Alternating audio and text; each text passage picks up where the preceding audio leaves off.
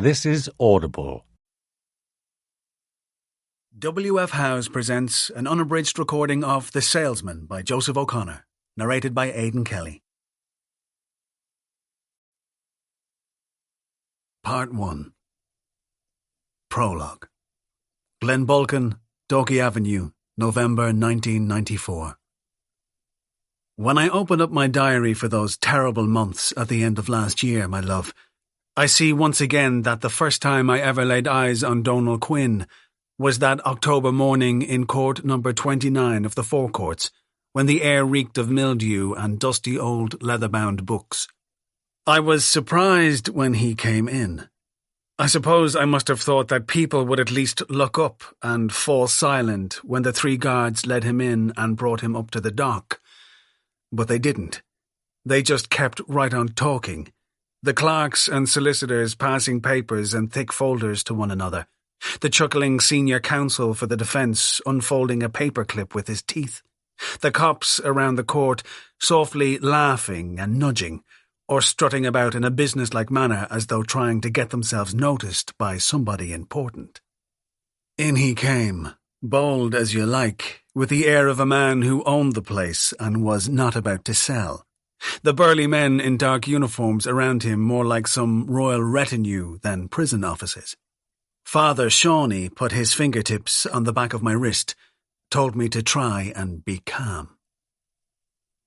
I think the first thing that struck me about him as he climbed the steps to the dock was his smallness. He had tiny hands and dainty, elegant feet.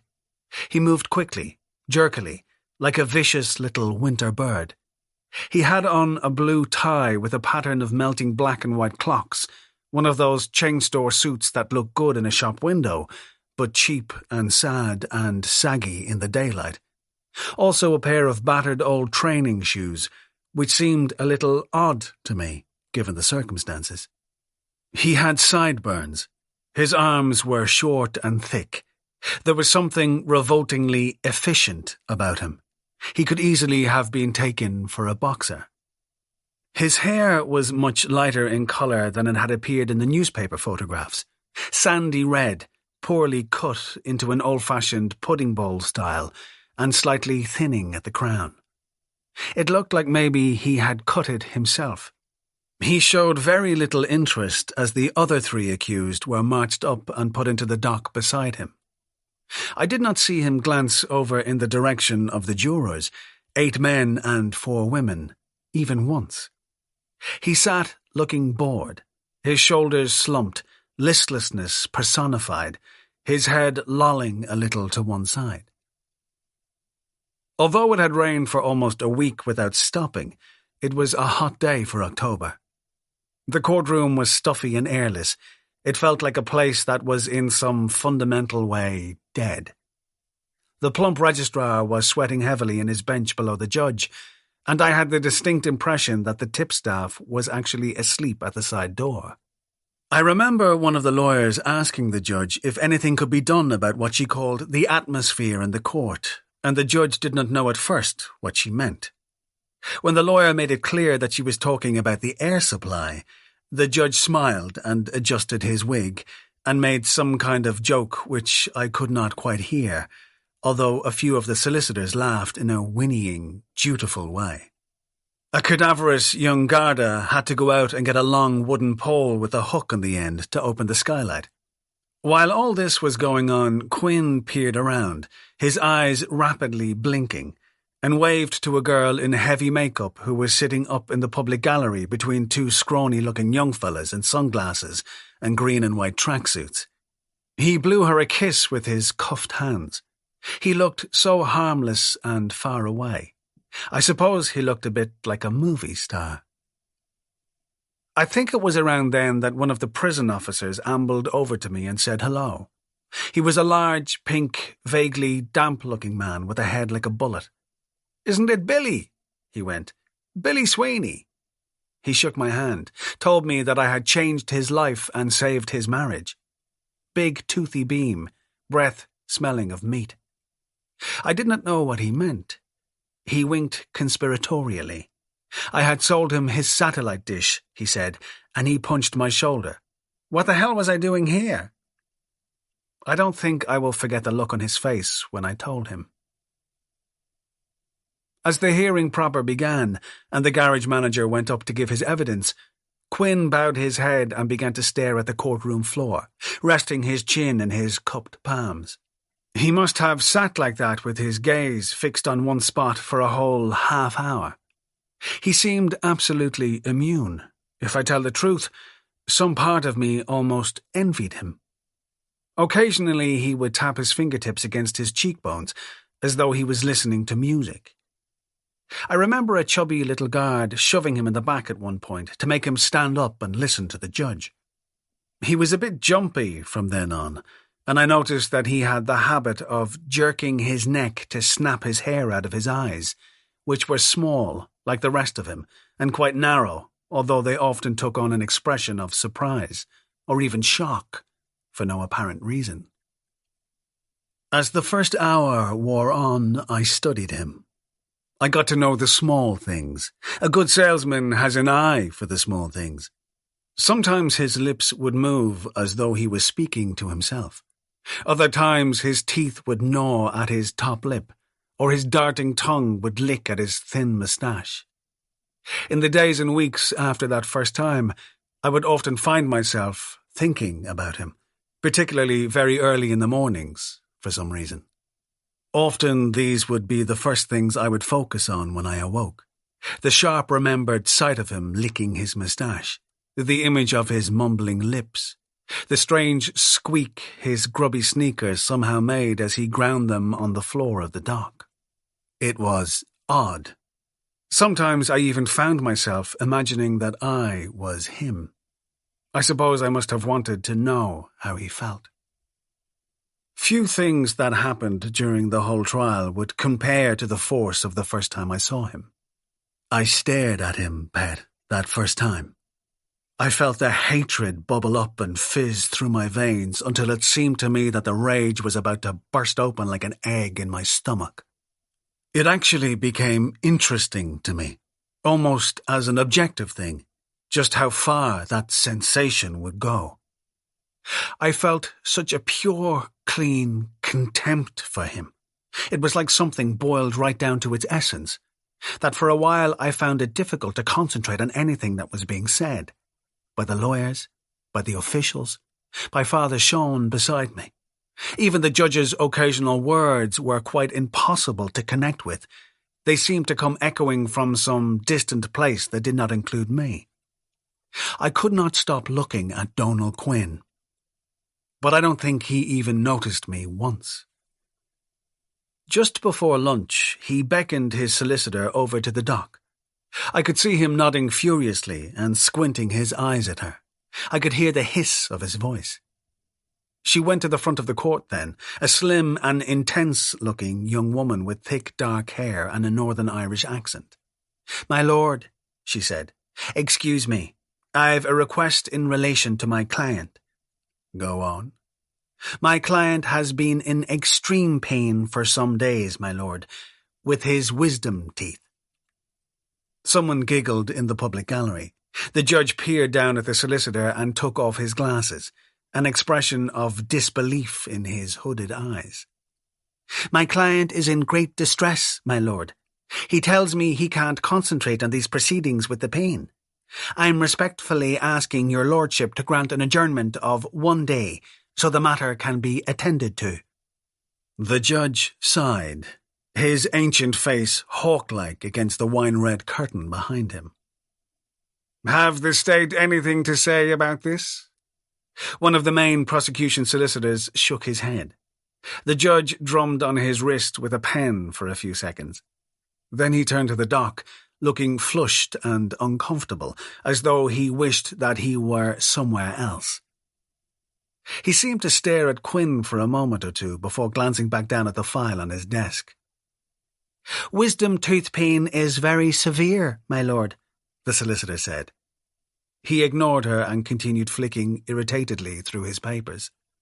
"I see here that your client is serving with the armed forces, Miss Harding. I thought Irish soldiers were trained not to whinge about a bit of pain.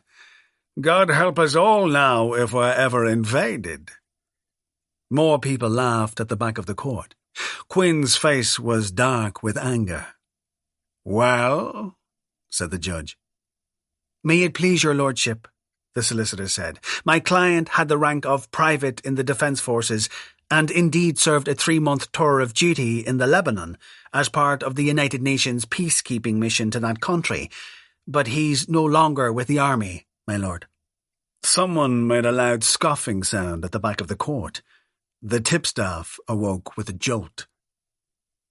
The judge nodded and wrote something down. Then he glared towards the dock again, his scarlet face shining and moist. "I'm going to let you see a dentist, Mr. Quinn.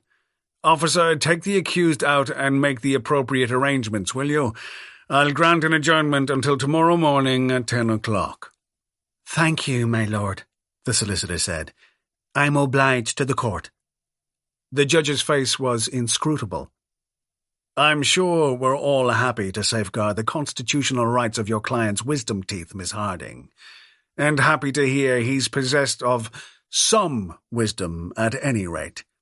"Yes, my lord. Thank you, my lord." Quinn glanced up at the ceiling, and I thought I saw in his glazing eyes a faint, almost embarrassed smile. I now believe that was the moment I decided I would kill him. Chapter 1.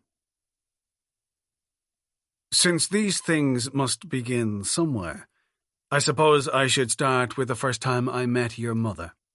You will remember my telling you that Shawnee and I and some of the other lads from Ringsend had a little skiffle band when we were kids. We were called the Raytown Rhythm Kings, if you don't mind, and we were going to be huge. A fat lad called Noel Bascom played the drums. Buckets Bascom, everyone called him. We used to tell Buckets that he was huge already. He could have worn his stomach as a kilt. I played the piano wherever we could find a piano. Other times I strummed on an old banjo or a big battered guitar with a terrible action and thick steel strings that made my fingertips ache and bleed. Shawnee Ronan, Father Sean, played this beautiful semi-acoustic red Hofner guitar which he had ordered from a catalogue sent him by an aunt who lived in Chicago. The last time I bumped into Noel was in town, about a year ago now, just shortly after that dreadful night and what happened to you. It was one of those dark and spattery Dublin autumn afternoons that make your skin sting and toes ache with the cold. I was rushing down Grafton Street, late for something, when I glanced up and happened to notice this enormous, flabby man staring in the window of Brown Thomas, and recognised him straight away, though I had not seen him in an age. I went over and tapped his shoulder. I was right, it was Buckets. The hug he gave me nearly broke my back. He lives in Milwaukee, Wisconsin now, married to a Lebanese girl, his third marriage. He hadn't been home in nearly 20 years, he told me. He was driving a train for Amtrak over there. I told him I had given up the teaching some years earlier. I lied about how many years, and was selling TV satellite dishes. He laughed. "Look at us, pal. Remember we were going to be big rock and roll stars, Billy. I guess we talked the talk, but we didn't walk the walk in the end, huh?" Lightning flickered and cracked in the sky over Trinity College. Hailstones started to surge down into the street. We stepped into a doorway, Buckets cursing the weather. "How's that eldest girl of yours?" he asked me then. "I guess she's a respectable married lady now." I told him about Lizzie emigrating to Australia and marrying Franklin. I showed him a photograph of her, another of Connell and Aaron, whom he said did not look like twins. I remember noticing the Americanness of his accent when he pronounced their names. He called me a glamorous granddad. Then he asked about your mother. He seemed sad when I told him how it had not worked out between us, and shocked at the news of her death. But when I told him what had happened to you, his gentle, roomy eyes actually filled with tears. He kept saying your name, over and over. "Maeve, little Maeve." After a while, I was actually sorry I had told him he was so upset. He insisted on coming out to the hospital with me later that evening, the two of us silent in the taxi all the way out the coast road towards Dunleary, the wild grey waves splashing over the seawall at Booterstown. Afterwards, we went to the bar of the Royal Marine Hotel. He drank a few Irish coffees and I had a tonic water. His face was very white and there was a fearful blankness in his eyes. He kept trying to get me to have a drink. "What's the matter, Bill? Don't you like it no more? Or, don't tell me you're one of those damn waistline watchers now." I told him I liked it too much, how it had been one of the big things between your mother and me. He attempted a smile. "Jesus, things sure don't work out the way everyone says, Billy, do they?"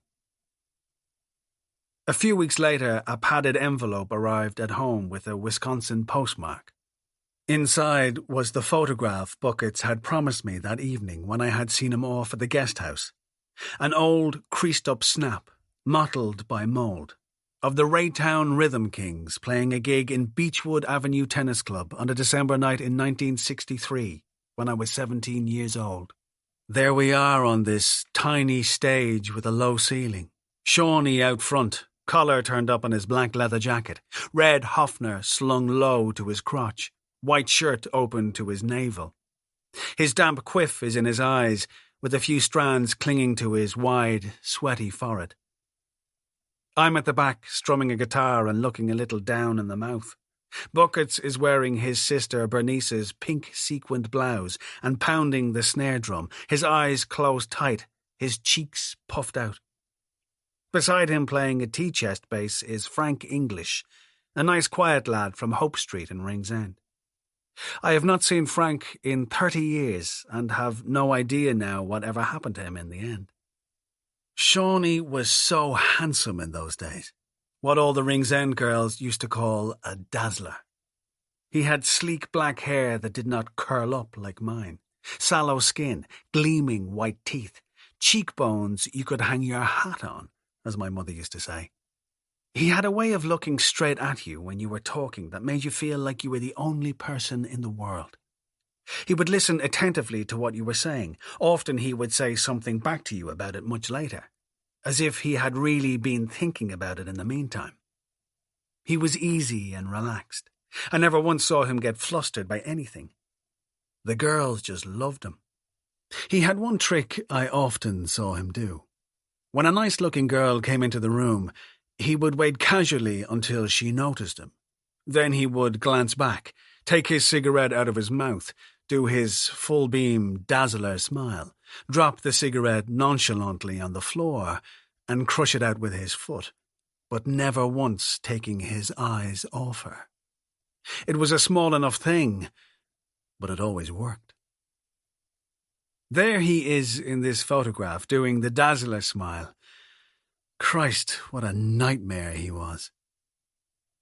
I think we were about halfway through our set that night when I saw this slim, beautiful girl in the middle of the crowd, right beneath the revolving mirror ball, dancing with another girl. She had on a blue knee-length dress with short sleeves and white polka dots. Her black hair was tied up on top of her head. She was wearing some kind of pendant that seemed to glitter on the soft part of her neck, where the light from the mirror ball would catch it. She was so lovely. She reminded me of Audrey Hepburn.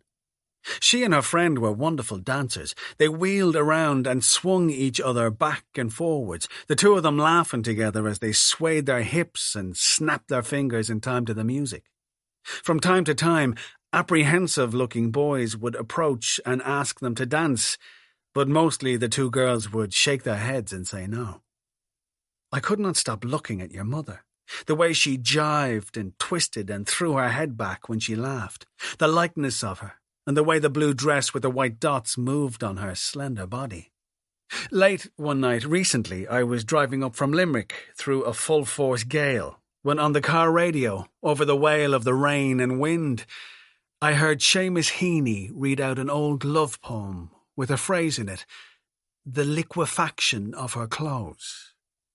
I don't mind telling you, Pat, That brought me right back to the very smell of the night I met Grace Lawrence. Perfume, sweat, clean hair, cheap aftershave and the hot, damp air. The very feel of the grit on the tennis club dance floor and the liquefaction of her clothes.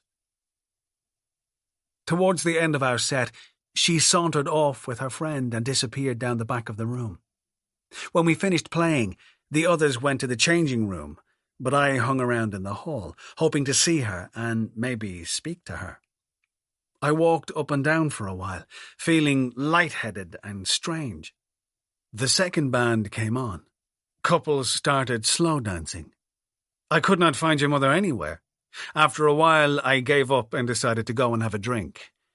That was when I noticed her again. She was in the queue for the mineral bar, 4 people ahead of me in the line. Her long, tanned arms around a girl in a flowery trouser suit and a boy wearing denims and leather. All 3 were chatting together and laughing. I strained to hear what your mother was saying, but it was no good. I could not make out the words. I remember she took the thick blue hairband off her head and let her hair fall down around her shoulders. She combed through her hair with her fingers. I looked at the side of her face. She seemed heartbreakingly beautiful then. She and her friends got to the bar and ordered their drinks. Then they stood to one side and swigged from their bottles, the 3 of them looking at the dancers and nudging one another. The band was playing A Christmas Carol. A ludicrously tall girl in a Santa Claus outfit was crooning the words, swaying from side to side in uneasy rhythm to the drummer's brush sticks. In the bleak midwinter, frosty wind made moan. Earth stood hard as iron, water like a stone. Snow had fallen, snow on snow, snow on snow. In the bleak midwinter, long ago. By now I was at the bar myself and only a few feet away from your mother. She had her back to me, and I could see the tops of her bare, brown shoulders. I ordered drinks for the lads and myself and paid for them. I was just about to take up the bottles and leave when your mother turned around giggling to put her lemonade bottle on the bar, and I caught her eye. I felt a flutter in my stomach. I did not even have time to think about it. I just asked her straight out if she wanted to dance. She peered at me for a second with a quizzical look, but then she just shrugged and said, yes, all right. She turned to the boy and girl and asked them to mind her bag. The band started into a new song. We walked to the edge of the dance floor. Your mother put her hands on my shoulders and I put mine on her hips. I remember the warm, silky fabric of her dress. We danced so far apart it was as if there was another person dancing between us. For a few moments she said nothing at all to me, just stared around the hall with a self-conscious grin, sometimes snapping her long hair out of her eyes or whistling. It intrigued me that she whistled. I don't think I have ever met a girl who whistled before. Then she gazed into my face. The pupils of her glittering eyes were wide and dark, and asked me if I was always this quiet. I couldn't think of anything to say, so I simply apologized. I could feel myself blushing. She smiled gently at me and said she didn't mind. In fact, she told me, she liked boys who were quiet when they danced and didn't interrogate you like a bloody policeman. Because some of them, she said, soon as you're out on the floor, it's what's your name and where do you go to school and where do you live and what kind of music do you like? And of course, here she put on a stupid voice and made her eyes bulge. Do you come here often? And do you? I asked. No, she peered at me. But I'm glad I did tonight. I am too. I'm sure you are, she smiled. She moved closer to me and curled her arms up to touch my shoulder blades. So why did you come anyway? I said. Is it because it's Christmas soon? No, I don't believe in Christmas, she said. When I finally got home to Raytown that night, the house was dark and silent. My lips were numb and dry with cold. I sat in the kitchen for a while drinking tea and eating toast, while the lights blinked red and gold on the Christmas tree.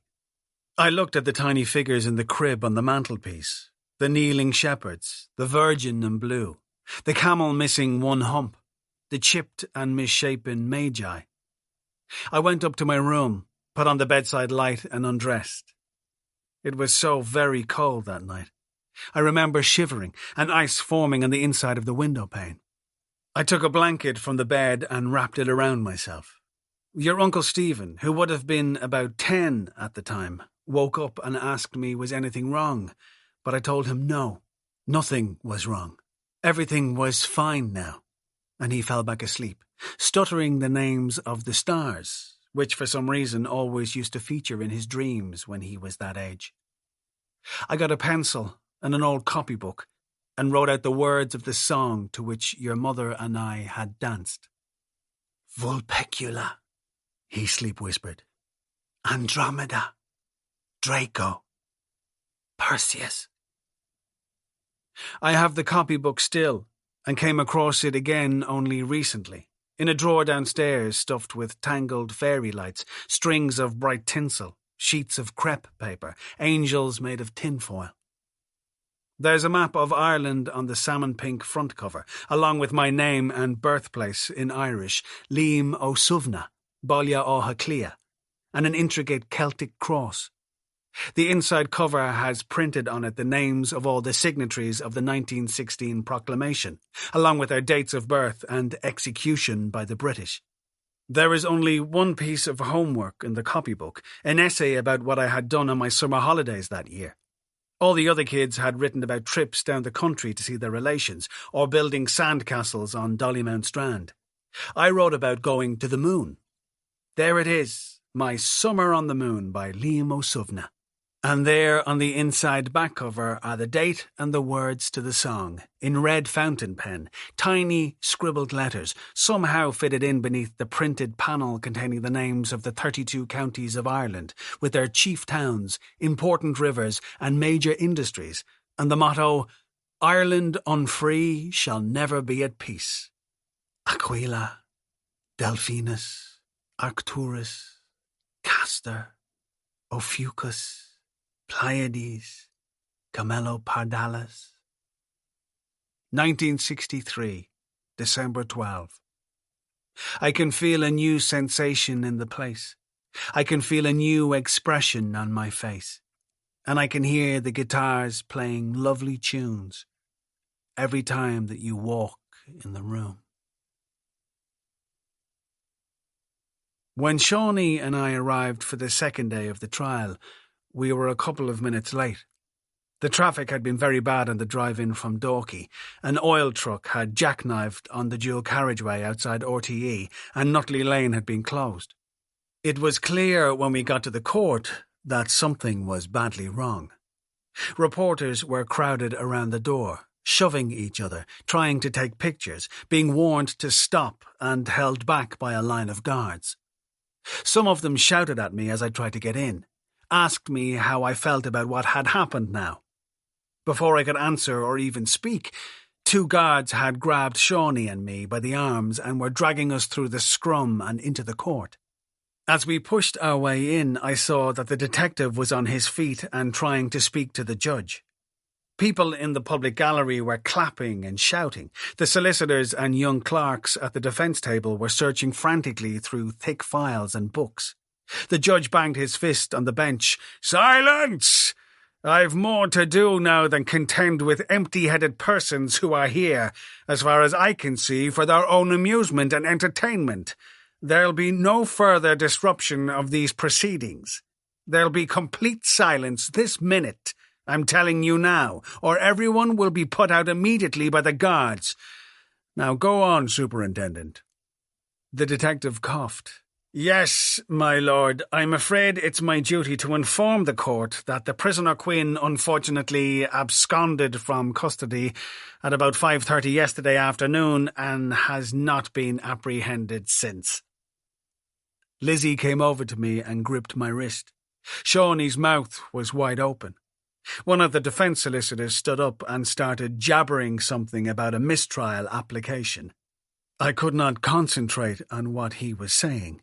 I think he wanted the jury sent out. An argument started. I remember certain words being angrily shouted. Supreme Court, justice, constitutional rights.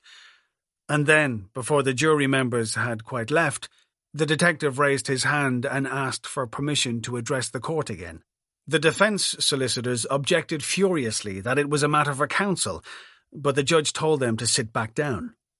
Quinn's solicitor stayed on her feet, arguing that the jury should be removed immediately if the detective was going to be allowed to give evidence. God, hold your horses, can't you, Miss Harding? They're going. And then I'll hear the detective for a minute. It isn't evidence.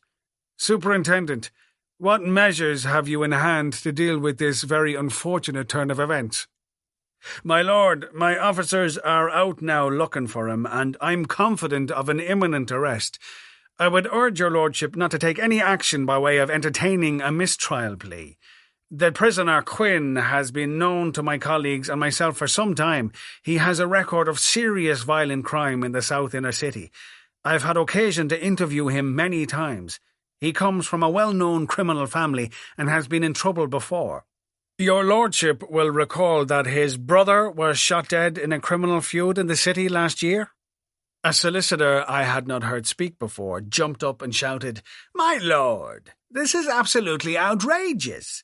3 or 4 of the jury are still present in court. There's an application before you in relation to the matter. And what Detective Doyle has just said is irrelevant and absolutely can't be admitted. I'll have to insist on the immediate removal of the full jury if he's going to be allowed to abuse the court in this way again. Yes, Mr. Duggan, I know. That can't be admitted, Detective. You know that well enough. Or you should know it. Now, if those few jury members could please leave the court. The last of the jurors filed out through the door. My lord, said the detective then, if you could grant a short adjournment. The judge held up his hand. You know well I have the greatest sympathy for the Gardaí in these difficult times, and so on. I think you'd agree that I'd very rarely be found wanting when it comes to the Gardaí. But what am I to do here? There are procedures, you know. How in the name of God did this man accused of such a serious violent crime manage to escape from the state's custody? It seems he overpowered the dentist, my lord, and managed to climb out of a rear window of the premises, using the drain pipe.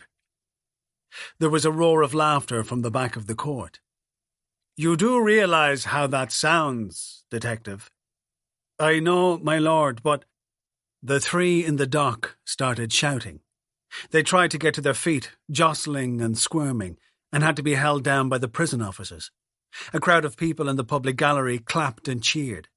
The 3 managed to get back up. They screamed curses at the judge. Hey, you! One roared. I fucked your wife! I fucked your wife!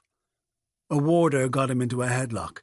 A gang of policemen ran into the court with their batons drawn. Take them down! The judge shouted. The detective rushed over to me and started to say something I could not make out because of the noise. Lizzie was in tears beside me in Franklin's arms. I noticed Hopper from the office sitting in one of the benches with his head in his hands. Silence! The judge was yelling. I'll have order now, or I'll clear the court this minute. You may be wondering, I know, exactly why I am doing this now.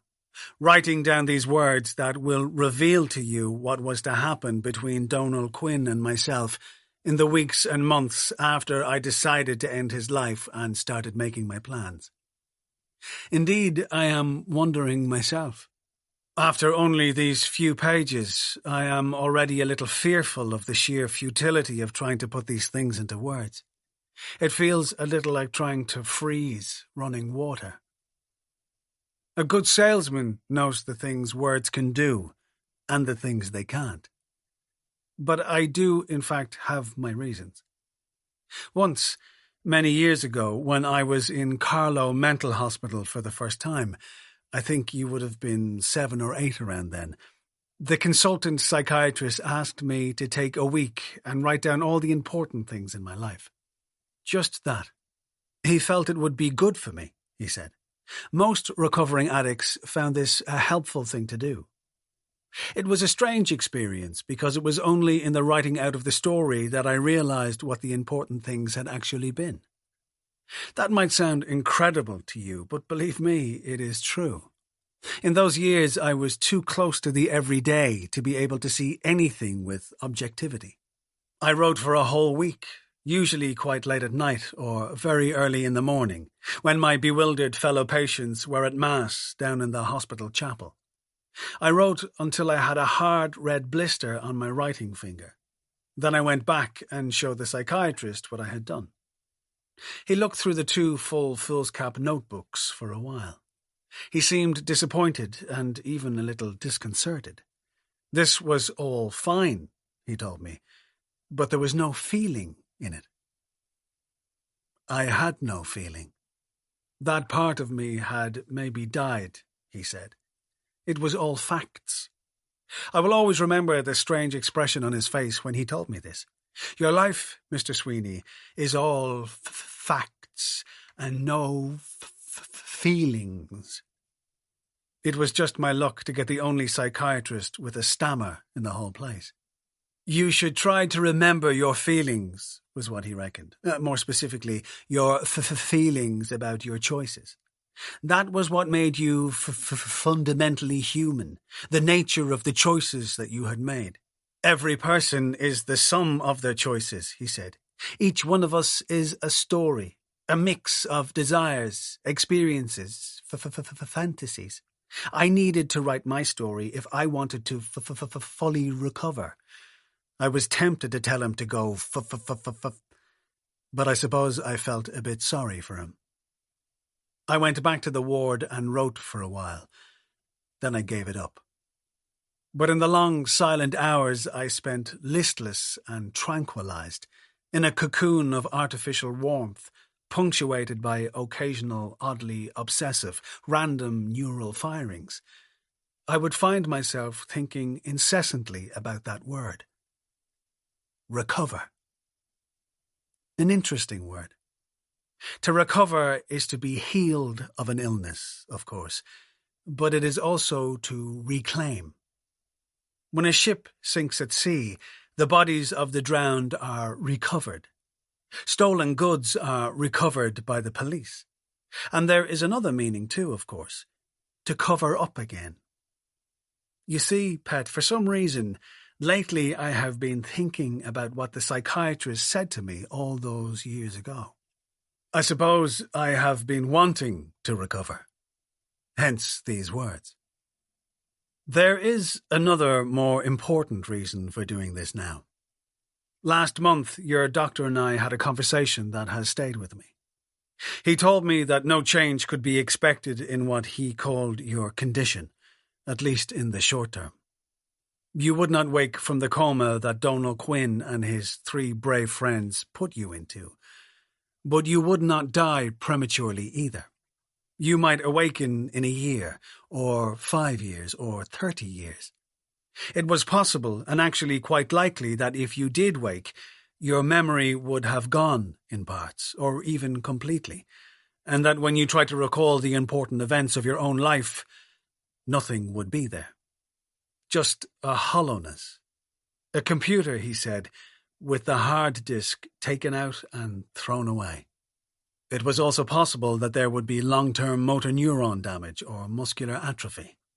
You might never walk normally again. You might well be at least partially blind or deaf. Perhaps you would have lost the power of speech. I found this especially a terrible thought. You who were always so full of endless brave talk, like your mother.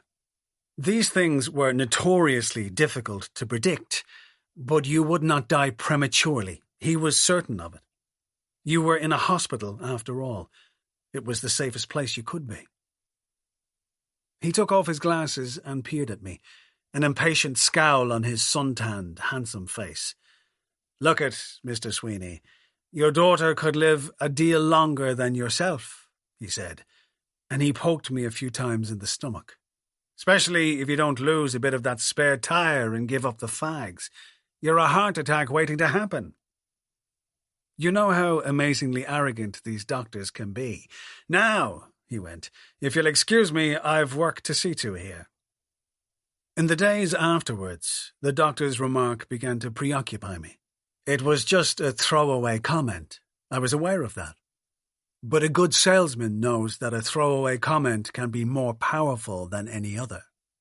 No force in the world can pierce the armor of the heart like a well-timed throwaway remark. In the car, out on the doorstep, at the warehouse, back at the office, I found myself thinking about what the doctor had said.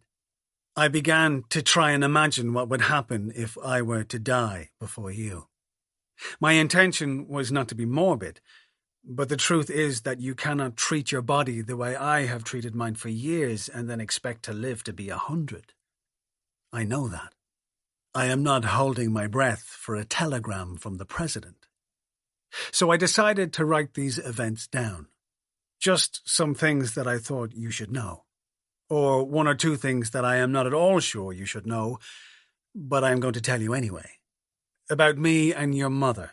Some things that you and I never had the chance to discuss and most probably never will now.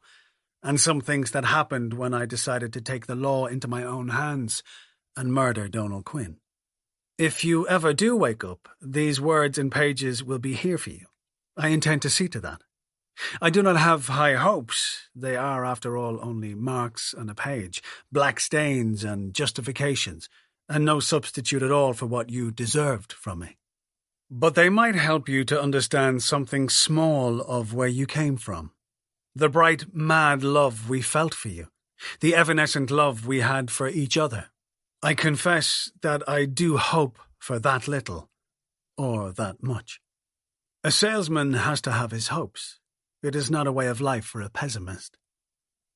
Let me apologize to you now if I tell some things the wrong way around, or incompletely. A 49-year-old man should still have a good memory, but my drinking years I mostly remember as a blur, or more precisely, a set of vague stories and unconnected incidents involving somebody else, a man on the run from love who has nothing at all to do with me. It is not that I have forgotten those times exactly. I just remember them distantly, out of shape, out of their chronology, in the wrong colours. In fact, sometimes, I have discovered, I clearly remember things that never happened, or events at which I was not even present. I could swear to you, for example, that I attended Shawnee's investiture as a priest. If somebody asked me now to describe that scene, I could. I know it, down to the details, the chubby bishop, the smell of incense, the shimmering blue of Shawnee's robe.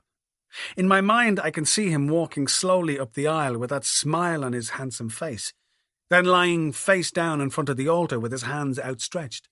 I can see that he's wearing new shoes and has not thought to take the price tags off the soles, and as a result, the people around me in the chapel are trying not to laugh. But I know that I was not there that day. It is a simple fact. I was not there. I have seen photographs, and I suppose down through the years I must have talked to him and others about it. But I was not there.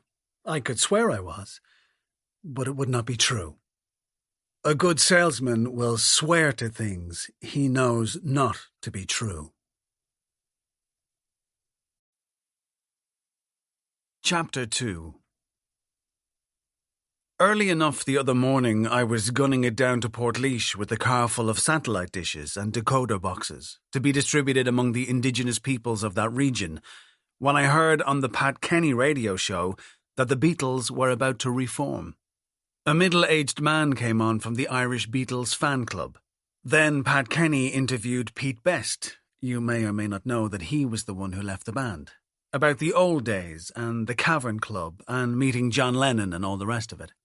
Pete Best is now working in an unemployment counselling centre in Liverpool, apparently. Fuck me, I thought to myself. Imagine taking career advice from Pete Best. When the interview was over, Pat Kenny played that old song, Love Me Do. I hadn't heard it in so long. It sounded absolutely wonderful, that lazy feel, the nonchalantly sullen delivery, the nasal twang of the lyrics, the hollow thunk of the drums, the doleful honk of the harmonica. When I was your age, Elvis was hot. Little Richard was red hot. But in those days, whenever I heard Love Me Do, I thought of smoky industrial Merseyside, ice cool in the morning mist. That morning, I turned up the radio and sang along loud. Anyone passing me by on the Nace dual carriageway must have thought that I was some kind of a basket case. But it brought back memories, I can tell you. One important thing for you to know about Shawnee was that he was always a fixer. He was simply one of those people who knew how to get his hands on things that others found difficult or impossible to find. I'm thinking about spare parts for cars, real leather footballs, bottles of poachine for some of the old Ringsend ladies, rare cigarette cards needed to complete a collection. Shawnee was the young fella to see. He knew people everywhere. He had contacts the way the other kids in Raytown had acne. That little gurrier would have got on great during the war, my mother always used to say about him, and I knew what she meant. He would definitely have been one of those spivs in a hound's tooth jacket, the pockets all stuffed with plump lemons, stolen watches, sheer silk stockings. So when it was announced that the Beatles were going to play a concert in Dublin, this would have been early in 1964, it did not really surprise me that Shawnee had got his hands on 4 tickets, despite the fact that the show had completely sold out in 10 minutes. I remember still the way he laughed out loud when I asked him where he had got those precious tickets. He did a gesture which he was fond of in those days, tapping the side of his nose and winking. I think that he had seen someone do this in a film. Shawnee was always susceptible to films. I looked at the tickets and touched them and held them up to the light. I stared at the words, The Beatles, printed on them, in exactly the same slim black typeface that Ringo had on the front of his bass drum. I thought they would disappear if I blinked too hard. The Beatles, he laughed. The fucking Beatles, Billy. In Dublin. If that isn't a ticket to ride, I don't know what is. I handed them back and asked him if I could buy one. He clicked his tongue and peered at me. Oh, he didn't know, he said. They were worth a rake of money. He'd been offered £2 each for them by a fella he knew in work. Shawnee worked as a runner in a bookie shop at that time, and so always seemed to know people with money. There was absolutely no way I could afford £2. My own job in the storeroom of Randall Electrics paid 30 shillings a week, and of course I had to give half of that to my mother. I was broke all the time, or at least badly bent. But I stared at those tickets, love, and I thought about the Beatles, and I suppose I just spoke out without really thinking. I'll take one off you anyway, I told him, if you let me have it on the Never Never. What? He went, pretending to splutter. Is it $1 a week? Are you joking me, man? Are you hopping the ball or what? $1 was Shawnee's word for 5 shillings.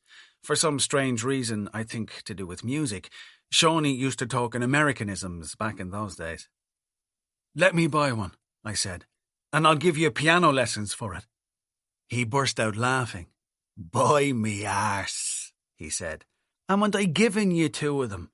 One for you and one for what's-her-name, that posh Jewish mot above in Harrington Street.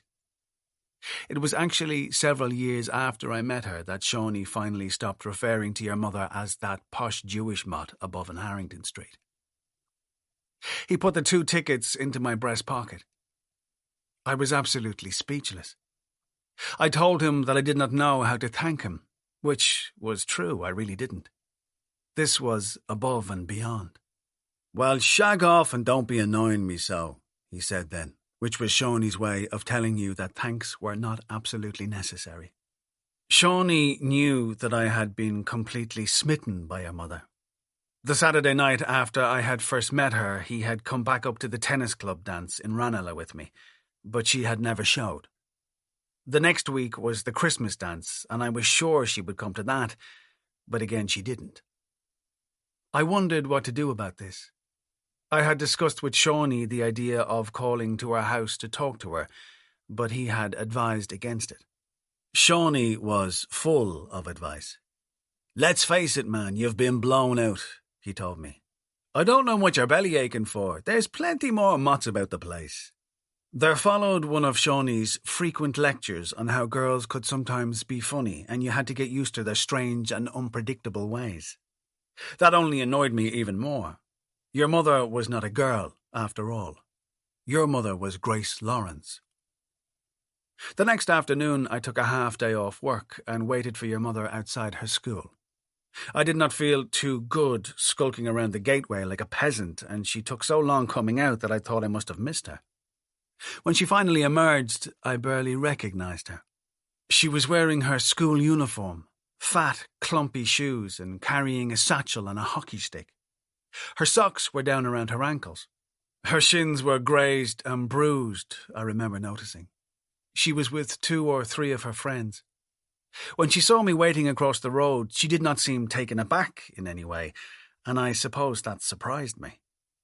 She just said something which must have been amusing to the gang of friends, and they glanced over at me and laughed before walking on. Your mother came across the road with a warm smile on her face and said hello. "God," she said, "I'm embarrassed you seeing me in this awful get-up. Look at the bloody state of me." We sat on a bench under some fir trees. I smoked a cigarette. For the first few minutes, things were easy enough between us. I asked how she was getting along. She told me fine. She was studying for her leaving cert at that time and had plans to go to university. A raindrop fell from a branch and hit her bright face. "When I think of it now, love, if we had only known that afternoon what was going to happen to all your mother's plans." But it was very hard work, she told me, especially the maths. You know the way your mother always was with maths. Trigonometry was the worst, she told me. It was enough to set a person stark staring mad. Then I think I said to her that I had been wondering whether she was avoiding me. She seemed suddenly to get a little peeved. She said she had been studying hard and just had not felt like going to the dance for a few weeks. Also, she had been invited to a Christmas party at a friend's flat in Leeson Street on one of the Saturday nights. There were far more interesting people there than anyone you would meet at that stupid dance. There had been writers and painters, she told me, and different kinds of musicians. People with something to say for themselves. You'd meet some awful old bores up at that bloody dance, she said. I suppose it hurt me to think that your mother felt people at the dance were boring, since that was where she had met me. But perhaps, I figured, she was just saying this to test me in some way. "So, who did you go to this party with?" I asked her. She peered at me with a bold and sullen expression, the same one I would often see on your own face when somebody crossed you. "That's for me to know and you to find out. And I'm old enough to do as I please, thank you." "I didn't say you weren't," I told her. "No," she snapped. "Well, I didn't shaggin' well say you did I?" This was not going quite as well as I had planned. We sat there for maybe a minute or two without saying anything, her long fingers fiddling with the frayed ends of her Hessian satchel. I noticed that she had chipped pink varnish on her fingernails, and also that the backs of her wrists were covered with hieroglyphics of thick black felt-tipped pen. After a while, she nudged my arm. "Why anyway, young Sweeney?" she smiled. "Would you be jealous if I went with a fella?" "No," I told her. "I'd be interested, that's all. But you can do as you please, I suppose." Wrong thing to say, as it turned out. Her eyes narrowed. "Oh, can I? Is that right? God almighty, thanks for the bloody permission, Lord Muck."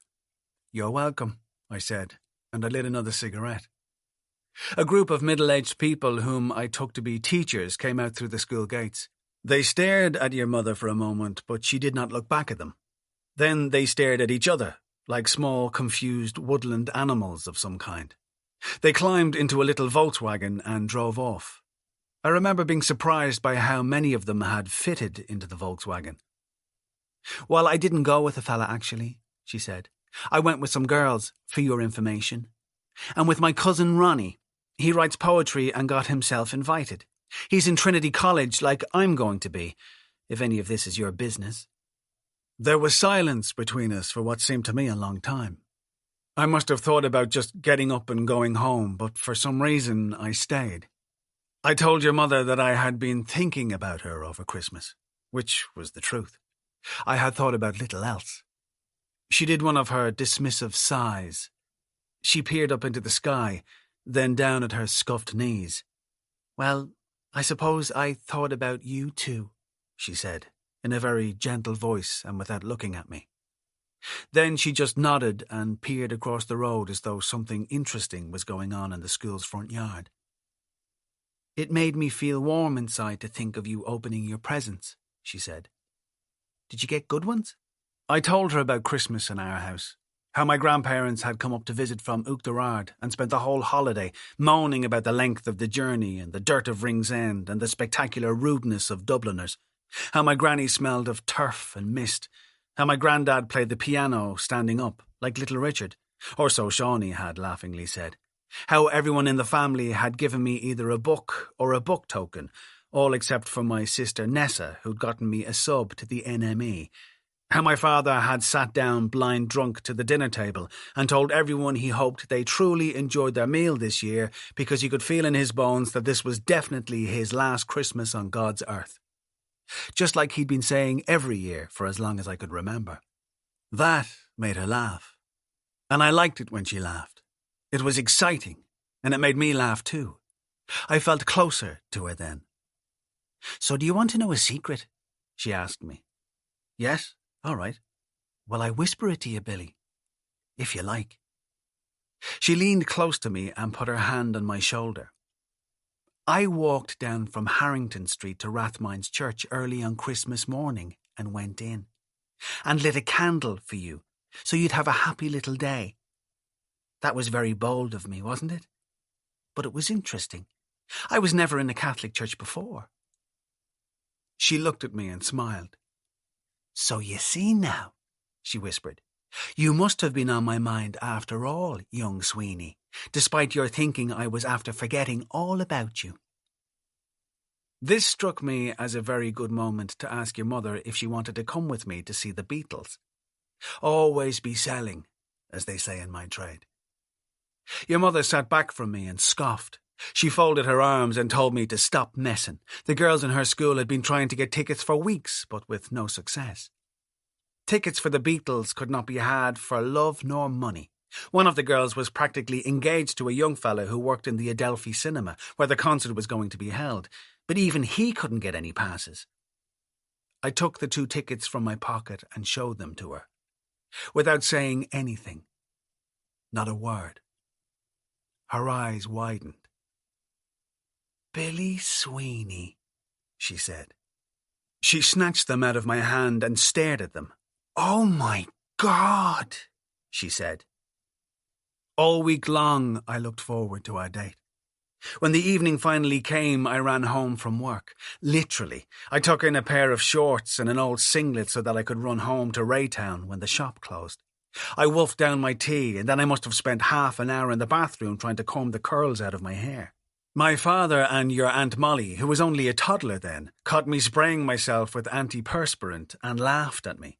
"Would you look at your brother?" Dad went, preening himself like one of the birds out the backyard. "What's that under your arms, Billy?" Molly tittered disgustedly. "Is it hair?" "No, love," my father howled. "It's feathers." "Billy the bird," Molly laughed. Your mother was waiting for me under Cleary's clock on O'Connell Street, as we had agreed. I saw her from the top of the bus as it pulled up outside Easton's across the way. She was wearing dark blue jeans and a blue velvet jacket that came down to her hips. She looked like some kind of impatient angel as she stared at her watch and peered up and down the street. "I thought you were after standing me up," she smiled. "No, I was kept in at work." "Poor young Sweeney," she said. "Are they getting their money's worth out of you?" The street was full of policemen and reporters and boisterous crowds of teenagers. It reminded me of an old newspaper photograph my father had once shown me of a famous riot that had happened during the 1913 Dublin trade union lockout. Outside the cinema, a gang of teddy boys in full lurid regalia had converged on an old Morris Minor, which they were bouncing and hefting onto the pavement. They all seemed very drunk. I remember the wildness in their eyes. 2 policemen ran across the street and grabbed at one of them, but he slithered out of their grip and ran away, roaring with laughter and brandishing a beer bottle.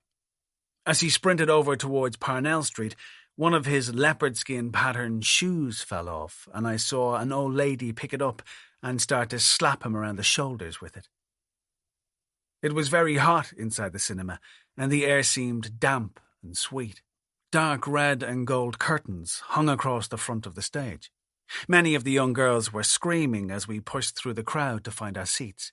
There were Gardaí and first aid men from the Order of Malta lined down both sides of the hall.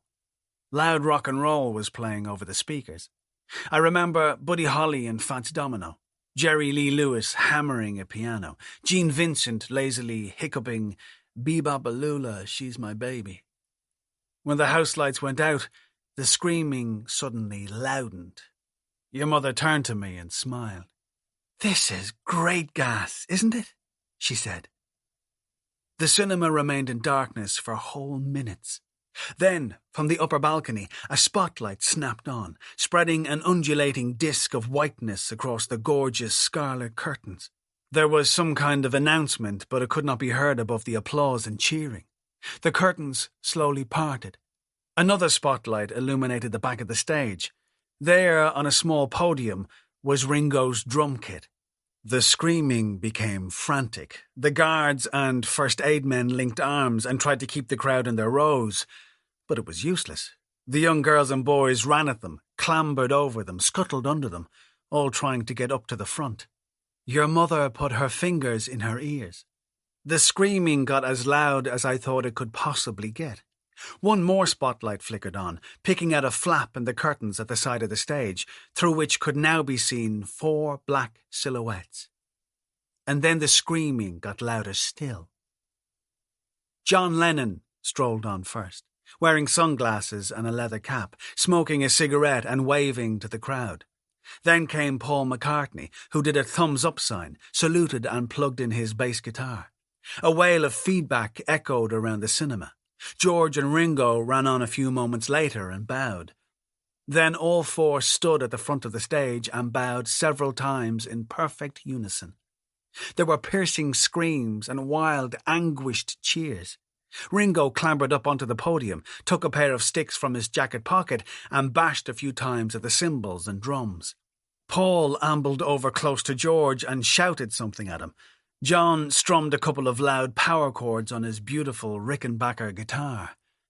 And then it started. I could not believe it. This was Dublin.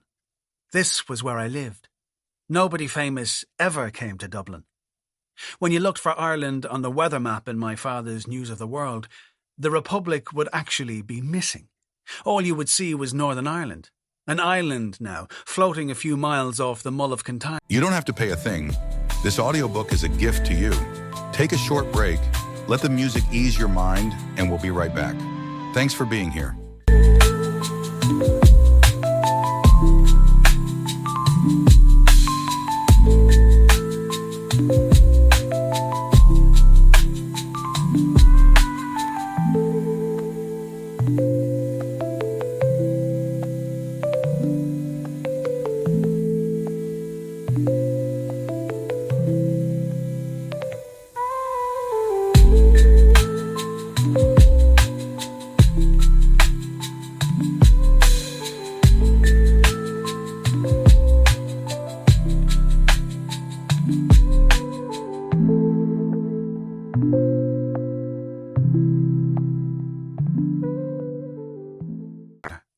I lived in a place that did not even exist. But here were the Beatles, in the same country and city, in the same room as me and Grace Lawrence. The only other famous person who had ever appeared in Ireland before was the Virgin Mary, but that was in Knock, so I missed it. And anyway, the Virgin Mary didn't sing 20 Flight Rock quite the way John Lennon did. To tell you the absolute truth, love, I wanted to scream myself at that moment, and if your mother had not been with me, I believe I would have. I think the first song they played was She Loves You, but the screaming was so loud that I could not make out the words. There they were, John Lennon at one microphone, George and Paul at the other, bopping from side to side and stamping their feet in time with the clatter of Ringo's drums. All around me, people were dancing with their arms about each other, jumping up onto their seats, waving scarves and posters and record sleeves in the air. I was actually shaking with excitement by the time they had finished the song. The whole floor of the cinema seemed to be bouncing up and down. Fainting girls were being passed through the crowd. My shirt was completely soaked with sweat. I remember your mother nudging me and pointing out a girl of about 16 who was a few rows in front of us and to the right. Her hands were clamped to the side of her face, her head was swaying from side to side, and she was shrieking as though she was in some terrible agony. The more they played, the louder the screaming got.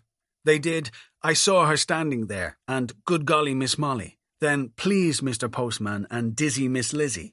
And my baby says she's travelling on the one after 9:09. Then, all my lovin', money, and till there was you. It was a good half hour into the concert before the screaming began to die down at all. My own favourite Beatles number at the time was Love Me Do.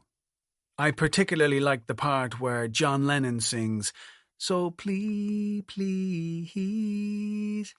and then stops for just the smallest moment before going on, Love Me Do, the harmonica riff, and so on. But that night in Dublin, when they got to this part, John Lennon did something unforgettable. He sang it just like he had on the record. So please. And then they just stopped playing. For maybe 30 seconds. He actually strolled away from the microphone and up to the front of the stage and shook hands with someone in the audience before finally slinking back to his place and laughing and hollering out, Love Me Do. It was the coolest thing I had ever seen in my life. And as for the audience, I had never heard anything like the squealing that filled the cinema at that point. It was actually quite disturbing. It certainly didn't have anything to do with music, but then, as your mother used to say, music often doesn't. I remember that at one stage your mother and I were trying to dance in one of the aisles, but the crowd had simply got too unruly by then. People were falling over seats and stampeding from side to side of the hall as they tried to get up to the front. During one particular strong surge towards the stage, your mother was pushed up hard against me, but when the crowd flowed away again, she stayed where she was for a moment, pressed into my chest with her arms around my waist, before stepping away from me and beginning to jive again. She kept coming up to me and shouting in my ear, but I could not hear a word. The Beatles started into, I Want to Hold Your Hand. Your mother turned to me, grinning as she mouthed the words, and then she held out her hand and raised her eyebrows in a silent question. I took it in mine and kissed it. She laughed and rolled her eyes, but she did not take her hand away. The concert finished with twist and shout, John Lennon howling and barking into his microphone while the rest of us joined in, what seemed like every last person in the building, including, I noticed, several of the Gardaí and most of the first aid men. I had a sore throat for a week afterwards. Outside the cinema, we waited for Shawnee and his date, a nice girl called Angela Bledsoe, who I think was a dress designer from Drimna, but we could not find them anywhere. The scene was chaotic. Television cameras had been set up in the street. Newspaper photographers had clambered up on the plinth of the Parnell monument to get a better vantage point. I saw one chap actually swinging one-handed from the statue of Parnell as he pointed his camera down towards O'Connell Bridge. The police had blocked off the entrances to Henry Street and Abbey Street. Some said there was a full-scale riot going on in the back lanes that led to the stage door behind the cinema. Young people were lying on the pavements in hysterical tears. The noise was constant, shouting, screaming, car horns and chants, instructions being bawled through bullhorns by the police. Your mother and I decided not to wait any longer, so we walked quickly up towards Grafton Street, and she linked her arm in mine. Just outside the front gate of Trinity College, we bumped into two girls she knew from Clanbrassil Street. We stopped and chatted to them for a few minutes and told them all about the concert. She introduced me and I shook hands with the girls. It made me feel excited to have been seen in public with Grace Lawrence. Bewley's was closed, so we went into a little coffee bar around the corner on Duke Street. It was a strange, dark place that smelt of musk and peppermint. There was lurid posters on the walls advertising communist meetings, Republican demonstrations, folk music concerts. A young woman in a red floppy hat sat in a corner staring at a rose, which she waved from side to side in front of her eyes. At the next table, singing in Irish under his breath, was a handsome, very tall man who looked like an Apache. Your mother asked for a cappuccino, and I ordered one for myself too, even though I did not actually know what a cappuccino was. When it arrived, I was relieved. "That was mighty," she said. "I can't believe we're after seeing the Beatles." I told her I couldn't believe it either. She did not seem to be listening to me. "You know," she said, "all the girls in school fancy the knickers off Paul, but I prefer George. He looks more sad. You'd want to mother him, wouldn't you?" "I don't know," I said. "No," she said. "Well, I suppose I'd worry about you a bit if you did." She sipped her cappuccino and licked the froth from her lips. "And do you like their songs, too?" I asked her. "Or just the way they look?" She grinned. "Looks aren't important to me, young Sweeney. Amn't I hanging around with you?" She could take care of herself, your mother. I wouldn't want you to think she couldn't. "Ah, no, they're great," she said. "I mean, they were bloody brilliant tonight. And there's only one Beatles. But I think I prefer the Rolling Stones in a way. I prefer bad boys. They're more sexy. Tell us anyway, are you a bad boy yourself, young Sweeney?" She laughed before I could think of an answer. "I'm only messing with you," she said. "I'm an awful bitch, amn't I?" "No," I said. "I am," she said. "If you'd any sense, you'd gallop away full speed." We drank more of our coffee. I reached across the table and took her hand. She twined her fingers through mine and looked around the cafe. She started to whistle. "So how do you know how to dance then?" she asked me after a while. "My sister Nessa taught me to jive. She's a great dancer. She won competitions for it." "Runs in the family," she said. "You're a nice dancer yourself, Billy. I love dancing too." We finished the coffee and called for the bill. I told your mother that I wanted to pay. She shook her head and took out her purse. "You will not, Guramahagut," she said. "I'll get my own." She insisted on giving me the money for her coffee, and we even halved the tip. We went out into the street and walked up towards Stephen's Green, holding hands. She started to chant in a gentle, sing-song voice, "We saw the Beatles, we saw the Beatles." Then she glanced at me and winked. "Wait till I tell them in school, Billy. They'll only be raging." We talked about her school for a while. "There were a lot of Protestants there," she said. I told her that I didn't think I knew any Protestants. "No," she said. "Well, they're like us Jews. They have horns and tails too, of course. The only difference is Protestants are blonde." She had good friends in school, she told me.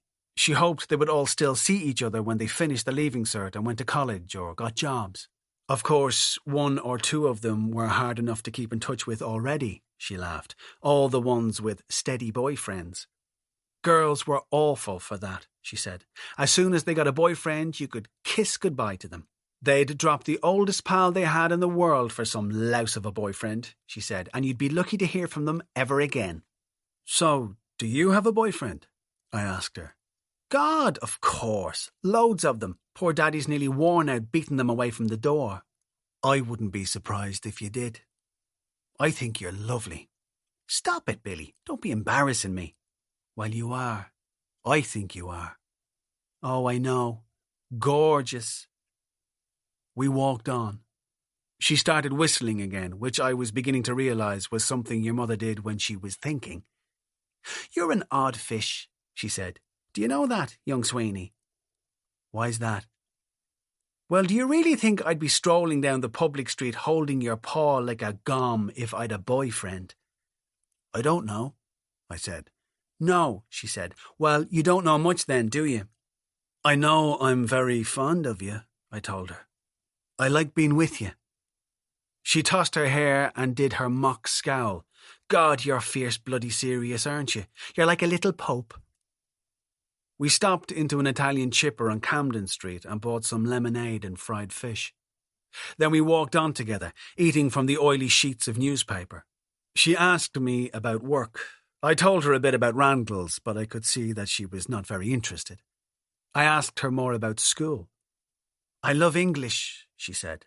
That's what I'm going to study in Trinity. I told her I liked English too, especially poetry. She said her favourite poet was Patrick Kavanagh. I told her that my father had met him once in some pub in town and that he had been very drunk. Her eyes seemed to shine, I noticed, when she talked about poetry. When I quoted to her from a Yeats poem, which my mother loved, she squeezed my hand hard and said it was so sad that it made her want to cry. Before too long, we came to her street. Her house was on the corner, a tall red brick building with a 12-arm candelabrum in the window. Thanks then, she said. It was a great night, really. She folded her arms and peered at me. So you're not going to kiss me then, she said. Some boyfriend you are, Billy Sweeney. I couldn't think of anything to say. Come here to me, she said. I won't bite, you know. I took a step towards her. She put her arms around me and held me close. She sighed and rubbed her nose against mine, smiling up at me. I said her name out loud. Grace. I liked saying it. She said my name a few times. Then she began to kiss me. Her lips were soft and they tasted of vinegar. We kissed on the mouth for a few minutes, and then she lowered her mouth to my neck and kissed me there. I remember my lips brushing against the fineness of her long hair, and then she put her hands on my head and asked me not to move, just to stay still for a minute. We stood in each other's arms, and she stroked my face. I was trembling with happiness. She took my right hand, raised it to her lips, and kissed it. You've such lovely hands, Billy, she whispered. They're so gentle. It's the first thing I ever noticed about you. I don't want to let you go, I told her. She laughed softly and kissed me on the lips again, moving her tongue inside my mouth this time. God, Billy Sweeney, where did I get you? She sighed, then pulled me close to her once more. I remember her hands in my hair.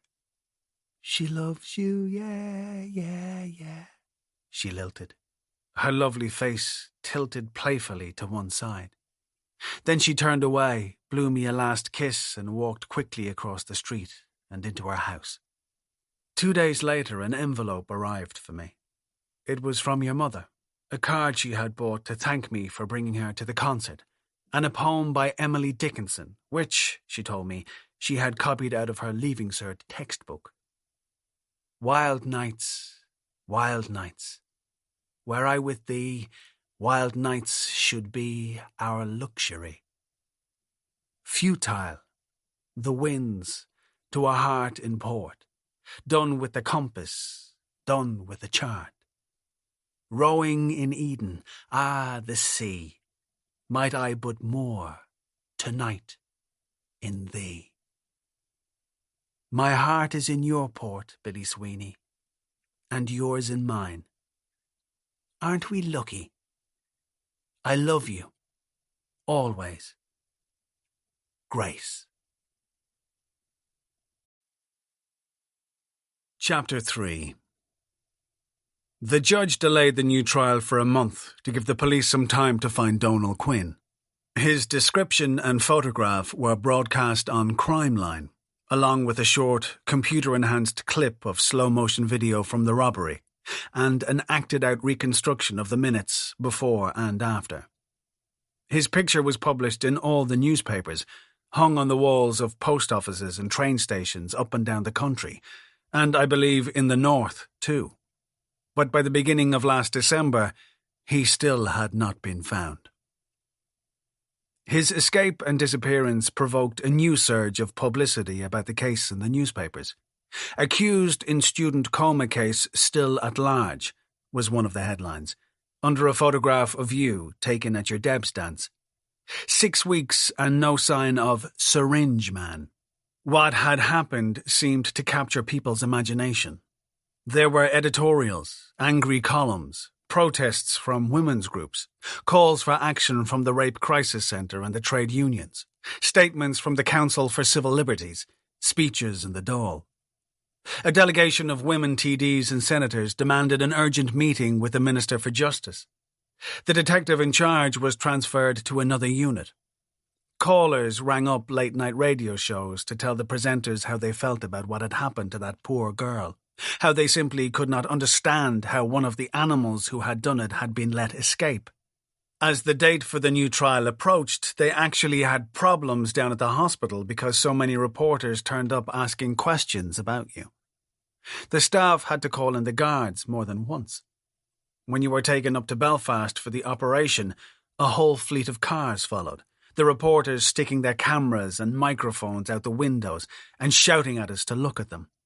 The same story when we brought you back down, except this time there was even a helicopter above us, hired by one of the English television companies. Back in Dublin, they had to hire security guards at the hospital and post them round the clock on the door of the intensive care ward. I got letters of sympathy from people all over the country, and a few from abroad. I even got a note from President Robinson. Late one night, just before the hearing was due to start again, a reporter from one of the English tabloids called out to the house. He came right up the drive to the front door and banged on it, and asked if I had any photographs of you as a child which I could give him or sell him. He told me that he would be willing to pay very good money for a nice picture of you in a ballet tutu or on a horse, something like that. You with Father Christmas, maybe, what with the festive season coming up. His editor, he grinningly explained, would cream his jeans for a picture of you with Father Christmas. I looked at him and smiled. Then I opened my mouth and screamed at him.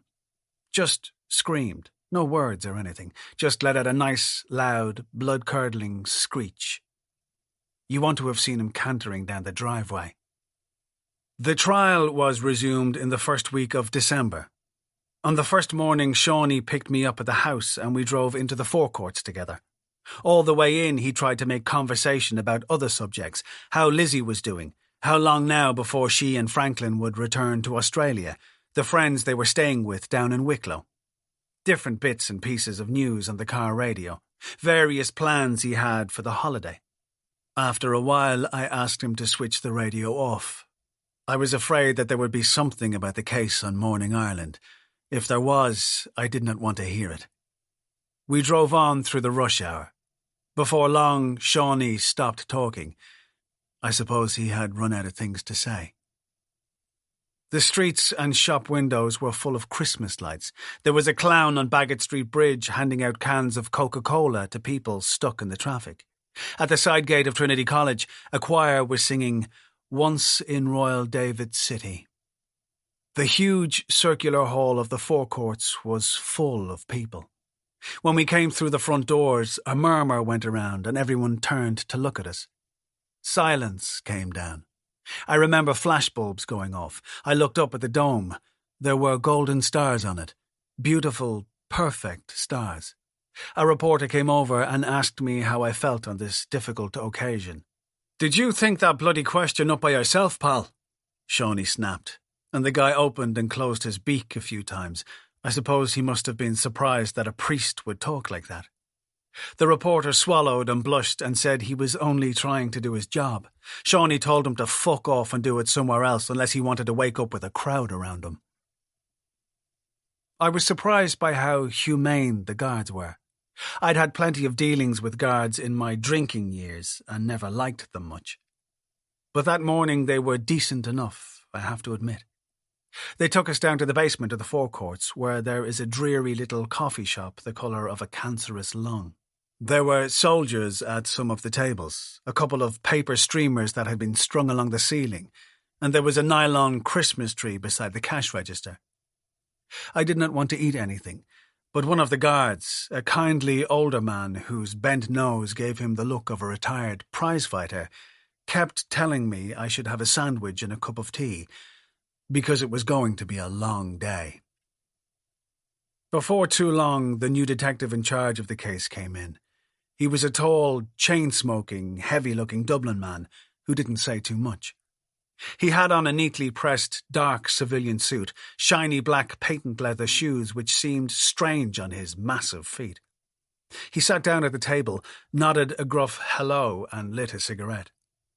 There were one or two small last-minute details he wanted. He wrote down my answers in a thick notebook with yellow pages, sometimes letting ash fall onto the page and brushing it away with the back of his enormous hand.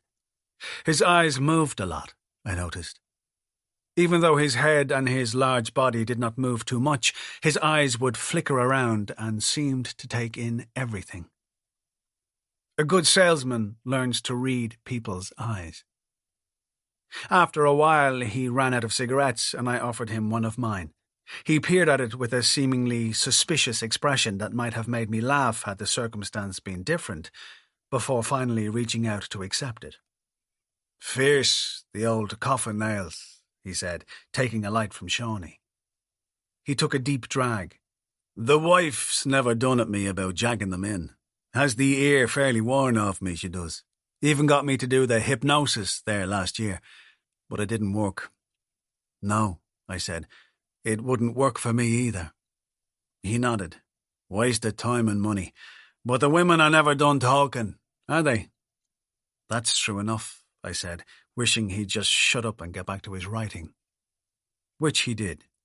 He wrote for another 10 minutes or so, ignoring the noise around us. I remember feeling very tired. I would have loved to run out of the place and home, back to my warm bed. Hopper and Liam turned up from the office, which was good of them, I must say. They sat down with us and had coffee.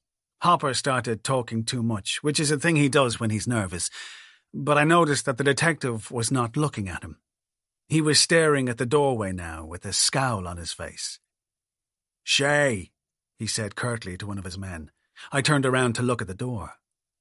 A photographer was skulking there, trying to take pictures of us with one of those long lenses.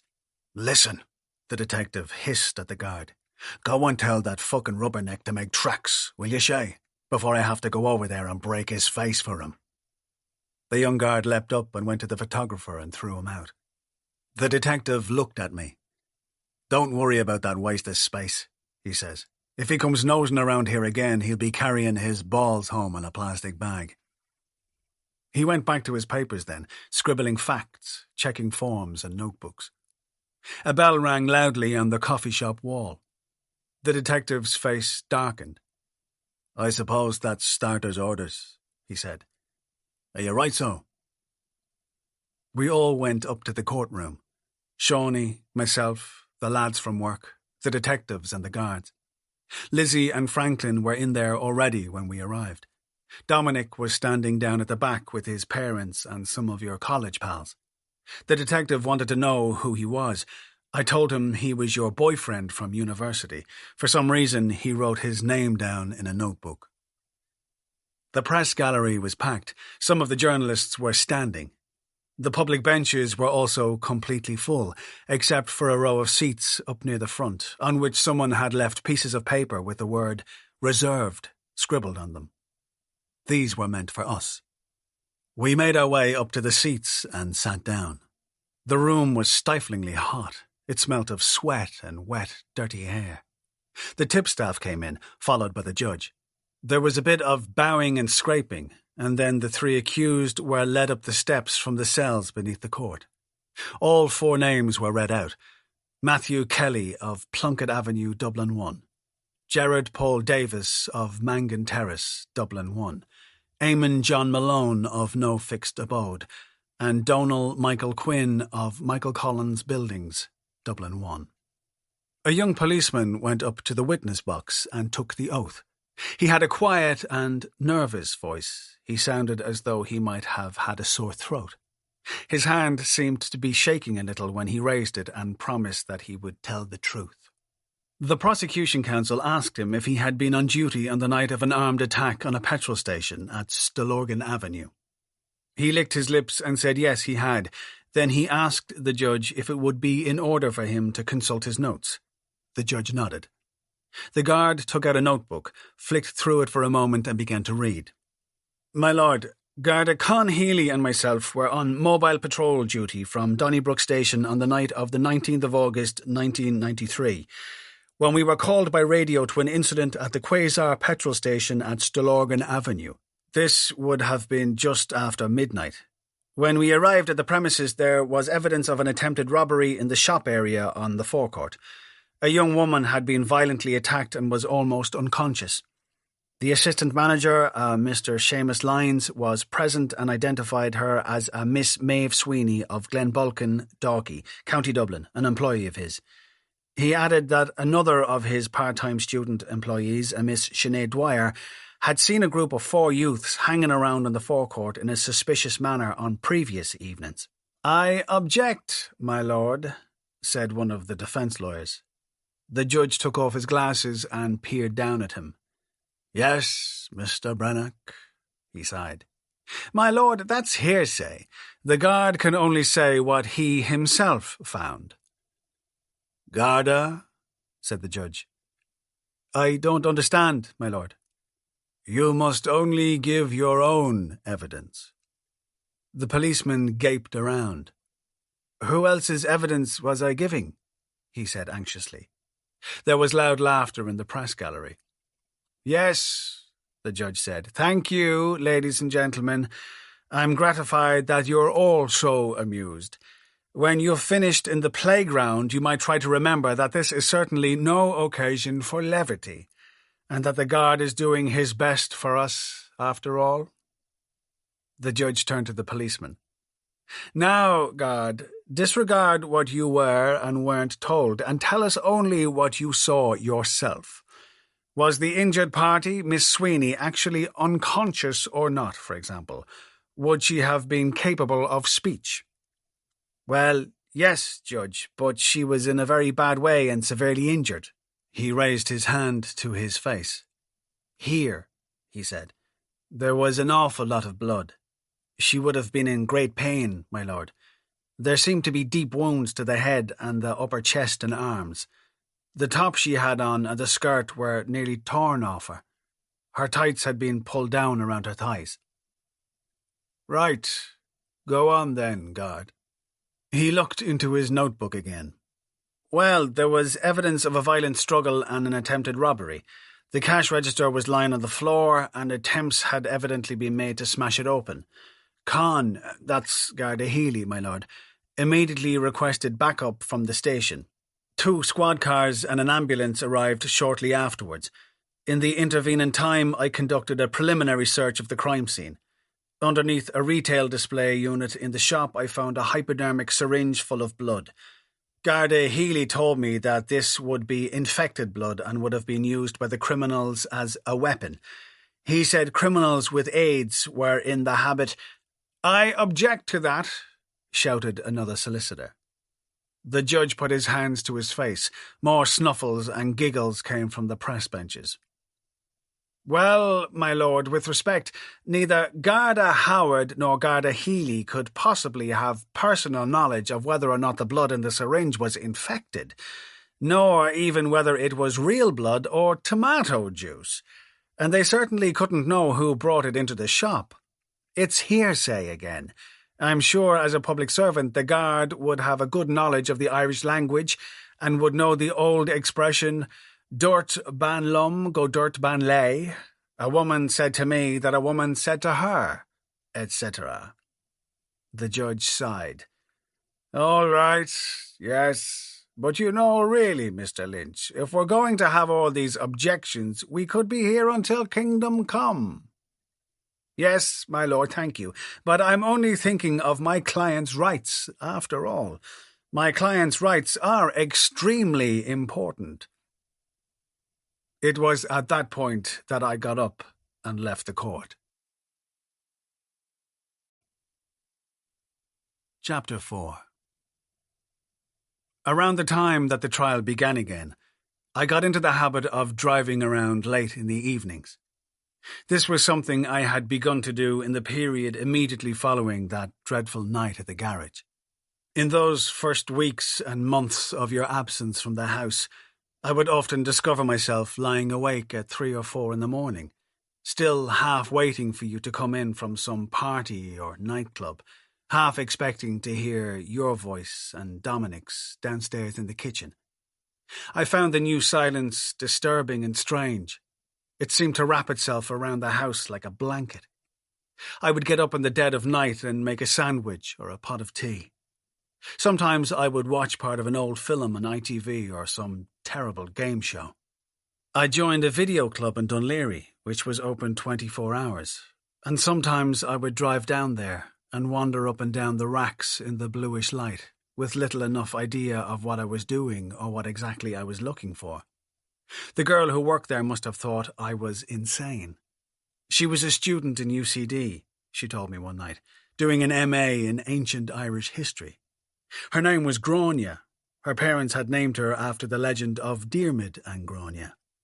I wondered what Cuchulainn or Ferdia or any of those muscle-bound lads would have thought if they could have seen us talking about them, there in the video store at 3 in the morning, the two of us sipping bitter black coffee out of styrofoam cups, while The Silence of the Lambs played on the multi-screen behind the counter, Hannibal Lecter snarling into his hockey mask. There were times back then when I would drive around all night long. I found that I was gravitating back to the places we had gone, Grace and I together, when you and Lizzie were children and our lives had some kind of order and shape. I am thinking of British Bay, Arklow and Enniskerry, the usual places to which Dubliners go, say on a Sunday afternoon or a warm bank holiday, all in a convoy of 100,000 cars. But on those bitter autumn nights I would almost always be alone on the roads.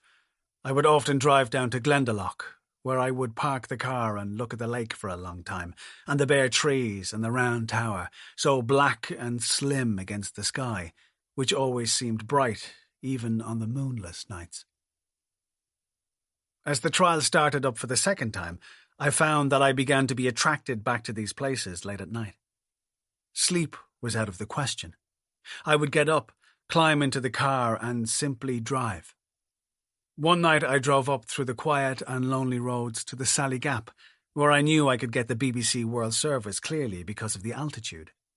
I remember sitting in the car, smoking, listening to the radio with its news of wars and revolutions, earthquakes and volcanoes, all in these exotic, faraway places. I remember too that I thought that night about what had happened to you, and then about the terrible events that were taking place around the world, and that I tried to see if I could in some way connect these things. That seemed important. I did not know why then, and still do not now. I must have fallen asleep, because I remember that just before dawn, a young policewoman on a motorbike woke me by shining her flashlight into the car. She looked very frightened. I think she thought I must be dead. I got out of the car feeling confused. She seemed relieved and offered me a cigarette. And then we simply talked for a while, as the sun came up red over the Sally Gap. She said that I looked like a person who had troubles. I told her that I was, and explained about the trial. She knew about it, of course, and tried to be sympathetic as she encouraged me to go home and rest. There was not a lot more she could say. She and I stood on the edge of the Sally Gap and looked down at the lake for a while.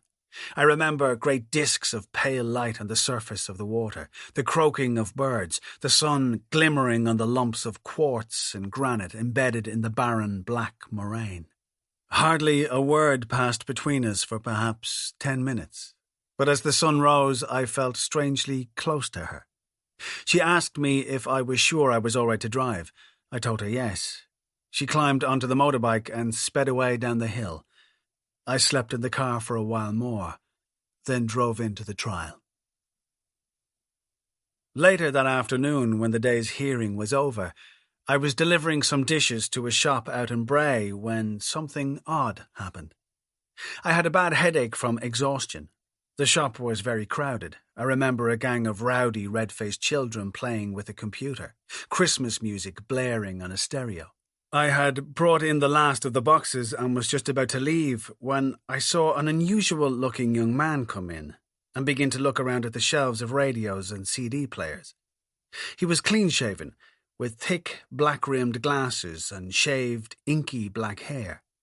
But something about his gait and bearing seemed familiar. For some reason, I found it difficult to take my eyes off him.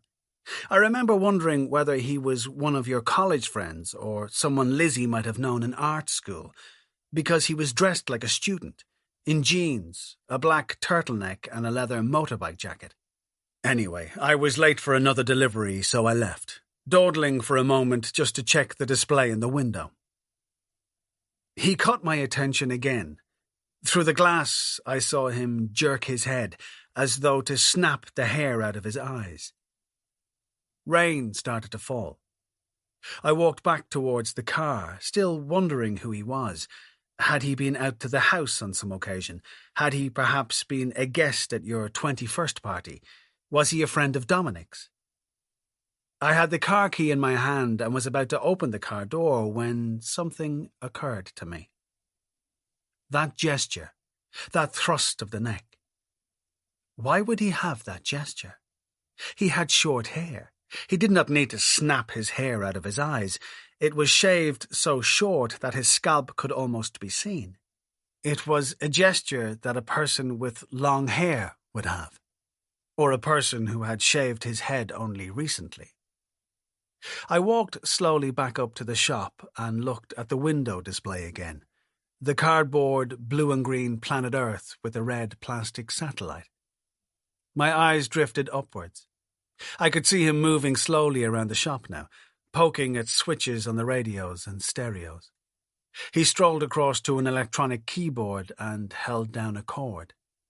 He seemed to be trying to limp, but every so often he would break into an arrogant, bird-like strut that I was sure I had seen before. He jerked his neck again. My heart began to speed up.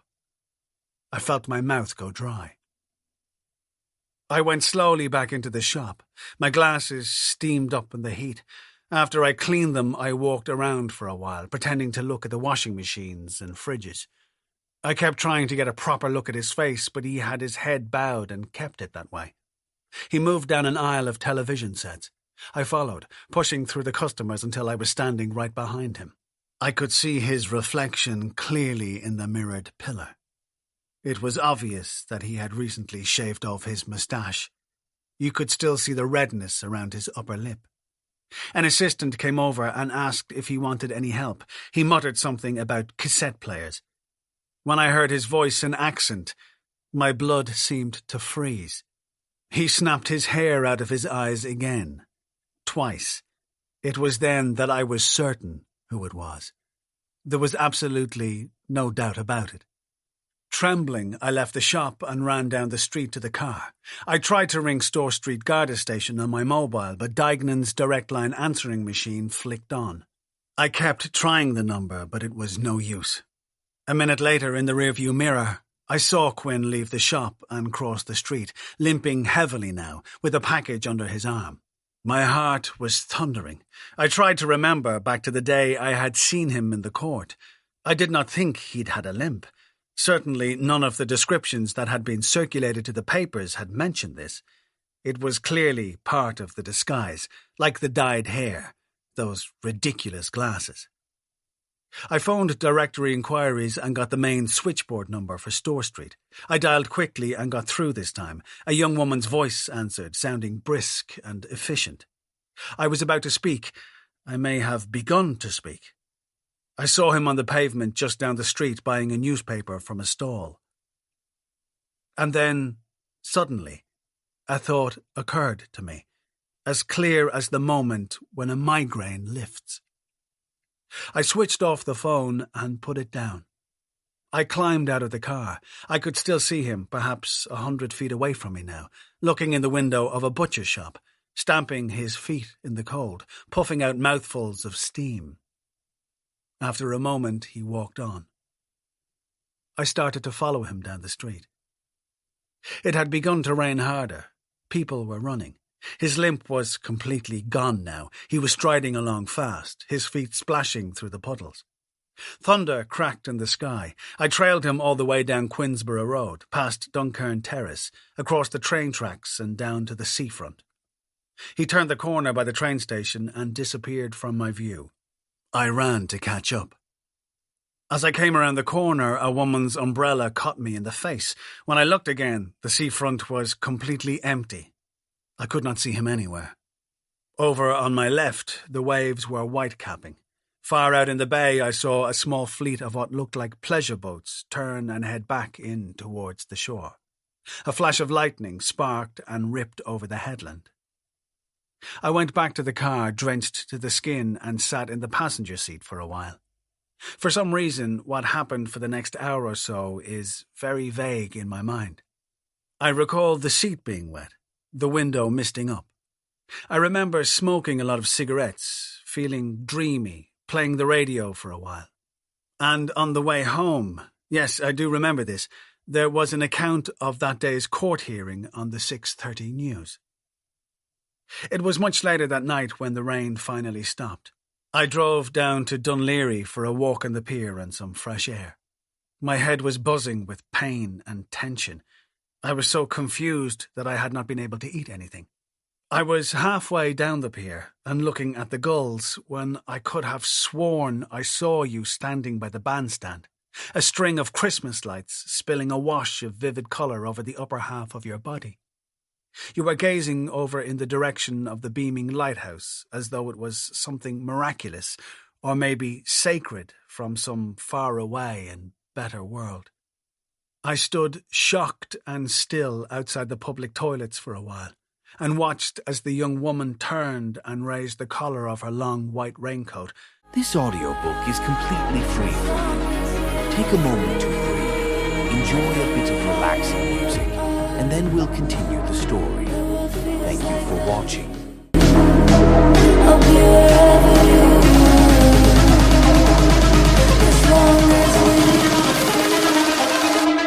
As long as we're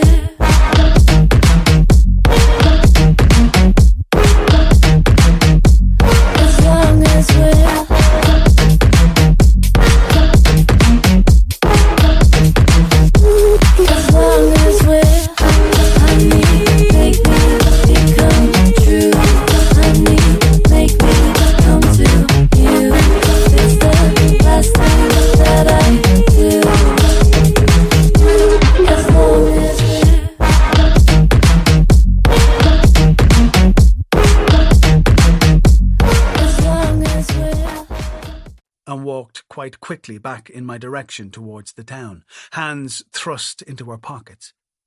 A tall, stately grey heron lifted up from a bollard as she passed it, and the bird stalled in the air above her, its huge wings outstretched and arched like those of an angel in some astonishing old painting. But the closer she came to me, the less like you she was. And by the time she was level with me and I could see her features clearly, I wondered what the hell I had been thinking. She was not like you at all. But then, how could she have been? That night, I had a terrible dream about a teenage girl I came across perhaps 20 years ago in Belfast, tarred and feathered on a side street. When I went up close to help her, she had your face. And then there were dreams of flying. Not like a glider or a bird, but more like a long-distance swimmer, having to pull my aching arms and kick my legs hard through the sticky, treacly air to stop myself crashing to the ground. Next morning, outside the courtroom, I asked Dignan if there had been any news of Quinn. "We're following a number of leads," he said, checking out his regular haunts. "Where would they be?" He shrugged. "Pool halls, pubs in the inner city, drinking clubs." "Why around there?" "It's his territory. He'd be lost anywhere else. He's no money, no clothes, no contacts. He'll be holed up in some flat around there. He won't stray too far. They never do. He'll poke his head out like a rat one of these nights." He clapped his hands. "And we'll be waiting on him." Don't worry. Sweetheart, it was tolerable. In truth, it was almost even pleasurable to sit in the court that day. I listened to the medical evidence, the fingerprint expert. I watched the lawyers argue and the jury fidget and yawn. The word truth was mentioned many times, the importance of ascertaining the truth. And all the time, I told myself, I knew one part of the truth that nobody else in the court knew. I knew the truth about Donal Quinn. At about 8 that night, I went back out to Bray to look for him. I could tell you that I had planned it. I suppose I must have. But if I did, I was not aware of it. I simply got into the car after dinner and drove those 5 miles from Dalkey. It was almost as though it was nothing to do with me. In my mind's eye, I recall the car seeming to drive itself, like one of those luridly coloured carts on a roller coaster track. When I got to Bray, the amusement arcades were very full. It was so close to Christmas. I could see the sparks of silver and orange spat out by the black dodgems. I could hear the screams and wild laughs and the rock music booming from every doorway. Couples were kissing in the alleyways and bus shelters. The smell of fish and chips filled the air, mingling with the sickening smell of candy floss and cordite from the dodgem arenas. Up on Bray Head, I could see the Black Cross looming against the sky. I remember walking past a bar and hearing a jazz band inside belting out the St. Louis blues. The door of the bar opened as I passed, and I got a wave of that hot, manly smell of drink and cigarettes. Somehow I managed to keep walking. I did not see him anywhere that night, although I looked around for what seemed to me like hours. Before long, it became a habit to go out to Bray every night as soon as the day's proceedings in the court were over. When I close my eyes and think back to those insane nights, I am able to see the whole seafront. There is the snooker hole. There the crazy golf, the helter-skelter. There the ghost train with the fat, laughing phantom painted in white on the wall and the leering skeleton on the doors. There, just down the way, is the roundabout with the nightmarish blue horses caterwauling at the silver foil moon. Next to that, the machine where the boys punch a boxing ball as hard as they can and see if they can ring a bell. I got to know it all so well. The streets of Bray became almost as familiar to me as my own house. The first few nights I saw nothing. But then he would be hard to see, I remember telling myself, because he was so small. And then one night, maybe the 4th or 5th, I did see him. I was sure of it. Down by the huge inflatable rubber castle surrounded by a gang of jostling kids in black leather jackets. There he was.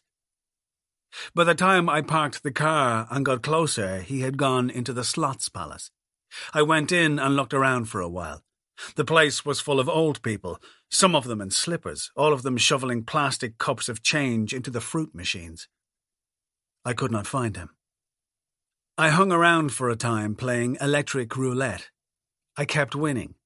It was one of those machines where the rotating wheel is divided into 5 or 6 triangles of different colours, and you bet on which colour is going to come up. I had 12 or 14 bets in a row. I just kept winning. I bet more and more money, and still I kept winning. It started to frighten me, actually.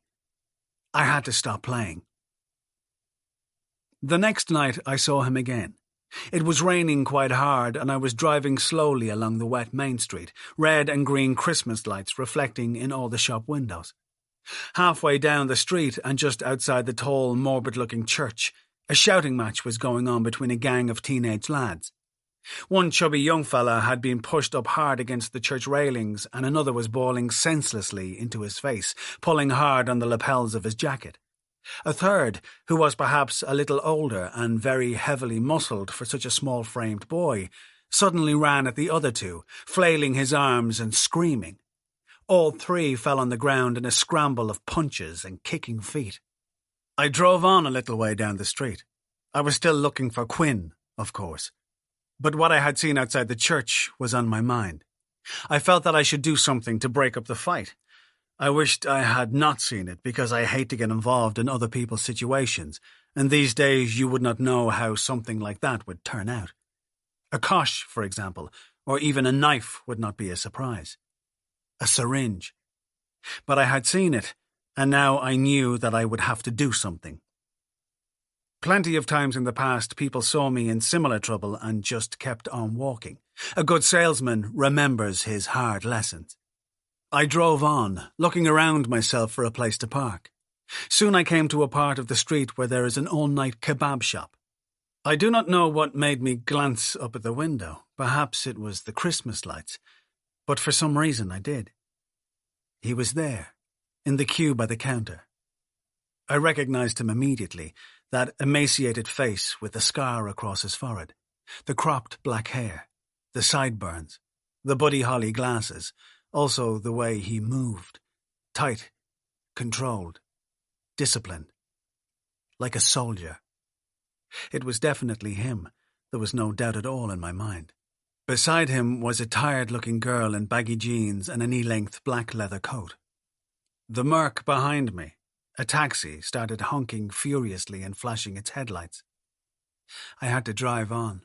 I went around the corner onto Quinsborough Road and pulled the car up onto the footpath. I switched on my emergency lights. As the taxi overtook me, the driver rolled down his window and yelled, but I did not hear what he was saying. My heart was pounding. My palms, I noticed, had started to sweat. The steering wheel was actually damp. There are times in every life, I think, when the things you have fantasized about are suddenly on the point of coming true, depending on the action you take or do not take, depending on the range of your choices. And those are very dangerous times. As I got out of the car, I saw him up ahead of me, crossing the street very quickly. I followed. He was jogging along with a plastic shopping bag over his head to keep off the rain. The leather-coated woman was with him, trotting behind. They went into the cinema. A loud bus, leaking diesel and smoke, cut me off just as I was about to follow and cross. By the time I got into the picture house, the lobby was empty. There was a bored-looking young woman behind the counter. I went over and knocked on the window, which had been decorated with bell-shaped sprays of artificial snow and a foot-long poster of Santa Claus, onto which graffiti genitals had been scribbled. "There was a young fella here a few minutes ago," I told her, "buying a ticket. He was with a girl." She peered up at me. "You don't say, Sherlock." "He's my son," I said. "You see, he's not well, love. I've drugs for him here that he needs. He's an epileptic." I patted my pocket at this stage. I may have also pursed my lips. A good salesman can tell believable lies. "Well, there's 3 screens here," the young woman said, "and I can't remember which one he's after going into." She gave me a ticket for Cinema 1, and I went in. The film had started. Up on the screen, a blonde woman in a torn silk dress was running frantically through a multi-story car park. A black man on a motorbike chased after her with a long knife in his hand. I stood at the back for a while, but could not pick out Quinn anywhere. I could feel myself breathing so hard that I was afraid someone would hear me. I came out and waited for the film to end, but he was not among the people who left. I felt angry now, frustrated to have lost him. I got into the car and drove down through the jangling, lit-up streets to the seafront. I sat there without getting out and looked at the sea. The water was grey and white. Although it was cold that night, I see in my diary that it went down almost to 0. I had to open the window because I felt so lightheaded. When the waves broke on the shore, they threw a crunch of stones up onto the beach. The air smelled of seaweed and urine and hamburgers. Gulls wheeled around in the air, wailing like amorous cats as they rose and fell in the breeze. Down near the water sat a line of paddle boats shaped like laughing animals, all chained up together in the wet sand. I could see the mailboat passing Howth far off into the distance. I switched on the radio. It was playing a carol service. "In the bleak midwinter, frosty wind made moan, Earth stood hard as iron, water like a stone. Snow had fallen, snow on snow, snow on snow. In the bleak midwinter, long ago. I closed my eyes. I tried to breathe more deeply and calmly. And just then, for some reason, your mother stalked across my mind like a ghost. Such a sharp and immediate sensation. It was as though she was there in the car with me. I always feel that she is some way close to me around Christmas. Perhaps this is because I met her at Christmas, and also her birthday, as you know, was St. Stephen's Day. And I think it would have been around Christmas 1966 that she told me she could not marry me. We had been to a dress dance in a hotel. It might have been the Gresham. I knew there was something on your mother's mind because she had not wanted to dance much. At the table she had seemed preoccupied and irritable. After only an hour she had asked me if I would mind leaving early. Out in the street I asked if she was feeling sick. She shook her head and tried to smile. She was not sick, she said. She just wanted to talk to me about something that could not wait any longer. I suppose I must have got a sinking feeling. We had been arguing recently, and sometimes when we fought, she would threaten to finish with me. She asked me if we could go for a walk. And yes, I suppose the hotel must have been the Gresham, because now as I sit here and write, a picture comes back to me of the two of us walking up towards North Frederick Street and into the Garden of Remembrance, our feet slithering on the icy flagstones. There was a distracted and faraway expression in your mother's eyes that night. I had not seen it before, and it unnerved me. We sat on a bench by the cross-shaped frozen pond, and she looked away from me, up at the sky, and then at the towering black statue of the Children of Lear, which had been draped with green, white, and orange fairy lights. When I took her hand, she squeezed my fingers very hard. Tears filled her eyes and started to spill down her cheeks. I put my arm around her shoulder and she gave a small, timorous sob. I asked if she wanted a cigarette. She had started smoking by then, but she shook her head. I probably shouldn't, she said, and wiped her face with her sleeve. And why's that? Because I'm pregnant, Billy. I'm going to have a baby. Her hands were shaking when she said it and her lips were trembling. I looked at her for a while. I asked if she was sure, and she nodded. She had been to a doctor in town. She had not gone to the family doctor because she had been afraid that he would tell her parents. A girl in college had known about this discreet, gentle doctor and had made the appointment for her. There was no doubt whatsoever about it. She was going to have a baby in 6 months. I was astounded, love, because I thought that we had been so careful. I simply could not figure out how this had happened to us. I think that I probably said nothing at all for a while. It was desperately cold in the park, so cold that I thought it was going to snow. I remember feeling this terrible, absolute certainty that I would always remember this conversation and what was about to happen. It was the first time in my life that I ever had that sensation. I held your mother's quivering hands and kissed them. I wished I could do something to stop her crying. After a while, I told her it did not matter to me that she was pregnant. We could get married anyway. It's not the first time this ever happened to people, I said, and I remember trying to laugh. I mean to say, it's not like we just met last week, is it? It's been 2 years now, after all. It's nearly time we named the day. That's what my dad keeps telling me. I don't think you understand, Billy, she said. I do, Grace, I said. Of course I do. She shook her head. It's not yours, she said. She knew who the father was, she told me. He was not somebody she loved, and he certainly did not love her either. It was just a stupid thing that had happened, and she was ashamed of herself. She had been to a party in college and had too many drinks. She had ended up going back to this person's flat afterwards. Things had happened. They had lost control of themselves. She could not say that she did not know what she had been doing, because she did. And now it was too late. She said all this to me very calmly, as though it was a speech she had written down and learnt by heart.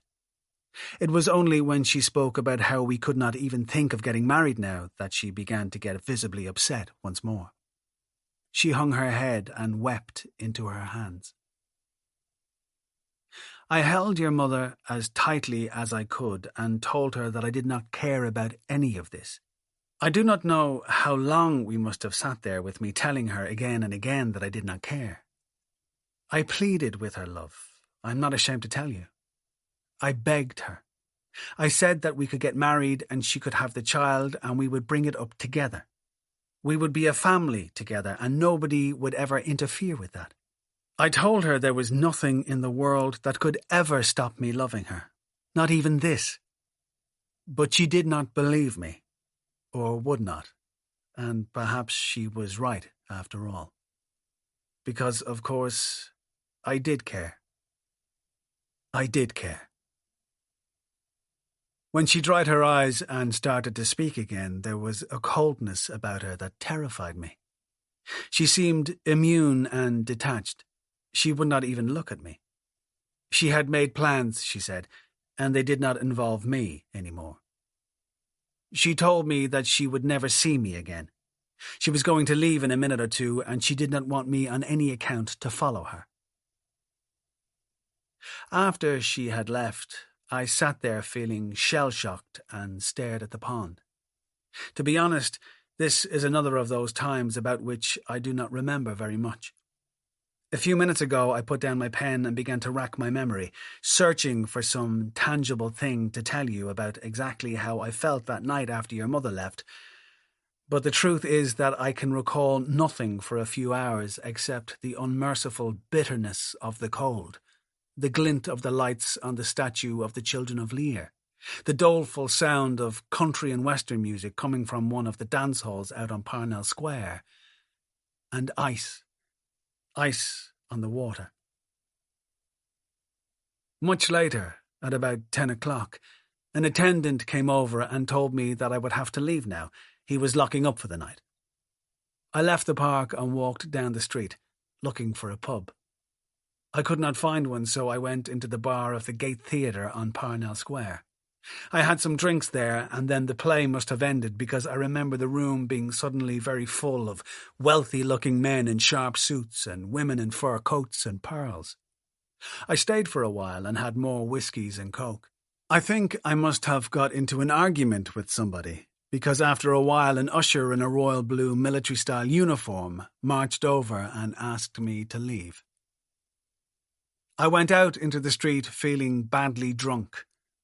I did not want to go home. I did not want my mother to ask me why I was back so early. I wondered where Shawnee could be. He did not have a telephone at home. None of us in Ringsend had phones in those days, so I could not ring him. I was desperate to talk to somebody. I remember just walking around aimlessly for a while, and I think I might have been sick in an alleyway behind the GPO. Then I recall being on Leeson Street, where the late-night drinking dens used to be at that time. I had somehow got it into my head that Shawnee would be in one of these clubs. I managed to talk my way into one place, which was tiny and flashing with white light and full of dancers in Santa Claus hats. Of course, Shawnee was not there. I had some drinks. When the club closed, it was after 4. I walked up and down Leeson Street for a while. Then I sat on the cold steps outside one of the Georgian houses. I remember a prostitute going by and staring down at me for a few moments before walking on, her heels clacking on the pavement. Next thing I recall is being woken up by a milkman just after dawn. Shortly after that Christmas, I heard that your mother intended to go to England to have the child. There was a convent in London where an order of nuns took in young women who were pregnant without wanting to be. She wrote to me before she left to say that she had quit college. She was going to have the baby and give it up for adoption in America. She was never coming back to Ireland. She said that she might write again when she had settled down in London, but, in fact, she never did. I managed to get her address in London from one of her college friends, but the letters I sent were always returned unopened. Then they began to come back marked, "Not known at this address." Finally, they stopped being returned at all, and I stopped writing. One day I plucked up the courage to call at her house in Harrington Street. Her father opened the door and let me in. The house smelt of polish and warm bread. He was a broad, handsome man before he got sick, your grandfather, distinguished-looking and vaguely aristocratic in his bearing. He had a beautiful, warm accent, half Dublin and half East European. Yes, he smiled. He knew exactly who I was. Grace had often mentioned me to his wife and himself. In fact, he chuckled, they were a little surprised never to have met me before now. She was getting on very well over in London, he said. She sometimes telephoned on a Sunday night, but no, he did not have an address. She was always moving around, what with her new job over there. She was working for a travelling theatre company and was never in one place longer than a week or two. I realised then that he did not actually know what had happened. He clearly had no idea about the child. His wife and himself had not exactly been keen on Grace taking a year off college, he laughed. But then, you know my Grace, she has definite ideas about everything, like all the modern young women. Isn't that right? Next time she telephoned, he would be sure to pass on my best regards and say that I had been asking after her. I wrote out my name and address and asked him to be sure to give them to her. It was very important that she write back to me. He laughed, winked, and clapped me on the shoulder. I like your style, Billy, he went. Faint heart never won fair lady. Isn't that it? He promised to tell her it was urgent that she get in touch immediately, but of course the months passed and no letter ever arrived. One night in the following October, I suppose, or November, when I got in from work, the house was empty apart from my mother, who was sitting at the kitchen table by herself. She had sent everyone out to the cinema, she told me, because she thought that she and I should have a talk. Somehow she had found out that Grace had been pregnant. She was very sad to hear it, she told me, but sadder to hear about how I had treated her, abandoning her like that and sending her away to England to have the child by herself. The girl's only a child herself, Billy, she told me. It isn't right what you've done. I think I might actually have laughed at this point. Then when I told her that Grace's baby was not mine, she went quiet for a while.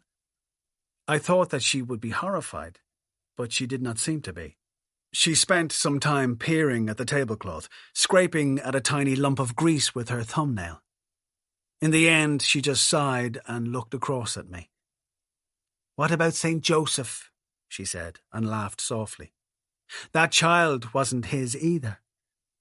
I'm not St. fucking Joseph, Ma, I told her, in case you hadn't noticed. Oh, I had, love, she said. Don't worry. She got up from the table and went to the shelf over the sink. She reached around into a space behind the shelf and took out 2 rolled-up pound notes. She slapped them down on the table. That's for you, she said. Get over to England and fetch her back here where she belongs. I looked at the money. What about Da? I said. Won't he throw the head if he hears you gave me that? That's your Christmas money, isn't it? I've discussed it all with Daddy, she said. He agrees with me. You'll have to go over and get her. I'll go at the weekend. No, son. Go tonight. Go now. We could all be dead by the weekend. That very evening, I took the boat from Dunleary to Holyhead, then the overnight train to London. I arrived in Euston Station around dawn. I walked around the wide, empty streets for a while. It was my first time in London, and I knew nobody. I had a cup of milky coffee in a half-empty wimpy bar. As early as I thought decent, I went to the convent and asked after your mother. At first, an old nun would not even admit that she had ever been there. It was confidential, she told me. That was part of the sisters' mission, to offer a secret place to women who needed it. But eventually she took pity on me and said yes. She could not truthfully say that she didn't know who I was talking about. I was talking about the attractive Jewish girl, wasn't I, from Dublin? She had left some months ago with the baby, a beautiful, healthy baby girl whom the nun thought would already have been adopted by now. Nobody knew where she was. I went to the last address I had for your mother, a small flat over a newsagent's shop run by a kindly Pakistani man in a dirty, winding street behind King's Cross Station. The flat was empty, he told me. There had been a fire up there recently and the tenants had gone. He had never met them himself, he said, but they had seemed like a nice, quiet couple. Yes, definitely a couple. A dark-haired young girl, nice-looking, very slim, and a slightly older man. Never caused any trouble, kept to themselves. The girl had liked dancing, he said. That was one detail he knew about her, because one night his wife had called up to her with some food and a few small things for the baby. The door of the flat was open and she had been dancing to the radio, and his wife had thought it so funny to see her dancing like that, all by herself. He did not know who the landlord was. I could leave an address if I liked. The next morning I arrived home in Dublin. As the boat pulled into the quay at Dunleary, workmen were putting up a long neon sign on the terminal wall. Welcome home for Christmas to all our returning immigrants. Nullig Shona. All this I remembered in my car that night in Bray, with an ache as palpable as a once-broken bone on a cold morning. Mist began to appear in the bay. A foghorn gave a lugubrious moan. The radio crackled as it played, Angels and archangels may have gathered there. Cherubim and seraphim thronged the air, but only his mother, in her maiden bliss, worship the beloved with a kiss. I started up the car and drove home. Ice was forming on the roads. I felt sure that everything in my life was about to change. Chapter 5. The trial resumed shortly after Christmas and went on for just over a fortnight. It would have been significantly shorter, but all three of them had insisted on pleading not guilty, despite the force and extent of the evidence against them. I attended the hearing almost every day with Shawnee. I swear I do not know how I could have got through that dreadful time without him. Early in the morning we would go down to the hospital together to visit you. Sometimes Shawnee would invite me to pray with him, but I was never able to do this.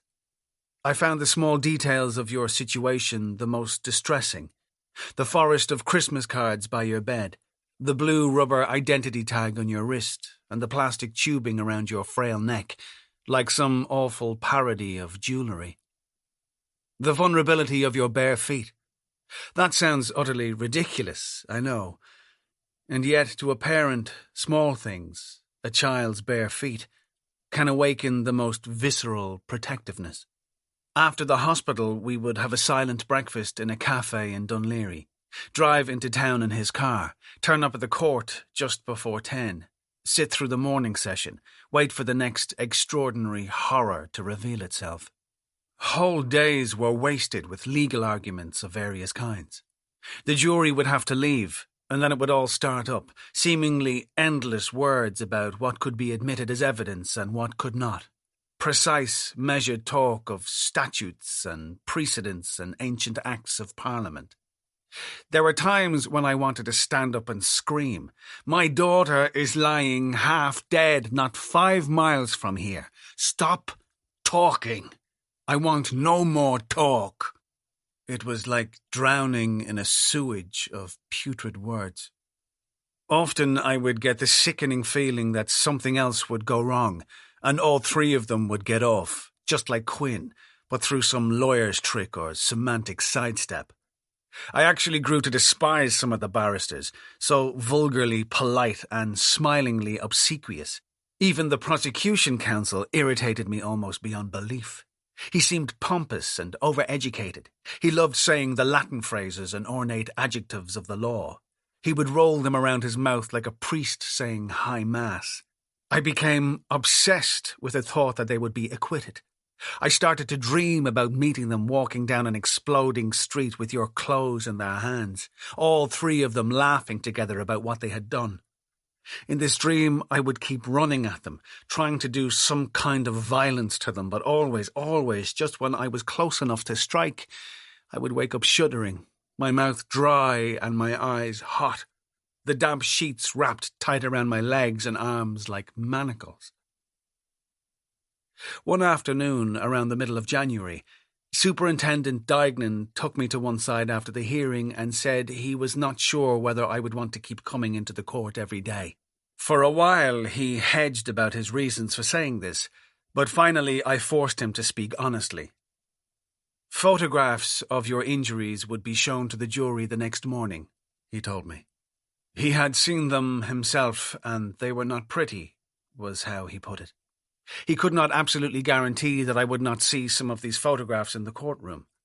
People who were not used to court procedures often seem to think that evidence could only be seen by the jury, but this was not always the case. There would be copies of these photographs floating around the court. If I happened to see them, they would be upsetting for me. He had teenage daughters himself, he added, in a tone of voice which I think was supposed to be in some way significant. I told him that I had seen you on the night of the attack, and almost every day since. I had talked to your doctors at length about your chances. I had sat in the ward with you for hours at a time, just watching to see if you would stir. The twitch of a finger, the curl of a lip, these would have been victories to me. It had never happened. Not once in all the hours and nights. Never. There had been many such nights when I thought that you had actually died.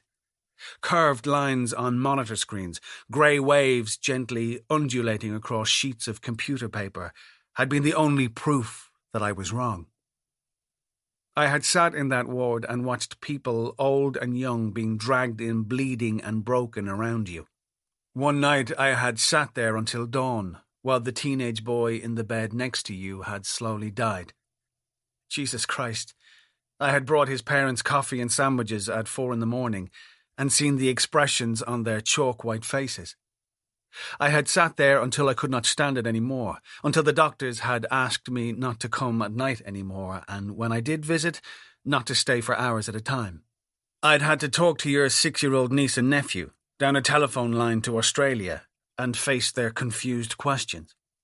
I had answered the phone to friends of yours who were out of the country and had no idea of what had happened. I'd had to explain to them that you might die soon, while they stood in noisy bars or telephone boxes on the other side of the planet, asking me if this was some kind of twisted joke.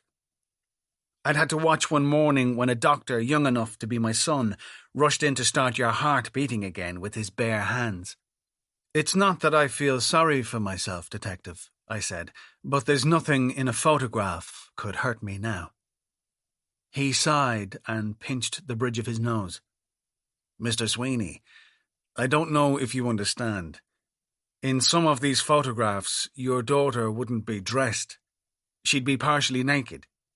They have to show all the injuries to the jury. I told him I would be there, and that was more or less that. He nodded. I know I'd be too, he said, if it was me. But some people are different. I just thought I'd better warn you.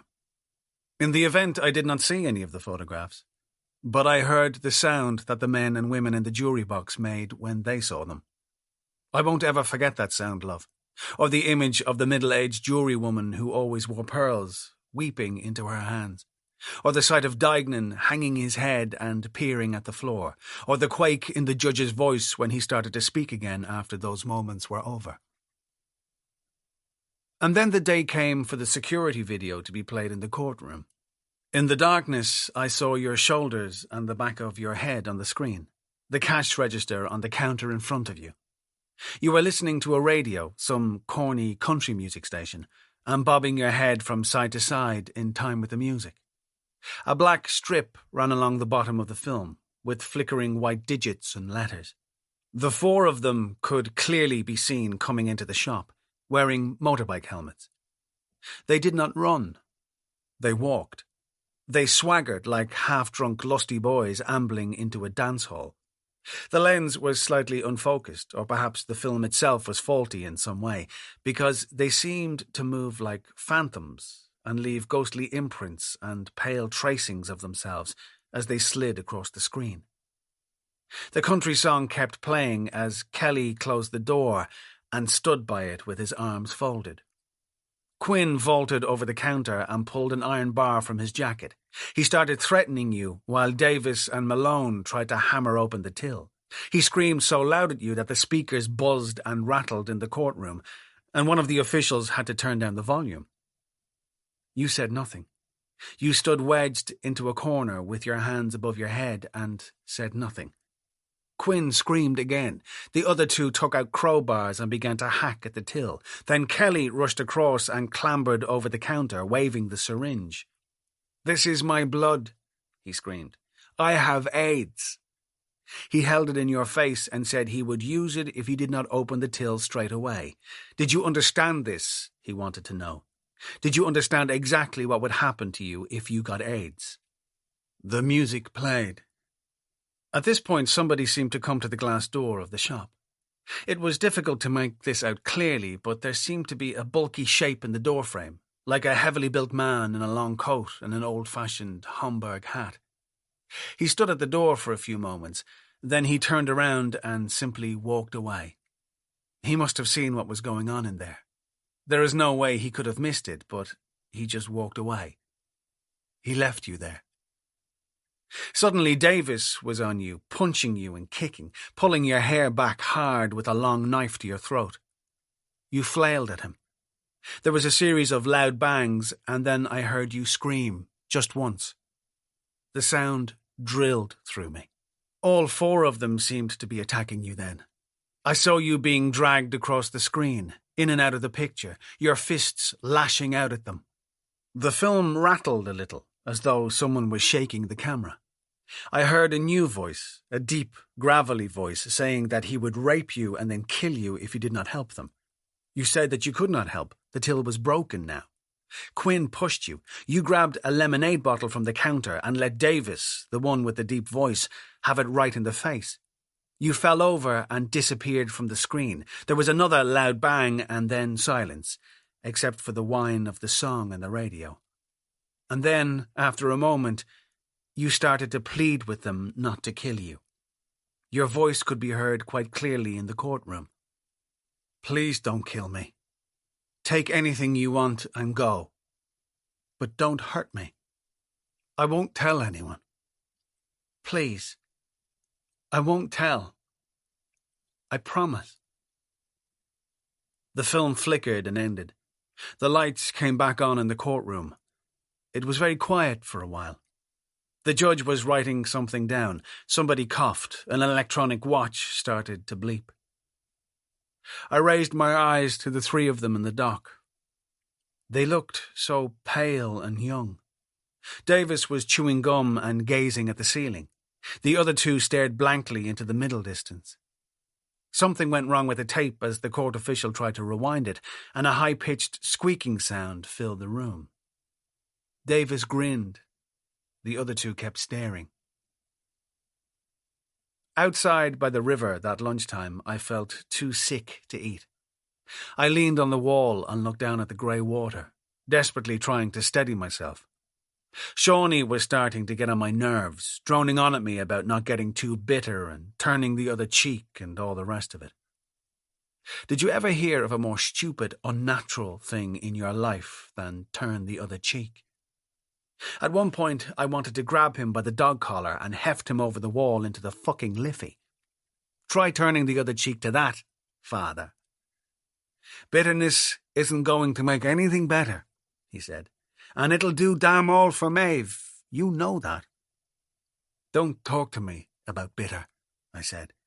"If it was up to me, I'd string them up by their balls, them and their fucking lawyers with them."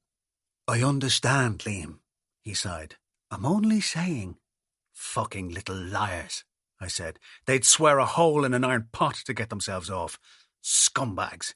They don't deserve a trial, Shawnee. Waste of taxpayers' money. And free legal aid. Good Christ, when I think. It's my tax dollars going to pay for their fucking lies." We went across the river and had a coffee in a restaurant in Temple Bar. I do not think we said another word to each other for the rest of the day. If I could have found Donal Quinn that night in Bray, I believe I would have killed him then and there. The verdict finally came at the end of January. Unanimous. All three were guilty on all the charges. Just before the sentence was announced, Kelly's mother stood up and asked very quietly if she could speak to the judge. The court registrar made a shushing noise and shook his head, but the judge leaned down and said she could say a few brief words if she wanted. She moved out of her seat and went to go up to the bench. It was clear that she wanted to speak to him in private. But he held up his hand and told her to go to the witness box and take the oath. If she had something to say, the whole court could hear it. She was a small, middle-aged woman, slightly built and very stressed-looking, with pallid lips and thin grey hair. She reminded me of a woman we used to know who lived down on Hope Street in Ringsend. A poor widow my mother used to help out from time to time, not that she ever had much herself. She gaped around the courtroom for a moment with a frightened expression on her face. It was as though being given permission to speak had shocked her. She swallowed hard a few times, I noticed. For a while she did not seem to know how to begin. Then she said that her son was not a bad person. He had been addicted to heroin since his early teens. He had fallen in with a bad crowd. She had tried many times to help him, but he had never been able to stay off heroin for longer than a few weeks. It made him do terrible things. He had been out robbing since he was a boy. It was not his fault. In the part of Dublin where he had been brought up, heroin had been sold on every street corner for years. It was cheaper than alcohol. There were children half her son's age who were completely addicted to heroin. "The dogs in the street know who these pushers are," she said, "but nobody ever does a thing about it. They're going around like dukes, Your Honour. They're in all the ordinary working-class areas now, and nobody does a thing." "We don't actually say, Your Honour," the judge said. "My lord is the correct term, or your lordship." "My lord," she nodded. "I'm sorry, my lord." There was no help for the addicts. There were only a handful of beds in the whole city for addicts who wanted to come off heroin. It was at the stage now where methadone was being sold on the black market, and the women in her area were buying it to wean their children off heroin. The local parents had tried to do something about the pushers. They had picketed their houses and flats, but had got no support from anyone except each other. The women in the neighbourhood had started taking up door-to-door collections so that private security guards could be hired to come in and kick out the drug pushers because the police would not help. In fact, once, when the women made a collection to buy walkie-talkies so that they could patrol the area themselves, the police had said they were acting illegally and confiscated the money. The women had then built shacks made of cardboard boxes outside the pushers' flats and sat up all night watching, making detailed, careful notes of who was coming to buy drugs. On one occasion, she herself had seen £400 change hands in 2 minutes. Some of the parents had actually been arrested by the police for doing this and accused of being vigilantes. Her neighbour's husband had helped to organise an anti-heroin demonstration outside a convicted pusher's flat. It had been broken up by police officers in riot gear. The guards had brought Alsatians and batons that night, and they had used them against her neighbours, but had not gone near the pusher. In the end, he had been thrown out by the local people, but he had recruited youngsters in the area to keep selling heroin for him. He was well known around town. There was talk in the flats that the IRA were after him. He was the pusher who had sold her son his first fix of heroin. Her son was after doing a terrible thing. She could see that. He would have to face his God for it one day. But she could not bear the thought of him going to prison. She knew young people who had been jailed, and they had come out much worse than when they went in. The boy's own father had spent most of his life in prison, in England and here at home. In the end, he had died behind bars. His first cousin was in Wheatfield prison now. She had heard terrible stories about prisons and what went on in them, how all kinds of drugs were available, how young men were locked up most of the day without exercise, how they were raped and abused, how AIDS was rampant. Sending a boy with a heroin problem to Mountjoy was like giving him a death sentence, she said. It would be kinder to take him out into the yard now and put a bullet in the back of his head. She began to cry at this point, softly at first, and she held a clump of tissues to her face as she tried to compose herself. When the judge asked if she wanted a glass of water, she shook her head. The court stenographer, who was sitting in front of her, poured out a glass anyway. He placed it before her, but she didn't even touch it. She put her hand to her chest and tried to speak, but then suddenly she sobbed out loud, a terrible, wrenching moan. "Don't be upsetting yourself now, ma'am," the judge said. She swallowed hard and looked up at him. "He has me heart broke, Judge," she wept. "That's the truth." The judge said he appreciated this. "But I'm asking you to give him a chance, Your Honour. My Lord, I'm sorry. I'm pleading with you to give him one last chance. I swear before Christ in heaven, as God is my witness, I'll lock him in his room all night if I have to. I'll get him off the heroin myself. I'll get the methadone for him. There's plenty of other women near me doing the same thing." "I can't do that, Mrs. You know that now. You've heard yourself the facts of this case." "Please, Your Lordship, I'm begging you to give him one last chance." "You must be able to see that I can't do that, Mrs. Kelly." "My grandfather died for this country," she said. "He was gunned down in this very building, Your Lordship, in the Civil War.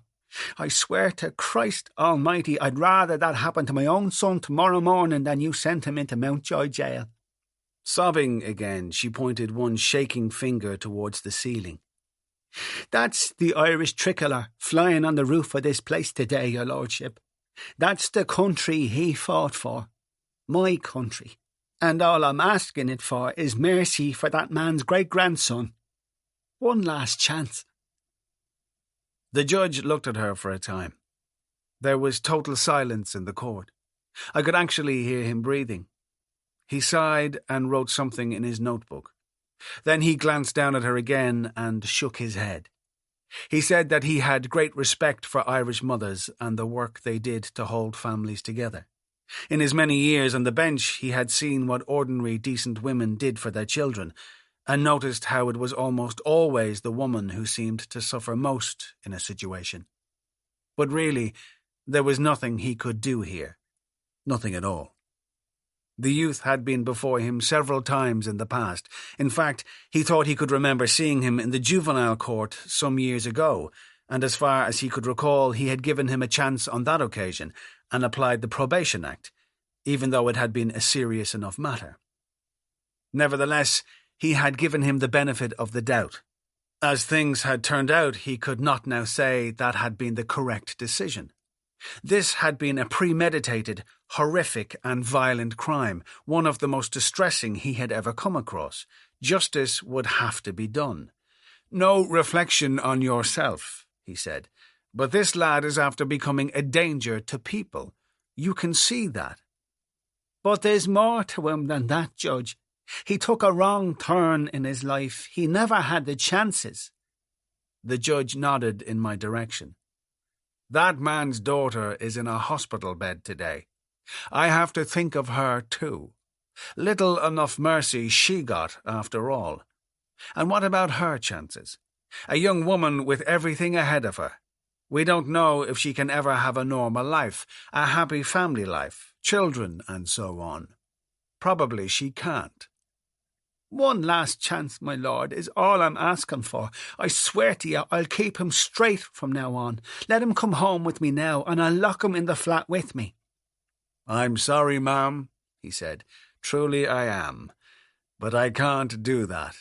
It wouldn't be right." "Judge, please, I'm sorry for what he done on that poor girl. I can't rest at night for thinking of it. If there was any help could be given her, God knows I'd give it." "No," he said. "Could you take your seat now, please?" "Your Honour." "Sit down, Mrs. Kelly," he ordered. "I'm after hearing you out now. You can't fairly say I didn't." She went and sat back down, and a teenage girl who was beside her put an arm around her shoulder. But the woman was inconsolable by now. She shook with tears as the judge began to read out the sentence. Malone was given 10 years. Davis got 12 because it had emerged that he was the one who had planned the robbery and enticed the others to do it. When the judge came to the third name, Kelly's mother put her hands to her ears and began to whimper. 10 years, the judge said. The woman's head sank forward until it rested on the bench in front of her. Her hands were trembling badly. A woman guard brought her a beaker of water, but she pushed her away and continued to weep.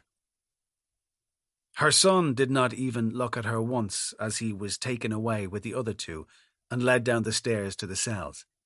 He was absolutely white in the face and seemed to be limping badly. The tipstaff opened the side door. The judge stood up and left. And then suddenly the whole thing was over. Even before the three of them had disappeared into the tunnel, the courtroom started to empty. Everything went eerily quiet, except for the sound of shuffling feet and the occasional cough.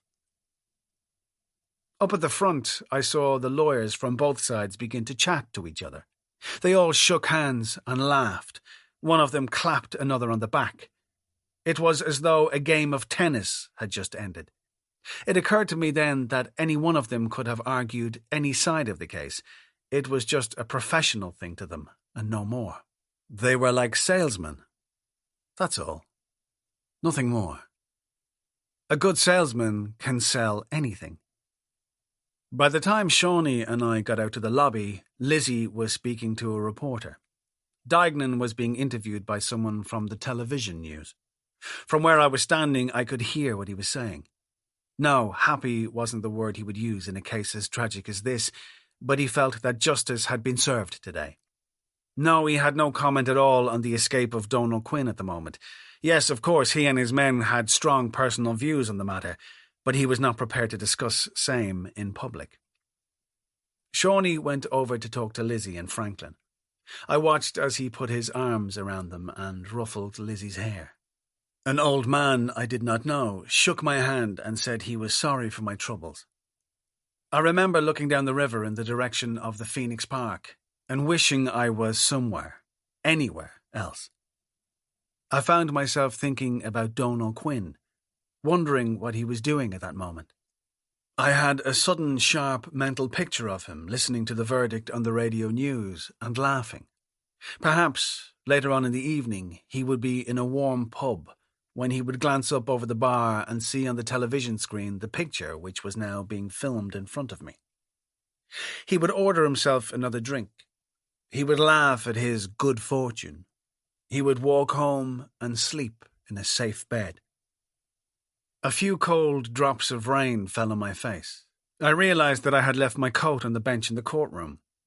When I went back inside, the room was almost empty except for an old cleaning lady who was down on her knees in front of the judge's bench, scrubbing the floor and humming Boule Vogue, an old tune that my father used often to sing when he was blind drunk.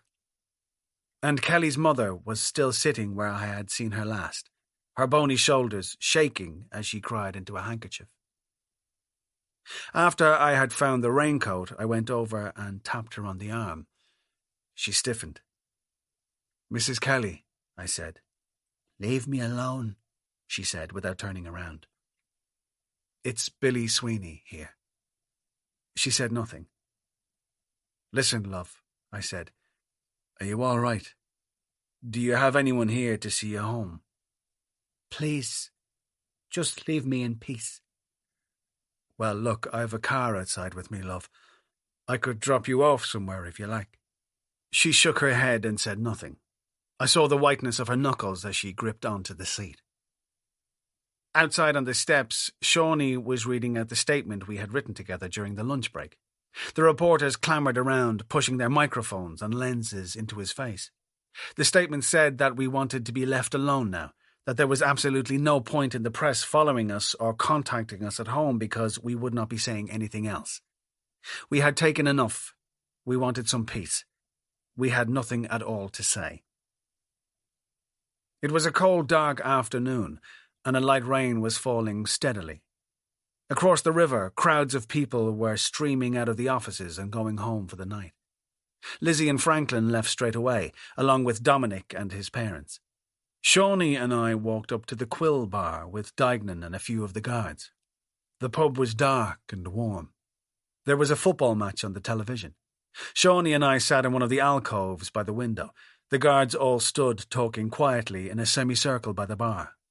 I saw Dignan pull a few banknotes from his wallet and hand them to one of the older policemen, nodding across in my direction.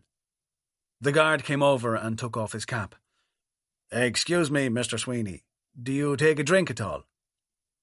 I thought about this. If there's one thing I would have liked that evening, it was a drink. "I don't, thanks," I said. He smiled.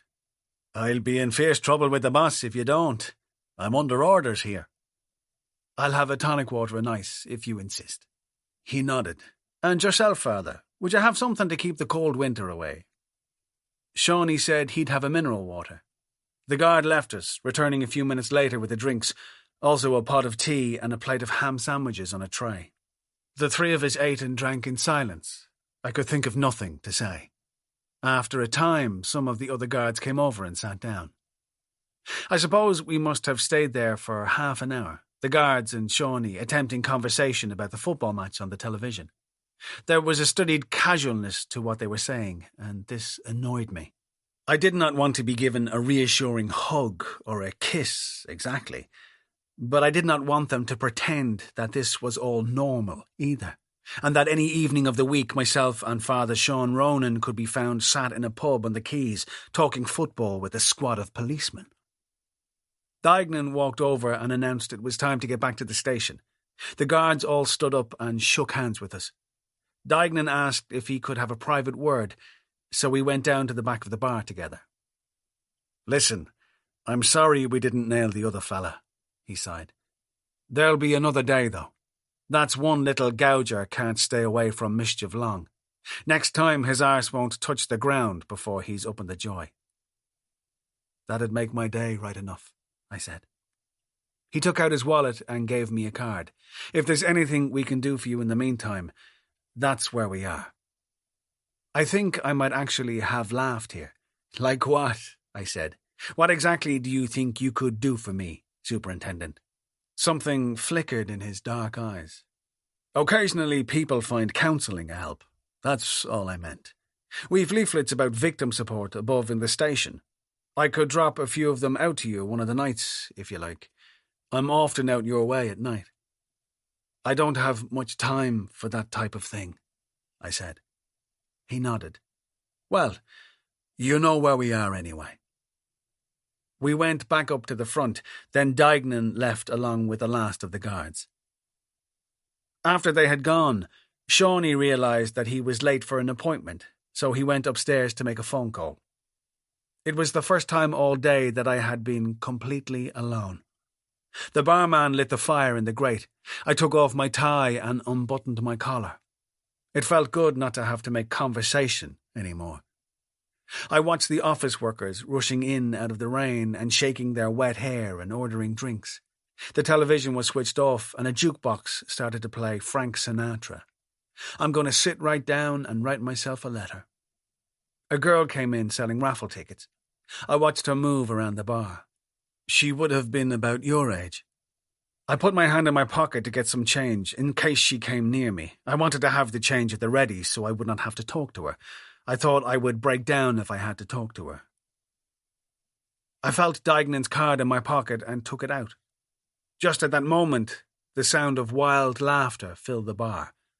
On the back of the card, I noticed some words scribbled in red biro. Christ Jesus, grant me the serenity to accept the things I cannot change, the courage to change the things I can, and the wisdom to know the difference. With best regards and prayers from a brother in recovery, Detective John Dignan, Store Street. Chapter 6.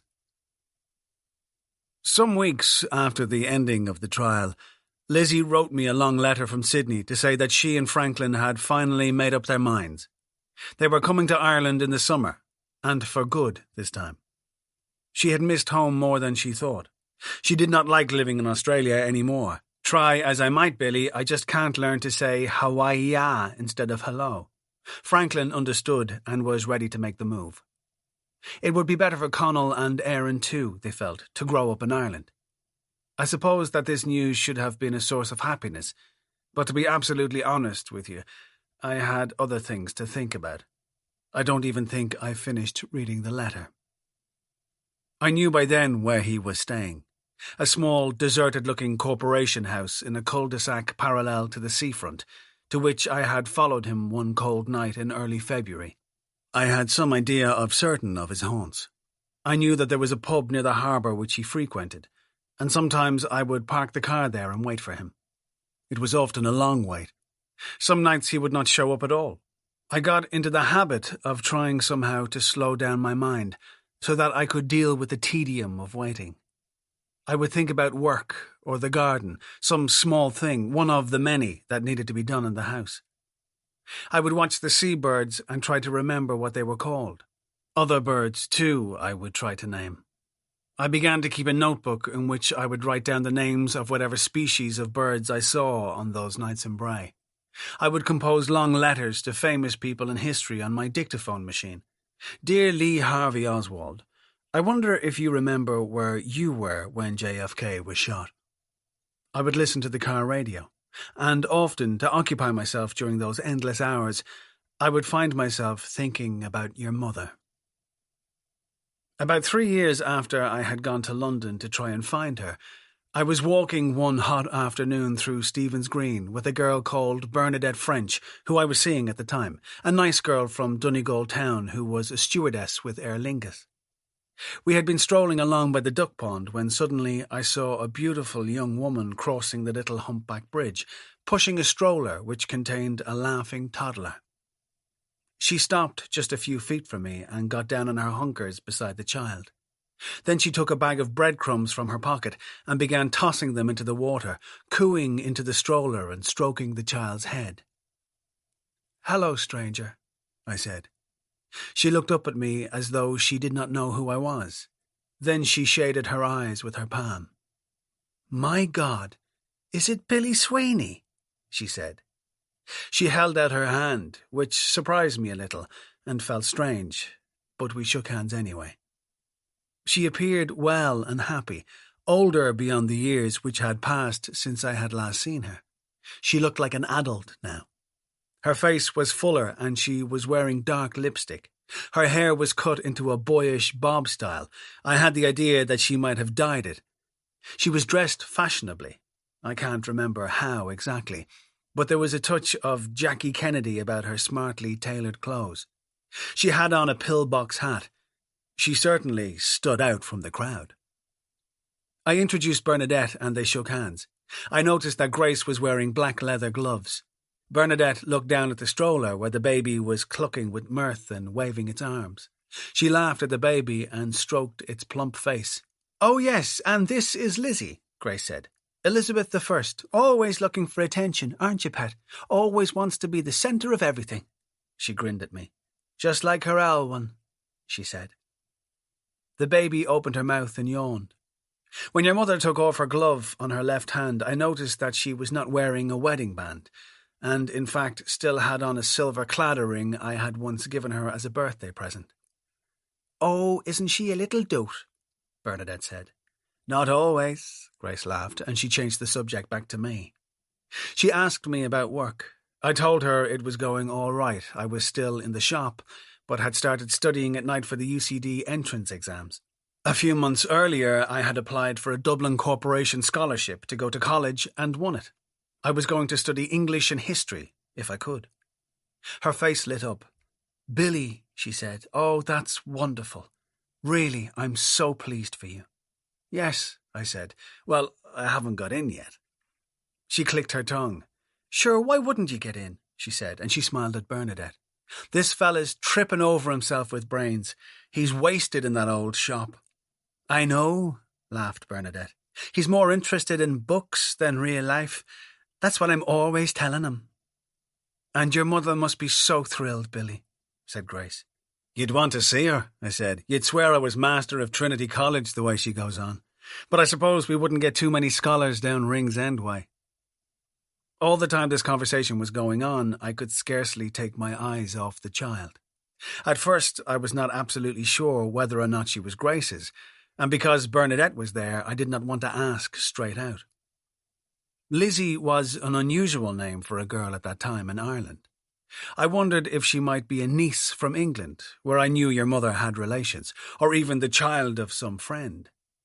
But when the baby started to cry and your mother sighed softly and lifted her out of the stroller, I could see by the way she held her and kissed her that this was her daughter. I think I might even have persuaded myself that I saw a resemblance. We talked for a few minutes more. She was back in Dublin, living at her parents' house. Things were good, though looking after Lizzie was sometimes a handful. She had ups and downs, but she was happy to be home. Her mother and father were a great help. They had the baby spoilt. They were completely in love with her. No, she wasn't intending to go back and finish her degree. That was all in the past now. She was doing a secretarial course and had a part-time office job at the Abbey Theatre, which meant she often got free tickets for plays and poetry readings. "If you ever need passes for anything," she said, and glanced at Bernadette, "you must give me a shout and I'll fix you up." We spoke about my sisters and various mutual friends. No, she hadn't seen much of the old crowd since she'd got back. She'd lost touch with most of them and, to be honest, was not that upset to let them go. She seemed shocked when I told her the news about Shawnee. "Shawnee Ronan gone into a seminary," she laughed. "Well, good God, I've heard everything now." "Yes," I said, "he surprised us all. My mother was delighted, as you can imagine. Insisted she'd always known, of course, offering up novenas for him by the day." The baby was getting bored and restless by now and had managed to work off one of her tiny woolen mittens. She threw it on the ground with a squeak of delight. "Oh, she'll be trouble in a few years, won't she?" Bernadette laughed as she picked up the glove and handed it to Grace. "If she's like her mother, she will," Grace agreed. "You're a little madam, aren't you, pet? A right little vixen." Lizzie put the mitten into her mouth and started to chew it. Your mother took it and put it in her pocket. "She has me tormented," she laughed. "She'd eat the leg of the Lamb of God, wouldn't you, sweetheart? Wouldn't you now? Yes, that's right, you would. You'd eat the fingernails off my hand." Bernadette looked at her watch and said she didn't mean to be rude, but she was late getting back for work. Your mother shrugged and said that it had been nice to see me again after all this time. She added, with a smile, that Bernadette was obviously looking after me very well. We said our goodbyes and shook hands again. Then she headed away towards Grafton Street, and myself and Bernadette set off in the other direction, towards the bandstand. I wanted to turn around and look at your mother once more, but I did not dare. "Who's your friend?" Bernadette asked me. "Just someone I used to know," I said. She squeezed my arm and laughed. "Aren't you a great man for the ladies right enough? I don't know how I'm going to hang on to you at all." "It wasn't like that," I told her. "I used to knock about with her a bit years ago. It was only a kid's thing. She used to sometimes come and see the band play when I was in it." "She's lovely looking, isn't she?" Bernadette said. "She's the spit of Audrey Hepburn." Spring came, and in those awful, sleepless months after the end of the trial, one of the few things that gave me comfort was to go swimming in the mornings. I would park the car in the narrow lane beside Sandy Cove Beach and stare out at the scene like a dead man. That early, the bay would be almost empty, except for the gulls and herons, the graceful cormorants, perhaps the odd smoke plume from a steamer chugging out towards Howth. I found the emptiness comforting. The coldness of the water would envelop me with a stinging shock. There would be an icy explosion and a roar in my ears. I loved the sensation of utter weightlessness which followed. It brought to mind the way I flew in my dreams. Apart from that and the intense, raw physicality of the aching cold, I would feel nothing at all, and in those days, feeling nothing was a relief. I would swim out hard past the rocks, then dog paddle around so that I faced the shore. I would watch the pink streetlights go out one by one, the long trucks trundling along the seafront in the direction of the port, the frumpy old town beginning to shake itself awake. It became a small routine to me. A salesman finds routine comforting. Sometimes I felt so alone that it frightened me. Other times I thought, I was certain, that I was going mad with despair. But going mad would not have been the end of the world. The way I felt around that time, even the end of the world would not have been the end of the world. One morning while swimming, I began to feel very ill. I had not been sleeping properly for weeks, nor had I been eating much. The night before, in the car out in Bray, I had smoked almost a whole packet of cigarettes. Perhaps that was what did it. I do not know. But suddenly I felt as I swam that I was going to pass out. I managed to make it back to the shore and clamber out onto the rocks, where I vomited. My head seemed to hell with pain and my hands were trembling. On my way back up to the car, I saw a milk float clinking slowly along the lane, its engine surging and gently whining. The van stopped and a milkman got out. I had noticed him before. A well-built, muscular young fella, maybe late 20s, with a skinhead haircut and a goatee beard. He had on dirty-looking black leather trousers under the white coat of his uniform. When I got closer to him, I could see that he had a Swiss Army knife dangling from his belt. Also, that his face was a mass of eczema scars. "Excuse me," I said, and he turned. "Ah," he went, like he knew me. "How's the hard man?" "Any chance I could buy a bottle of milk off you?" He eyed me as though I had said something strange. "I'm not supposed to," he replied. "I'm not allowed to deal with cash." "Oh." "Cash is a different department," he told me. I looked at his pockmarked face. Another wave of silvery dizziness hit me. Everything shimmered. "Are you all right there, Scout?" he asked. I told him that I was feeling faint. "And thirsty. I don't know, I might have eaten something off." "Yeah," he nodded. "You look a bit green around the old gills, right enough." I sat down on the path and put my head in my hands. My stomach felt like it was twisted into a knot. I quickly became nauseous again and unbelievably hot. I remember breathing deeply through my nose to try and prevent myself vomiting. When I looked up, he was staring at me. On the front of his torn green T-shirt was a cartoon of a naked woman with huge feathered wings. "Ah, here," he sighed. "Sure we'll be a long time dead, huh?"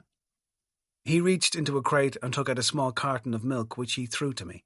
From another crate, he pulled a bottle of orange juice for himself. I got to my feet. We stood beside the van, the two of us, me swigging from the milk carton and your man throwing back the juice. "Well," he said, "are you feeling better?" "Yes," I told him. "Must have been out on the gargle last night," he laughed. "Must have got a bad pint, did you?" "Maybe that's it," I said. I did not like his laugh. I did not like his broken teeth. He had a mouth like a thunderstruck graveyard. He looked out at the sea and went quiet.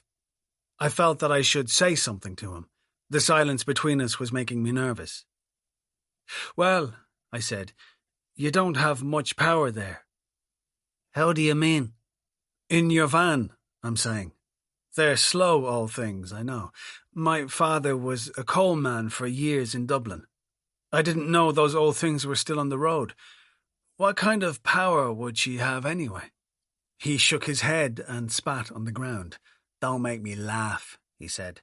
I certainly was not going to do that. I had seen it before and did not want to see it again.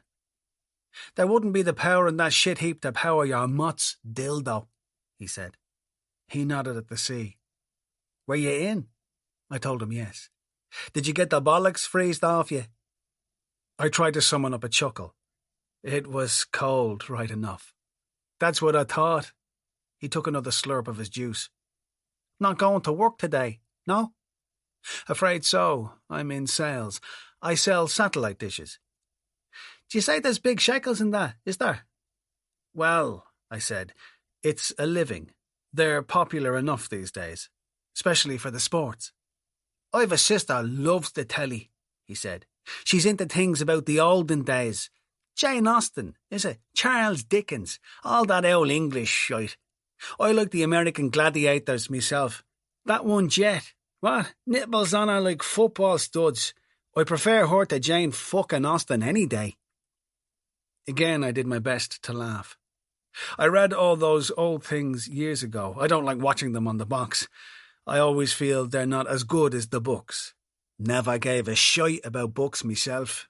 In school, I mean. Course, we'd a right psycho teaching us English. Father Dalton, head on him like a billiard ball. Prickhead Dalton, we used to call him, with him being so bald. PhD for short. Fucking psycho. Used to bite you if you got a question wrong. Bite you? Fucking sure he would. Make you stand up the front of the class and bend you over, he would. And bite you. In the arse. Swear to Christ, he'd take a bite out of your arse you wouldn't fit in your hat. Redemptorist father, he was. Redemptorist cunt, more like. I was not sure exactly what to say at this point. I taught English myself for a while, actually, years ago, before I got into the sales game. But he wasn't listening to me. It's like maths, he said. I never gave a flying fiddler's Mickey about maths either. I mean, why the fuck do you want to know how long it takes to go from Dublin to Limerick on a train doing 50 miles an hour? How do you mean? He took a deep drag on his cigarette. I mean, I never been to bleeding Limerick sweat, and I'm not going neither. Yes, I said. Well, I met him afterwards, you know. Who? Prickhead. I met him afterwards, walking down the street like. One night in town, few scoops on me.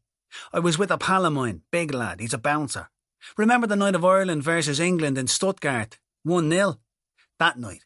Shaping down Grafton Street he was, PhD. Some dame with him, dressed up to her fanny. Fucking bladdered he was, ossified. Couldn't believe the look, so I couldn't. I told me pal to hang around, there'd be some right fun in a minute. So, what did you do? A thin smile spread across his blistered face. We fucking well decked him, he said. We danced him into the cobblestones, that's what we did. We gave him one going over he won't forget in a hurry. He was old, you know, there wasn't much he could do about it. He was squeaking out of him like a little stuck pig when we left him there. He giggled into his juice. I began to feel very nervous. We milled him, he said. You're a well-built man too, I said. You look like an athlete. He scoffed. I don't know about athlete, but I can look after myself okay, that's for sure. I'd say that's right. That is bleeding right. Me and me pals, we know how to look after each other. Anyone wrecks me head, they know what they're going to get. I noticed the little steamer out in the bay again, the smoke rising in a thin blue plume and being coaxed back towards the land. How much for the milk? You can know me, he grinned. Sure fuck them. What? Chapter 7. When I check my recollection against my diary, I see that I drove out to Bray as usual on the evening of 10th of May last, expecting nothing much out of the ordinary. I remember a warm spring evening, airy and pleasant. There was a mossy smell in the air, and the journey had been brightened by the cherry blossoms all along the central island of the dual carriageway, being in full, glorious bloom. Arriving into the town, I found him very quickly. He was loitering just outside the church on the main street, where he often was at that time of night, especially when the weather was particularly fine. Yes, indeed, of course he was there, staring up at the stained glass windows and nervously clapping his hands. I congratulated myself on anticipating him so accurately. I had even guessed correctly which clothes he would have on. His faded blue jeans, his Docksider shoes, his Barcelona FC t-shirt, light houndstooth sports jacket. A good salesman has an instinct for anticipation. I parked the car further down the street, hoping not to lose him. I got out and put on my hat. I had taken to wearing one of those fisherman's hats with a low, flopping brim to cover the top third of my face. He was still there when I looked, still hanging around in front of the church, his hands thrust deep into his jeans pockets. I pretended to stare into his shop window. Before very long, a tracksuited boy of about 15 approached him. I saw them exchange a quick few words. The boy gave him some money.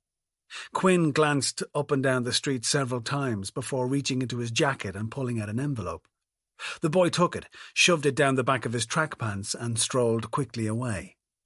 Quinn lit a cigarette. A couple of minutes later, 4.5 minutes, the diary tells me, he walked down Queensborough Road and went into a snooker hall. I crossed to the far side of the street and stood in a doorway, wondering what to do. I did not like being indoors with him. It made me feel panicky and a little out of control. Still, I was just about to go in after him when suddenly he came storming back out, walking very quickly down in the direction of the sea.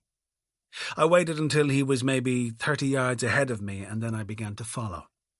Something told me we were in for a surprise tonight. About halfway down the esplanade, an attractive girl of 19 or 20 was waiting for him outside a pub. She had on a short red skirt and black tights. They kissed for a long time. This confused me, I have to admit it. I had not seen her before. He put his hand up the side of her sweater. She laughed and pulled back from him. They turned and walked away from me down the seafront. I followed. They stopped at a stall and bought sticks of candy floss. He took a bite out of his, but then threw it away almost immediately. She laughed again. I remember thinking that she would not have quite so much to laugh about soon. I waited outside the ghost train while they took a ride. 3 minutes and 40 seconds later, their carriage shot back out through the black doors. The girl got out, tottering on her high heels, making a great show of pretending to faint. Quinn caught her in his arms and kissed her hard on the mouth. They left the arcade. At this stage, naturally, I was expecting them to head back up in the direction of the town, but they did not. They turned and went to the right, down towards the very end of the esplanade. I crept along behind them, wondering where they were going now. There are no pubs that far down the seafront. This really was a departure.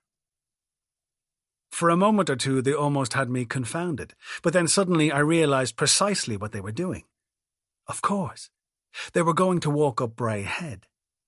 This was surprising. This was new. Once again, I told myself, I had been correct. But then a good salesman will always expect the unexpected. The path up the head was very steep and winding. On my left was the sea. On my right, a low wall, then thick woods and long scrub grass. Far above me, I could see the cross at the top of the hill. I climbed up on the wall and got in behind a clump of thorn bushes. I waited for 17 minutes. I remember lighting up a cigarette and promising myself that I would know what to do by the time it was finished. But in fact, when it was gone, I lit another on the end. After another quarter of an hour, there was still no sign of them coming back. I got down from the wall and continued walking up the lane towards the summit. Snatches of music from the seafront drifted up on the wind, the crazy waltz of hurdy-gurdies, the thud and smash of heavy rock. I walked slowly and quietly, keeping in as close to the wall as I could. This was risky. I did not want to meet them there in the lane. But then if I heard them coming, I told myself, I could jump back over the wall and disappear into the thick trees again. As I walked further, the music seemed to die away. There was no sound at all now, except for the swish of the waves down below me. I climbed over the wall again and waited. After 41 minutes, there was still no sign of them.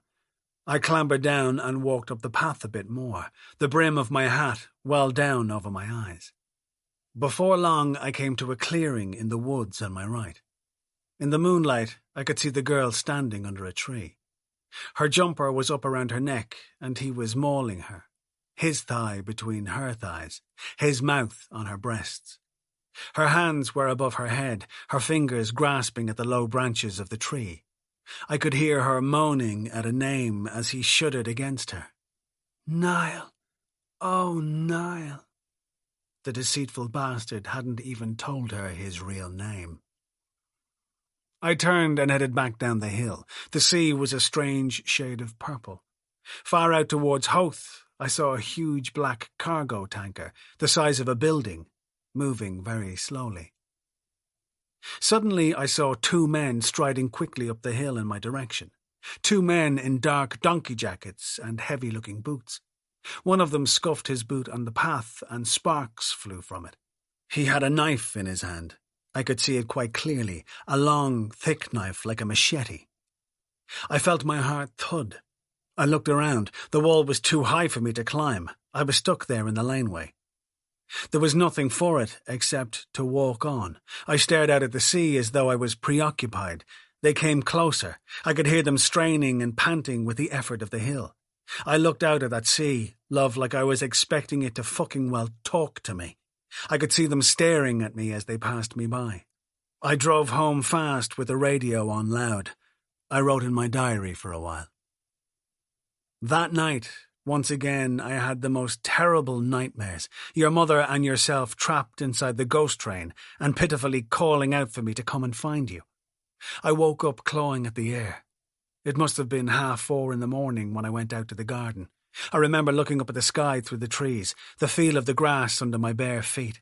It was a beautiful, clear night, a real balmy spring night. The flowers seemed to fidget in the breeze. It was almost as though they were alive.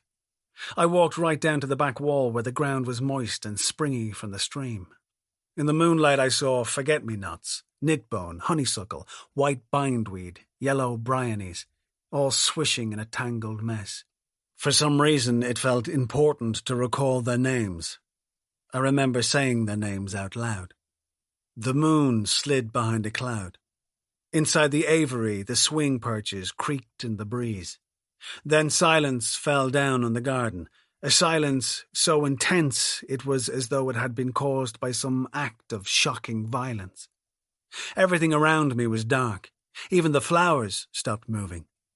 Suddenly I began to have a strong sensation of being watched. I was sure that there was someone in the garden, looking at me. I thought that I could smell cigarette smoke and hear breathing. I felt my heart throb. I turned and walked quickly back up towards the house, terrified now, absolutely certain that I was being observed or even pursued. I broke into a run, stumbled into that thick blackthorn bush by the rockery. I felt the thorns gash me and rip my pajamas. Every time I moved, the pain was worse. It was as though the bush had come to life and was attacking me. When eventually I managed to get inside, there was thin, watery blood all over my face and hands, and the soles of my feet were badly cut. I was halfway up the stairs when suddenly everything became clear to me. I was still awake at dawn, my head actually buzzing with pain, my throat and pulsing adenoids shot from all the smoking I had done the night before. Although a dribble from my lips had somehow moistened the sleeve of my pajamas, my mouth felt completely parched. I got up and took a long cold shower to steady my nerves. I threw on some clothes, got into the car and drove down to Sandy Cove. Everything was quiet. I swam for a while and dried myself in the early sun. Then I walked up and down the lane for a while, looking at the dewy gardens. I remember for some reason their wonderful smells. Fresh, crisp salad, moist, warm hay, somehow so poignant that early in the morning. Truly, those aromas brought me close to tears. When the milkman turned up in his float, I waved to him. After a moment, he waved back. "Sorry, pal. Didn't see you there for a sec." "You look rough," I told him. "I feel rough as a bear's arse," he laughed. "Was out on the pole last night." "And, were you lucky?" He grinned. Lucky enough. But sure, one swallow doesn't make a summer, what? I did my best to laugh. Anyways, he went, what can I do you for? Here it was. I was wondering if I could talk to you about something. It's a free country, he said, isn't it? Thanks to Michael Collins and all them cunts. His narrow, ruined face looked as if his eczema scars might have been bleeding in the night. It isn't strictly legal, I said. He smirked and licked his lips. He glanced over his shoulder and then back at me, an expression of malevolent delight in his eyes. I thought you'd be well set up for that, he said. In your line of work. How do you mean? He laughed. Well, is it the videos? The videos? Don't give me the babes in the wood routine head. Do you not know what I mean? No. No, I said. He beckoned me closer to the driver's cab, where I saw a plump black sports bag sitting on the floor. He threw another suspicious glance around the laneway, unzipped the holdall and pulled out a handful of videos, all with lurid colour photostat covers of naked women being penetrated by engorged tomato-red penises. These he showed me with the reverent silence of a jeweller displaying precious gems. The brother-in-law does them for me. Gets them on the satellite and tapes them. Has it rigged up special like. I thought you might have heard. I do a rake of them around here. Around here? Yeah, bleeding sure I do. They go mad for a bit of filth down here. And they've the readies to get it too. He snickered. There's an old English judge lives above in Glenageary there. You'd want to see what he gets off me. To turn your stomach.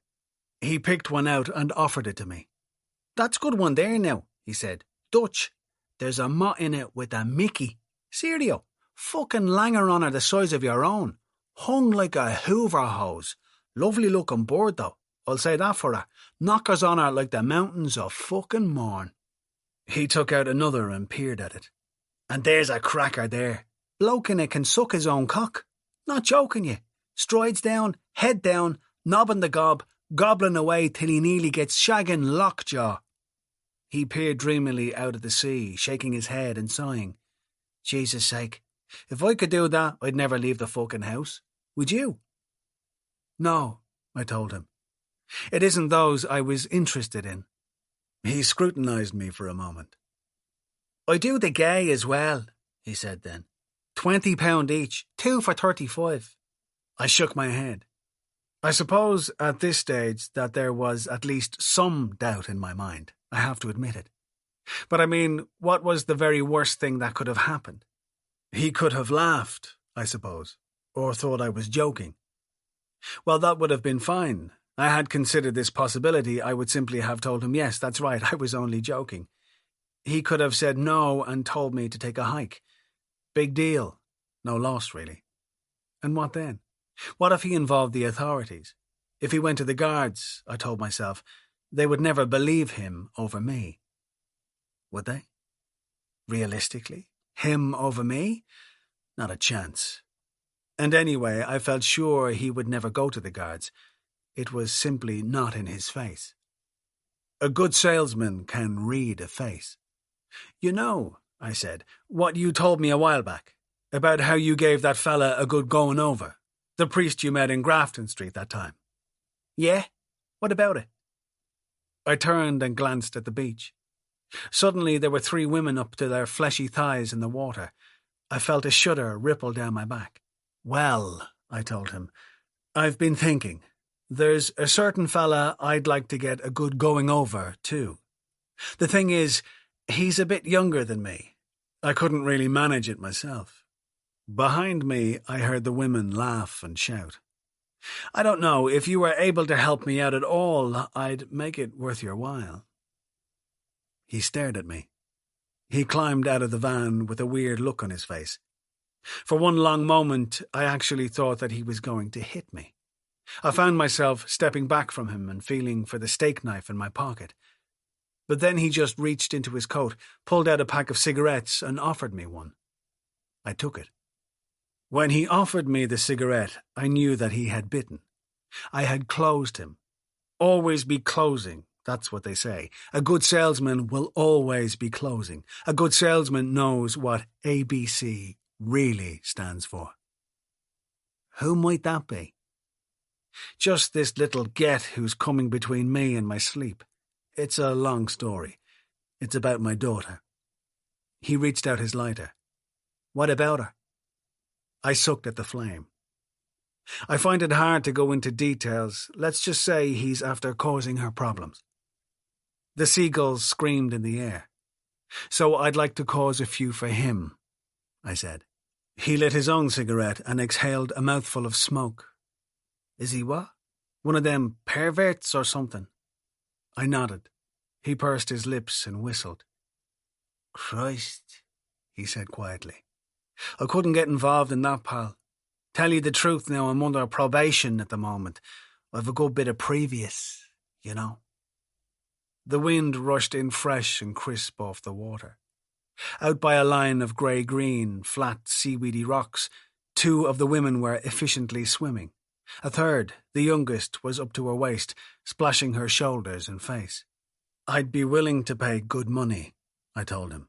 Believe me, I'd make it very well worth your while, if you could see your way clear to doing me a favour. How much? He went. Well, how much would you need to give a fella a good fright? He took a deep drag on his cigarette and peered up behind me in the direction of the Martello Tower. High on the parapet, a faded Irish tricolour was wrapped hard around the mast. He put his hand over his eyes and stared out at the horizon. Are you serious now, or messing with me? I'm serious. Because I don't like people pulling me wired about this kind of thing. I'm not. He nodded. If I was able to find someone to help you out, it'd cost. Well, amn't I asking you what'd be needed? He walked up and down for a few moments, sucking on the cigarette, then came back to me. 5, he said. He moved very close to me and lowered his voice. I know a fella drinks up my way might be interested, but he'd need 5 ton. To hurt him, like. To hurt him. He sniffed. For 5, he said. This bloke could plaster the walls of a Jack's with him. Yeah, if that's what you wanted. Now, he couldn't do much more than that. If you wanted more than that done, this head couldn't help you himself, but he'd know a few that could. What does that mean exactly? By now the 3 women were drying themselves on the beach. Well, put it this way. If you wanted to be sure you wouldn't hear from your friend again, this fella could introduce you to a few lads he knows in town. Mad lads, you know, fucking space cadets. They'd fix him good and final, like. If it's more than a few good digs you'd want them to get. No, I said. I wouldn't want anything more than that. To hurt him is all I'd want. He chuckled. So he wouldn't exactly be going out line dancing for a while. Exactly. Well, 5 so. I believe he always looks for 5. I could manage that, I told him. I could definitely manage 5. He'd need it in cash. I believe his rate's half beforehand and the other half when the job's done. Cash on delivery, I suppose you'd say. I understand that, I said. Like I told you before, I'm in sales. He laughed. Sales? That's lovely. This fucker's some salesman right enough. That was when I turned to look at the 3 women again.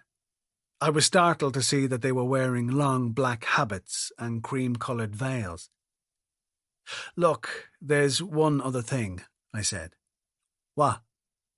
I'd have to come with him when he does it. I wouldn't get involved, but I'd have to be there to see it. I don't know if he'd have a problem with that. He nodded his head. They nearly always want to come with them. Watch whoever it is getting the dig.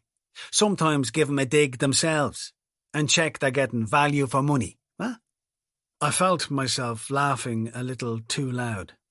That'd do me good, all right. That'd make it a good summer for me, I can tell you. That's game ball, so, he said. I'm playing pool up his way tonight. I'll see what's the story. He held out his hand. The name's Knapp, he said.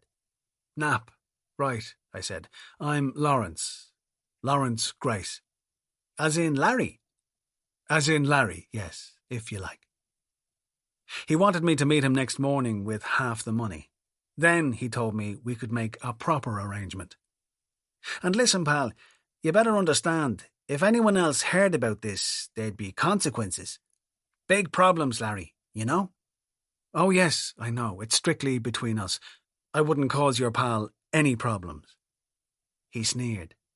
I wasn't talking about him, Larry. I was talking about you. Anyone else heard about this, believe you me, you'd end up singing soprano pretty fucking fast. The three nuns passed us by in the lane, the youngest one now carrying her veil in her hand. Her hair was still wet and stuck in long strands to her lovely face. She glanced at me and smiled. Nobody's going to hear, I said. That's a promise. Sound, he said. Now I better make tracks. Later that day in Kildare town, I was having lunch in a hotel after making a delivery, when a short, stocky young man in a black leather jacket strolled into the dining room, and I was convinced it was him. Totally sure of it. I actually burnt my mouth on the soup, I was so shocked. But when he turned in my direction, it was not him after all. Out in the street, a sudden hard shower of rain started. Everyone in the room stopped eating. We all looked out at the rain. On Halloween night, 1967, a couple of months after I had run into your mother in St. Stephen's Green, I had a date with Bernadette French. She and I had planned to go to a blues session in some coffee bar in town with two other couples she knew from her work. Instead, when she arrived outside Trinity, still in her Aer Lingus uniform, to meet me, I told her that I wanted to go and have a drink, even though we were already 10 minutes late for her friends. She looked at her watch. The others'll wonder what's up, she said. Well, I'm going for a drink anyway, I told her. You needn't come if you don't want. Her face took on an expression of surprise. That's a bit bloody sharp, Billy, she said. I told her I was sorry. She stared at me. You've no call to talk to me like that, she said. I just thought it'd be nice for us not to go to the pub for one night, that's all. We spend half our lives in bloody old pubs. I stood there saying nothing, but feeling my face throb with embarrassment. Is there something up with you tonight? She asked me, and I nodded and said there was. Jesus, all right, she sighed. Come on then. The other thing wasn't definite anyway. We walked up Grafton Street and around to O'Donoghue's pub on Merrion Row. I ordered a large whiskey for myself, a vodka and orange for Bernadette. And so, she said when I got back with the drinks, what's eating you then? I told her that I reckoned we had been getting too serious about each other and thought we should take a break. She raised her eyebrows and opened her mouth a little. She looked far more shocked than I had anticipated as she slowly placed her glass back on the table. I thought that was what you wanted, Billy. No, I think we need to cool things off a bit. We could see how we both feel after a while. She laughed lightly, though I could see now that she was upset. You needn't bother saying that to me, Mac. You're not going to dangle a sword over my head, thanks very much. We drank in silence for a while. I remember the barman came around and handed out cardboard witches' hats for Halloween, winking and leaving 2 on our table. So, when did this terrific revelation come to you so, about how we're too serious? I don't know, I told her. She nodded. It's to do with that girl we met in the Green that day, isn't it? Not really, I said, although I suppose that's part of it, yes. She hung her head for a moment. I knew it was. Have you been with her, Billy? What do you mean, with her? You know well what I mean. Don't play the baby. Have you? No. But you've been seeing her, though. I told you before, we used to pal around years ago. Billy, I know well by your manner you've been seeing her. Don't lie to me. I might have met her for a drink. So what? Are you in love with her then? Don't be ridiculous, I said. What does that mean anyway? In love. She scoffed. Funny how men always say that when they want the easy way out. I wasn't talking about men. I was talking about myself. Oh, that's a new development, all right, she said. She looked at me for a while. And do you really not know what being in love means? No? No, I told her. Tears welled up in her eyes. That's very hurtful, Billy, she said. That's a really lousy thing to say. I thought you did know, from the way you spoke to me sometimes. Did you not mean all those things you'd say to me? I don't know, I said. I'm sorry if I led you on. Led me on, she laughed. Listen to it. You sound like a reverent mother. She shook her head and stared in front of herself. Well, don't be sorry anyway. It's me that's sorry for you, Billy, truly, if you don't know what it is to be in love. You that's never done reading about it in books. I'll live, I told her. And are you going to marry her then, that girl? No, I scoffed. Of course not. She peered into her glass. I remember she put her fingers into it and stirred the ice cubes around. I sometimes thought that you and me might have been headed that way. I used to think about it and imagine it, that we'd have a life together, Billy. Isn't that funny? A gang of cackling, boisterous students in fancy dress came bustling into the pub. Bernadette looked up at them and tried to smile, though her face was pale and trembling. So that's it then, she said. Yes. I'm sorry. I suppose you'd better give me back the key, so, to the flat. I took it out of my pocket and put it on the table. She nodded, fingering the key for a moment before putting it back into her purse. And do I get an invite to the wedding? She asked me.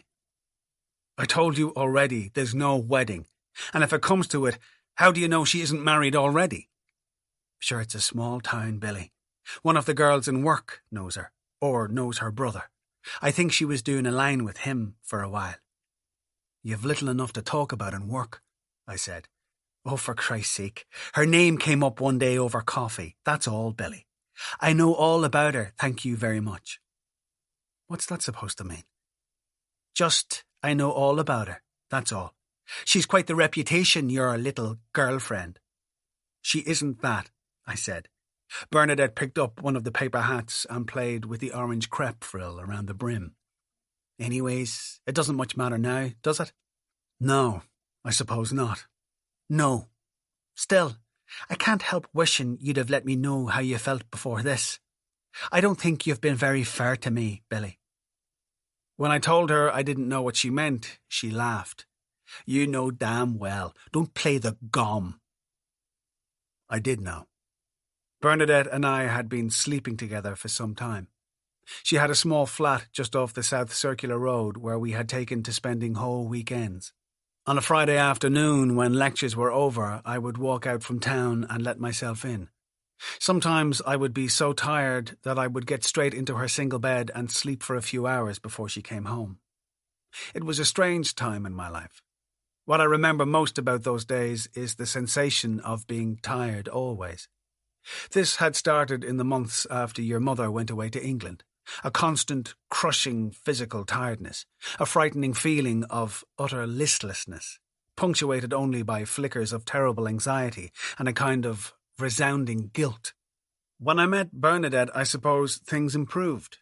For a while I had thrown myself into studying for the university entrance exams, but after I had passed, and particularly after I had left work and started attending college, the old feeling of exhaustion and depression quickly began to return. In university, I often felt stupid and gauche. I found it difficult to make conversation with my tutors and the other students. I was a few years older than everyone else in the class, painfully conscious of my accent and my address, even my clothes, which were those I had worn to work in the shop, old-fashioned and ill-fitting, I felt marked me out. I hated being asked questions in seminars and lectures. To read an essay aloud filled me with terror.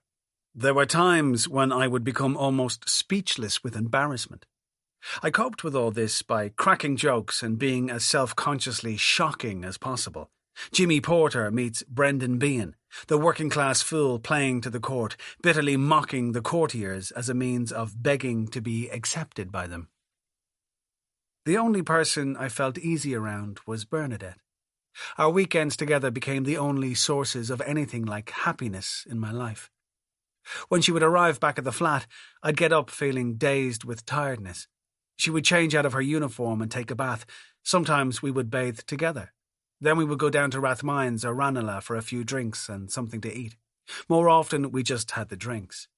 I was already in very serious trouble with my drinking, if the truth be told.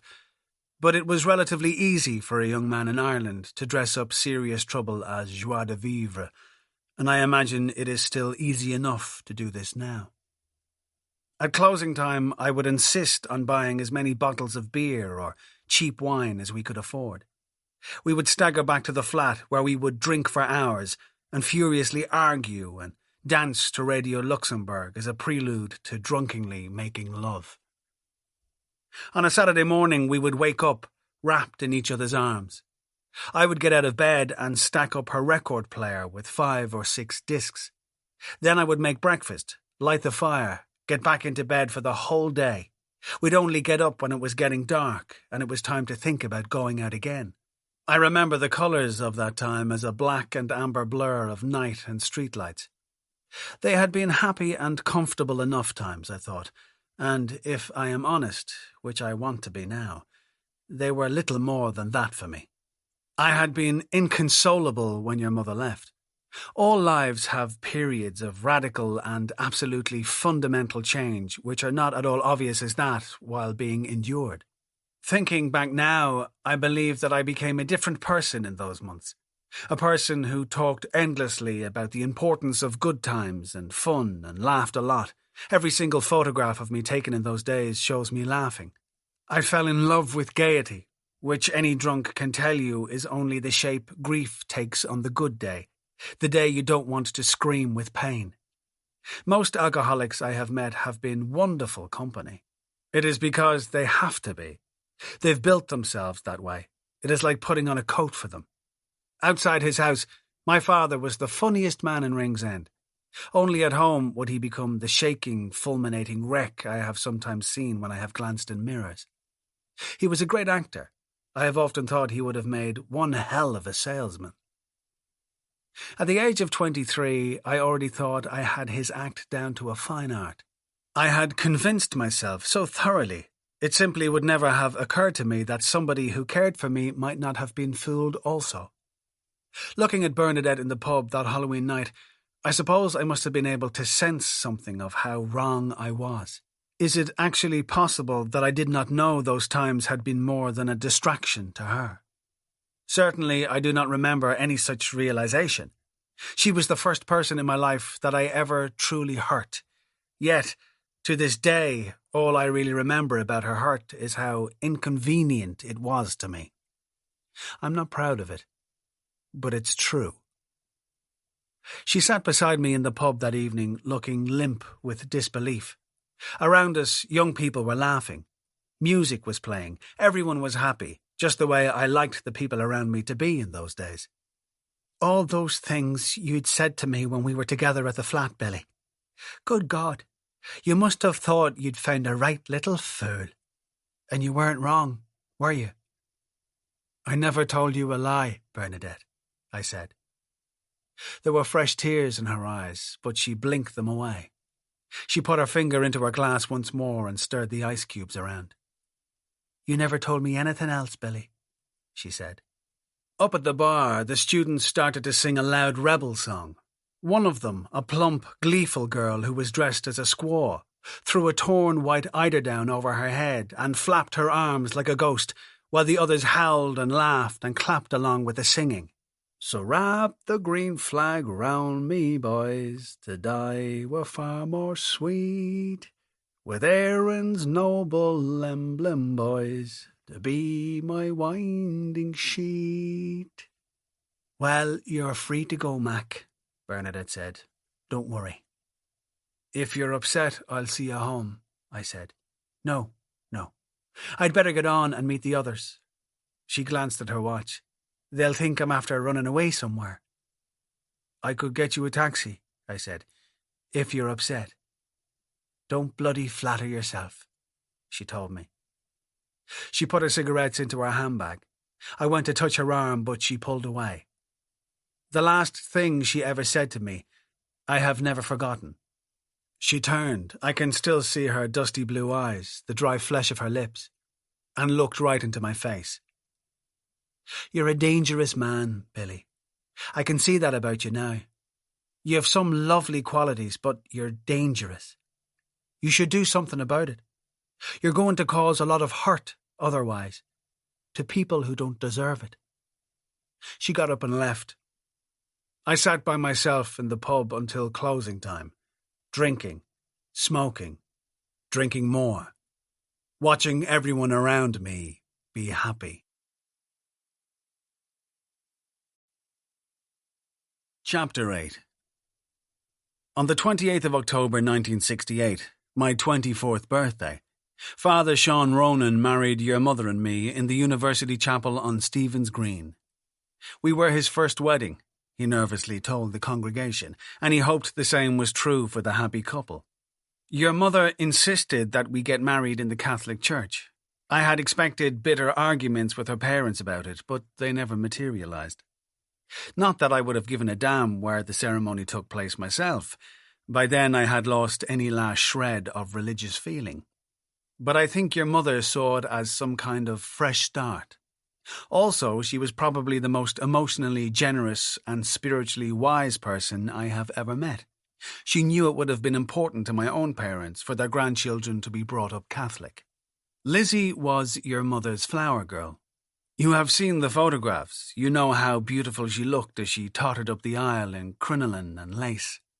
Although I stayed sober enough, for some reason I do not remember very many details of the day. There were police in the streets outside the chapel because of a protest march about the North. Our reception was in the Hibernian Hotel on Dawson Street. Your Uncle Jimmy was best man. The hems of his bell-bottom trousers were so large that they completely covered his platform shoes. Late in the evening he almost caused a punch-up when he told my father that he had to go and pay the priest and the other entertainers. As the gift of Grace's parents, we went to Barcelona for our honeymoon. It was the first time either of us had been on an aeroplane. I did not like the city much, so full of shadowy, narrow streets and the incessant sound of metal shutters slamming. But I loved the bars and the wonderful Latin music. One night we went dancing in a battered old dance hall where the tango band played until dawn. Your mother had on a very short green dress. She looked magnificent.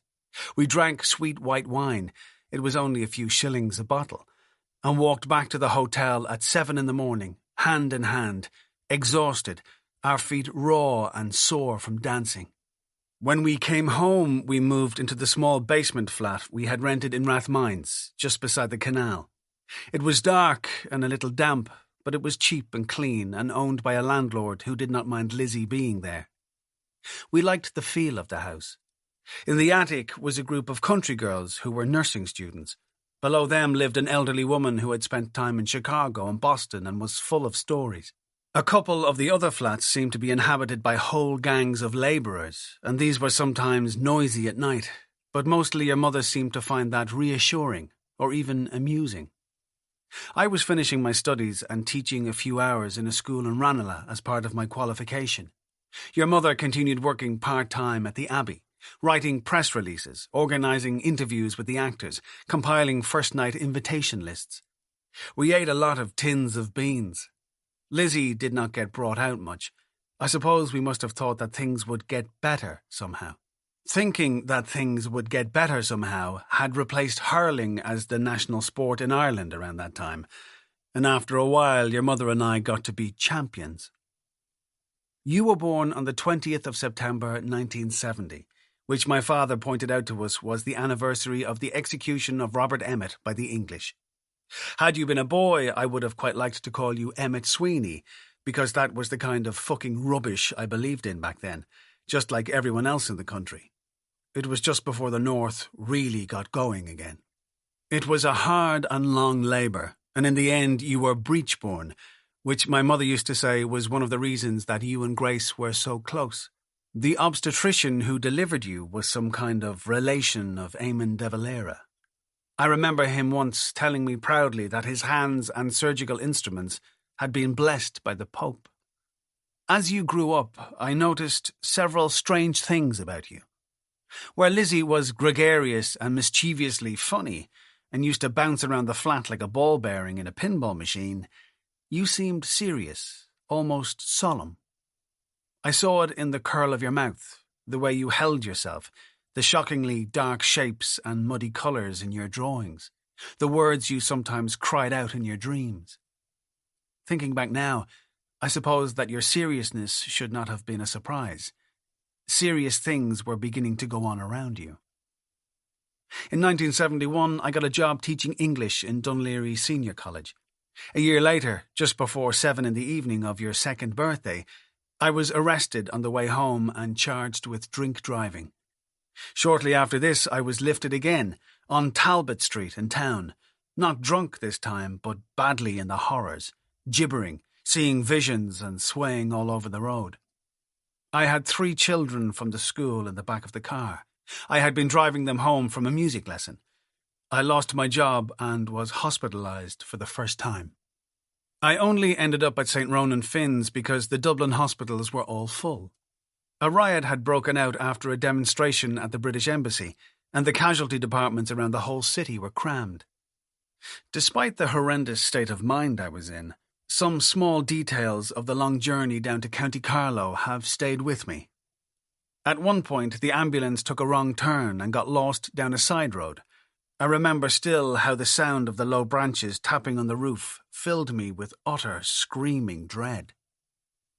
I believe that things have changed a great deal in St. Ronan Finn's since my first stay there. It was, as you know only too well, the first of many such stays. In those days, once an addict had attended a particular hospital for addiction treatment, he had to continue to attend the same one in future. What the neighbours referred to as your daddy's business trips down the country were to become regular events. Sometimes I think that I only became a travelling salesman in order to publicly justify and legitimise such absences. In any case, Ronan Finn's now has a separate section for the specific treatment of alcoholism. An enlightened, humane woman professor runs the department. The staff in the unit are well trained. The therapeutic regime is designed to help patients reconstruct something of their lives. I have been told by people in AA that these days St. Ronan Finn's is considered the Ritz Hotel of addiction treatment. 20 years ago, things were different. For a start, the alcoholics were simply lumped in with everyone else in the mental ward. This was not a great idea. You can imagine, I am sure, how it felt to go out on a binge on a Friday night and wake up Monday morning with your arm in a sling, your nerves in shreds, your veins full of liquid tranquilizers, and a Carlo schizophrenic in the next bed shrieking about his seemingly gentle grey-haired mammy actually being the devil incarnate.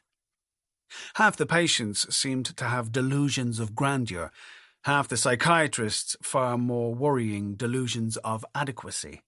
Their approach was to smash what was left of your personality to minuscule fragments and build it up again in their own image. If you were not a chronic alcoholic already, St. Ronan Finn's in those days would have turned you into one pretty damn quick. The treatment was harsh and sometimes even cruel.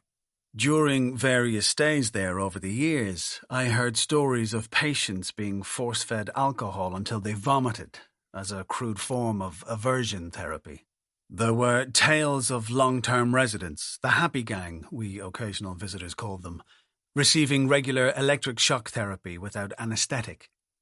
The nuns who ran the place were mostly decent enough, but there were 2 or 3 sadistic, hatchet-faced bitches who specialised in humiliation and the exacerbation of guilt. I can recall the plangent cheer that went up in the day room the morning a young idealistic Indian psychiatrist threatened to have the Mother Superior slapped into a straitjacket and committed. When I was released from my first stay, I was very relieved to find your mother and you 2 still at home when I got there. I was grateful too, and full of the best intentions, but it was a terrible time. I was on Social Security for almost 6 months. Finding another teaching job seemed to be absolutely out of the question. Even after one of the nuns from Ronan Finn's wrote me a good reference, it was a useless struggle. Sometimes I would get as far as the interview, But then the full truth about how I had lost my first job would emerge, and there would follow embarrassed euphemisms, bowed heads, evasions, worst of all, long silences. Things were not easy at home. Money was short, bills went unpaid. More than once we could not even afford a coin for the electricity meter. If it were not for Grace's parents, I do not know what we would have done. There was endless talk about moving down the country, or even emigrating to London, but somehow we never got around to it. Still, the talking was something. It filled in the space that was growing between your mother and me. A torrent of words, aspirations, promises I think we must have known even then would never be fulfilled. In films and novels, I have noticed that those drifting apart are often shown in silent scenes. But it is my experience that when people are in trouble, they talk with a kind of frantic and restless energy. After some time, I found work doing grinds, correcting the inter- and leaving cert exam papers, teaching English to foreign students. I even wrote a few articles for newspapers about the poets and novelists on the different school courses. Money came in slowly, but at least it came. Your mother and I began to put together the pieces of a shared life. Central to that effort were Lizzie and you. You were the absolute hub of that life. The force you exerted to keep us together felt stronger than gravity. There were times when I thought that it would be better and more merciful to leave, but I simply could not do it. Eventually, without my noticing, leaving simply ceased to be an option. And when that was accepted, consolation came, as it often does, I have learned, when your choices become limited. I felt healed by you. The expression on your face when you came in from school once and found your mother and me in an embrace, the sound of a stifled laugh from your room late at night, the heart-stopping excitement of watching you run in a school sports day race or listening to you sing as I walked you to the bus in the mornings, these would fill me with a bubbling ebb of miraculous joy, which I simply could not explain. You were the most just child I ever saw. You could not pass a beggar in the street without giving him money, if you had it. We had to be careful about what you watched on the television.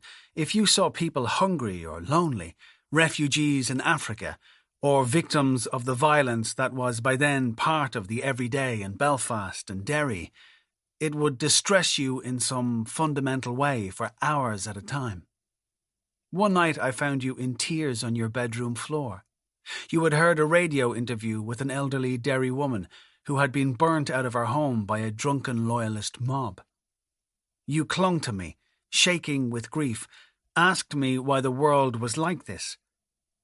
I buried my face in your hair and tried to think of something to say. I think that you were about 10 when you first got into trouble at school. There was a plan for the girls from Mill Hill to put on a play with some of the boys from Blackrock College. You told the head nun that you would not take part. The South African rugby team were about to tour Ireland that year, and most of the players on the Irish team were members of the Blackrock College Senior Club. You had thought this over and decided that you would not have anything to do with Blackrock College. The head nun was furious about this. There were letters and phone calls home to say that these plays had been produced and performed for years. You were embarrassing the whole school with your over-idealistic nonsense. You were confusing the other girls and fomenting dissension. I tried for a while to talk you into it, but your mother was adamant that we should not force you. She insisted that I come with her to the school to discuss the situation. I admire May for taking a stand, your mother told the old nun. There's very serious things going on in South Africa, sister. I lived in Africa, Mrs. Sweeney, the nun sighed. I don't need lectures about Africans, let me assure you. I was 7 years in Africa on the missions. Well then, Grace said, all the more reason you should support the child. There's terrible oppression going on over there, after all. Those poor people are being walked on. Don't you ever open a newspaper? The nun laughed here, which was always a big mistake with your mother. And what would a child that age know about oppression, as you call it? And really and truly, what would we here in Ireland know about it either? especially those of us who haven't been there to see for ourselves? Maeve's great-grandfather died in Auschwitz, sister. I never met my own grandfather because he was murdered by the Nazis in the gas chamber. Emmanuel Michael Lorenz was his name, if you want to remember him next time you're saying a prayer. He and his 2 brothers. One of them was 14 years old, so I think I know what I'm talking about, thank you, and so does Maeve. The nun was silent for a while. Well, God bless us, she said then. I don't know why a person would tell an impressionable child an awful thing like that. I don't know why a person wouldn't, Grace said, so we'll just agree to differ there. Mrs. Sweeney, you listen to me now. Maeve is looking for attention. Mark my words, you'll rue the day you gave that girl her own way. It's a stage girls go through. I've seen it before. I know girls. They can be an awful handful. Like Africans, Grace said. The nun peered at Grace in an odd, sidelong way. I'm sure you know very well what I mean. The things that can happen to girls that age when they're given too much attention. And she can have all the attention she wants from me. Let me tell you that. I'm her mother. That's my job, isn't it? To give her love and attention? Dots of dark red appeared on the nun's cheeks. It wouldn't be up to me to tell you what your job is, of course. You'd know a lot more about motherhood now than I would. That's right, sister, I damn well would, and I'll thank you to remember that in future. Yes, some of us would know quite a lot about motherhood, right enough. A little more than we'd like to know, maybe, and some of it learnt the hard way. Grace stood up, breathing through her nose. My God, sister, do you know what it is you need? No, Mrs. Sweeney, what do I need? A bloody good session in bed with a man, she said. It might shift that dried-up old scowl off your face. After that, Grace and I agreed not to force you. The night of the school play, you sat at home in the flat watching the television with us. When you were going to bed, your mother told you how proud of you we were, and said you were always to do what you felt was right, no matter what anyone else felt about it. You rushed over and hugged us both hard. A few weeks later, on the afternoon of the rugby international, you and Lizzie took the bus into town and went on the anti-apartheid picket outside Lansdowne Road. You came home in a T-shirt that said, "No scrum with the racist scum." This had been given to you by a boy at the demonstration, you explained, a very nice boy called Leper, who had leather bondage trousers and 3 steel rings through his nose. Look here, miss, Grace said. I hope you're not telling me you took off your blouse and changed into that thing in front of any boy. Never mind a boy with a ring through his nose. Oh, I did, Ma, you said. I gave him a good tryout. He was only great. Then Lizzie hopped on this other one and rid him till his eyes crossed. Didn't you, Lee? He was a fine thing, Ma. You and Lizzie laughed. Grace turned to me. Don't we have 2 lovely daughters, Sweeney? She said. I wish I could stop thinking about you in the past tense. Around that time, I received a letter from the Department of Education telling me that they had considered my case and reached the decision that I could never teach in Ireland again. I wrote back and appealed for them to change their minds, but they said no. They had sympathy for me and wished me all the best with what they called my difficulty, but there was absolutely nothing that they could do about the situation. I continued for a while with the grinds and the private English lessons, but soon it became clear that I would have to find something else. We were flat broke. Very simply, we needed to make more money. So I became a salesman, a job for which no qualifications are needed except a willingness to work hard and some ability to talk, a way of life which in many ways suits a man with a past. My first job was selling Bibles and encyclopedias door to door around the housing estates of Dublin. Then I moved to electrical goods, transistor radios, tape recorders, small kitchen items, vacuum cleaners.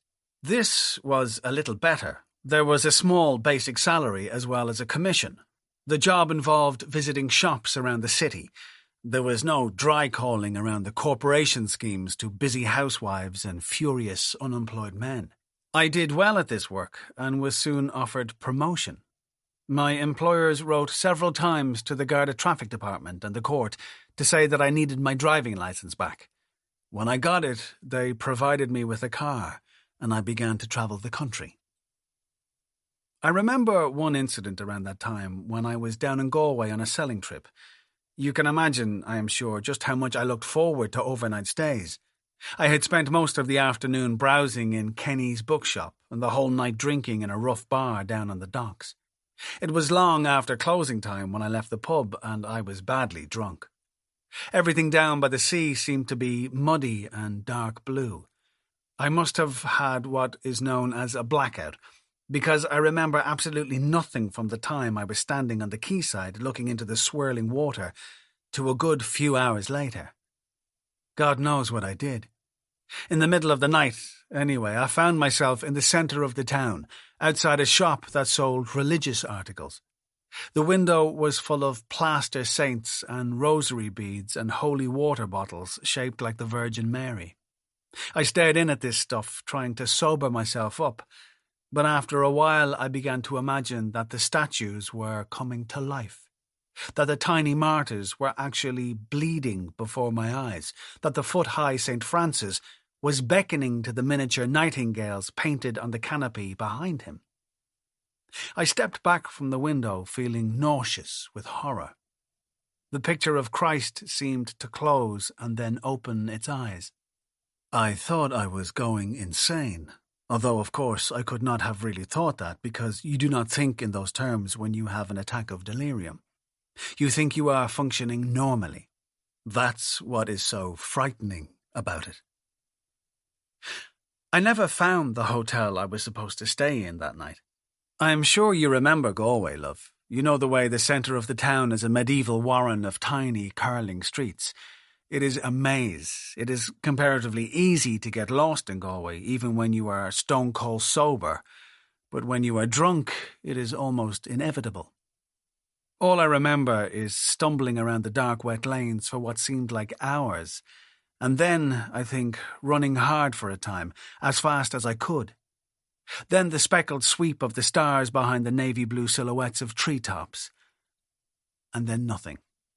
The next morning I woke up on the grass in Eyre Square. It was very early, and there was nobody at all around. I stood up and tried to find my balance. My head was reeling, and I could see patches of shimmering blackness.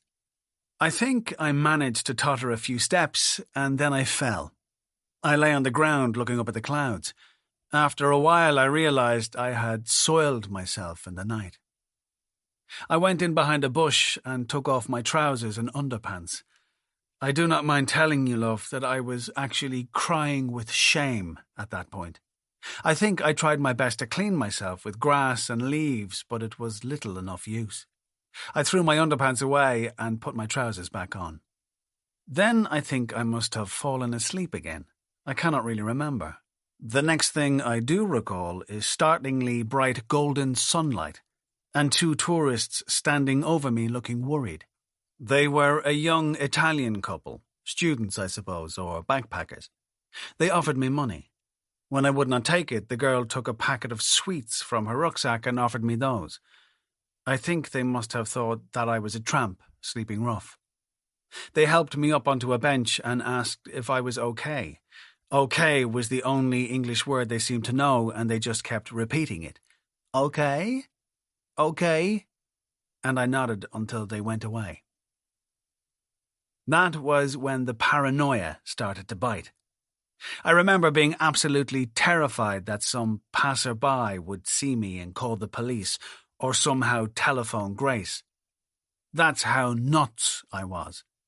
I went into the filthy public toilet in Eyre Square and cleaned myself up a bit. Then I started thinking that a policeman would come into the public toilet and see me there, and I remember running into one of the stinking cubicles and locking the door. I do not know how long I stayed there. When I came out, I felt a little better. I decided to go for a walk. Soon I found myself back in front of the window of the shop where I had been frightened by the living picture of Christ.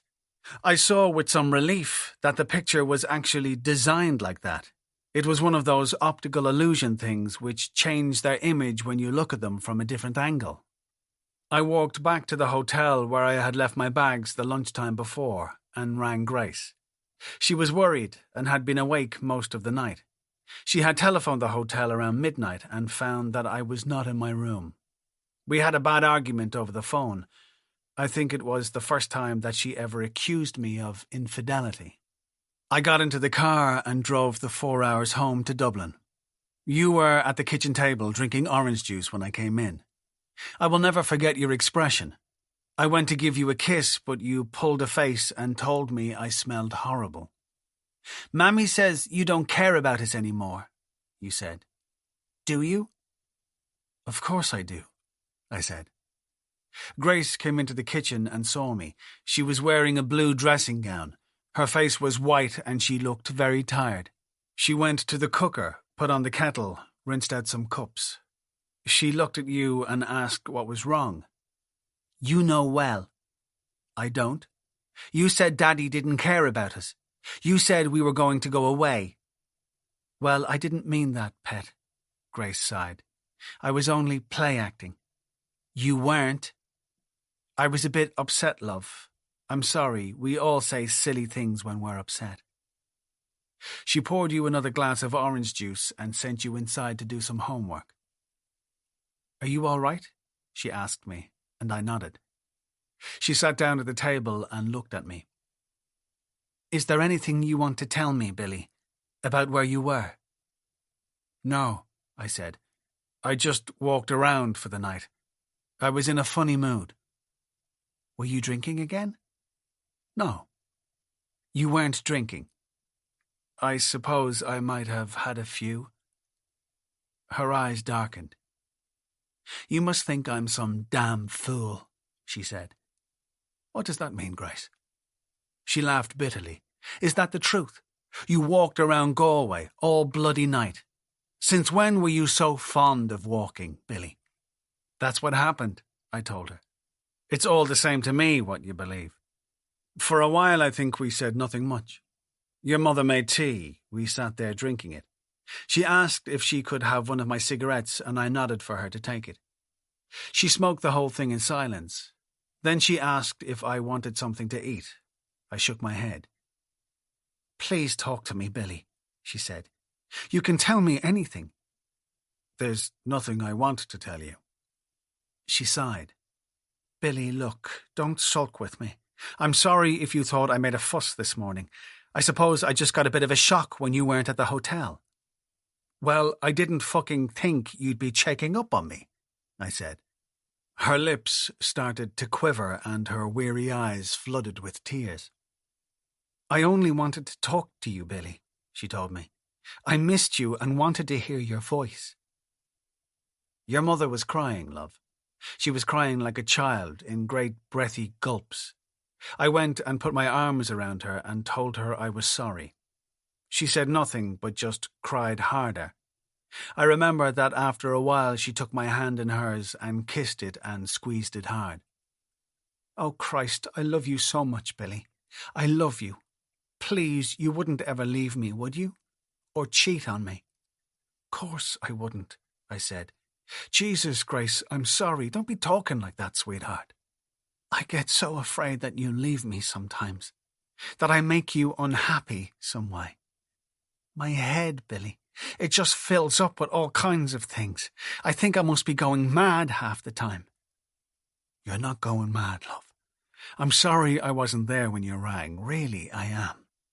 I just wanted so much to talk to you. I was missing you. I get so lonely when you're away. I wanted to hear your voice and say good night. I love to hear your voice before I go to sleep.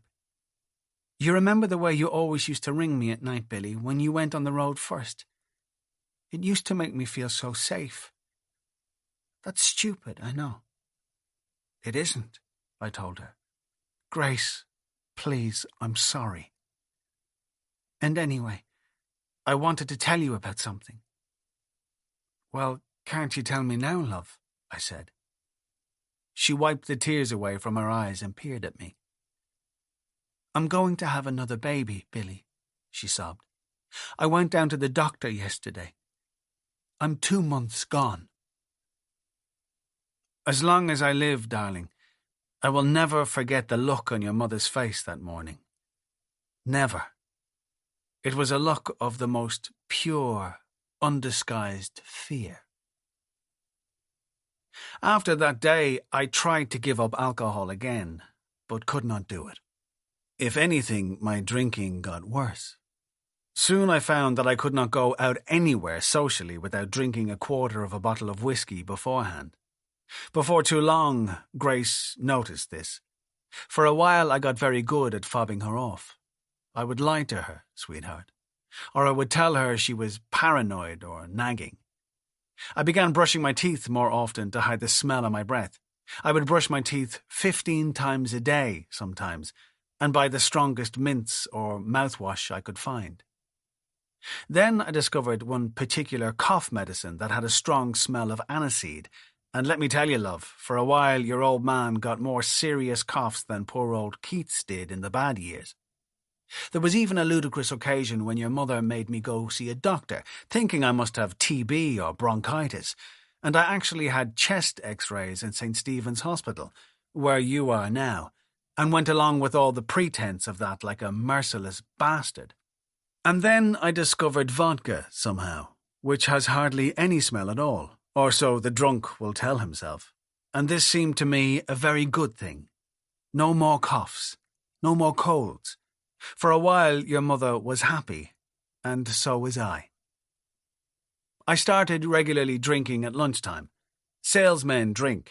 That wasn't a big deal. For a salesman, drinking is a way of keeping up with the competition, finding company, counteracting the loneliness of the job for a short time, maybe picking up tips. But I would also drink on my way home from work. I would drink late at night, down in the kitchen by myself. And then, darling, after a time I found that I could not go out to work in the mornings if I had not had a drink. I would always have a bottle in the car, under the driver's seat or in the boot, where your mother would not come across it. This is the biggest mistake made about people like me. Everyone thinks we drink to get drunk. But the true alcoholic drinks to feel normal, to function, to hold down a job, to be able to make love and experience the truth of that. Of course, he also goes blind screaming crazy from time to time and drinks to escape his demons. But mostly he does it just to stay on some kind of level, just to get back up to zero. It is the strangest thing in the world, but pretty soon it became every day to me. I hid bottles in the back garden of the house. I put them in plastic bags and dug them into the flower beds. I would stick them into the bushes and the branches of the trees. The garden behind our flat was the only one in Ireland that grew brandy and beer. I would go out there last thing at night for a walk and sit in the grass, swigging down as much as I could in a few minutes. I began to take drink into the flat or the house shortly after this. I had various hiding places where I knew Grace and you kids would never look.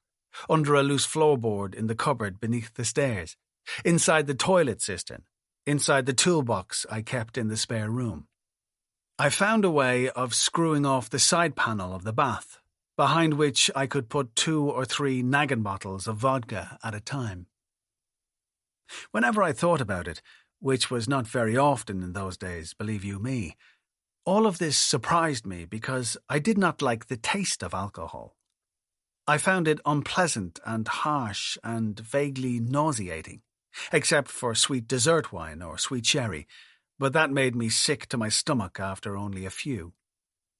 I spent a lot of time and effort in my early 30s trying to find a drink that I liked to taste. I never succeeded, but I kept going anyway. You would be very surprised indeed, love, by the number of alcoholics who cannot actually stand the taste. Or perhaps you wouldn't. I don't know. It is a thing that always surprised me. Chapter 9. Several weeks after I had given the first of the money to the milkman, he still had no news for me about what we had agreed. I would drive down to Sandy Cove around dawn, swim for a while to the sound of frenetic birdsong, watch the sky turn gold and green, get dressed on the rocks, wait for him to show up. It was always the same story. He had not seen his friend, he would say. Nobody in the area had seen him recently. There was talk that he was in England or down the country. One morning I was told that his friend had been spotted in a rough pub on the north side the night before. The next that he had been put into Mountjoy for a week following a fight outside a dance club in Temple Bar, during which a man had lost an eye. I began to get impatient. He reassured me everything would be fine in a while. He had left a message for his friend at a certain place. Often, when I went silent, he would laughingly begin to relate his friend's exploits and adventures to me. Long stories of what his friend had done to the people who had crossed him, how marvellously skilled his friend was in the art of knowing exactly which bones to break, how expert his friend was at fractures, how his friend could beat a man in such a way as to leave no marks, if that was required, or beat him to make him look half dead if necessary. He would always finish by telling me that I would have to bide my time. Maybe there would be some news soon from his friend. I continued with my own preparations. Spring began to yield to the early summer. The dawns came earlier and more swimmers appeared down at the 40-foot. Every night I went out to Bray after work to watch for Quinn. I got to know all his haunts, his habits and associates. I bought a thick notebook and began to note down even more precise details of his movements, times, dates, sketches of the street plan around his house, various addresses, an estimate of his body weight, 10 stone 5 or 6. No detail was too small for me to note. I dug out the newspaper articles and photographs I had collected at the time of the trial and the escape. Some of these I pasted into the notebook also. Most nights I would find him quite quickly and easily enough and be able to follow him for a while. I grew confident enough to be able to take a half-hour break, go for a coffee or a Coke, and then be able to catch him up again whenever I liked. But then there were the occasional evenings when I would stalk the neon-lit streets of Bray for hours at a time, lost in the growing crowds of wide-eyed, half-drunk, savagely tanned night-strollers, and not see him anywhere. Those nights, I need not tell you, were more than a little annoying. But then a good salesman thrives on the changing challenge.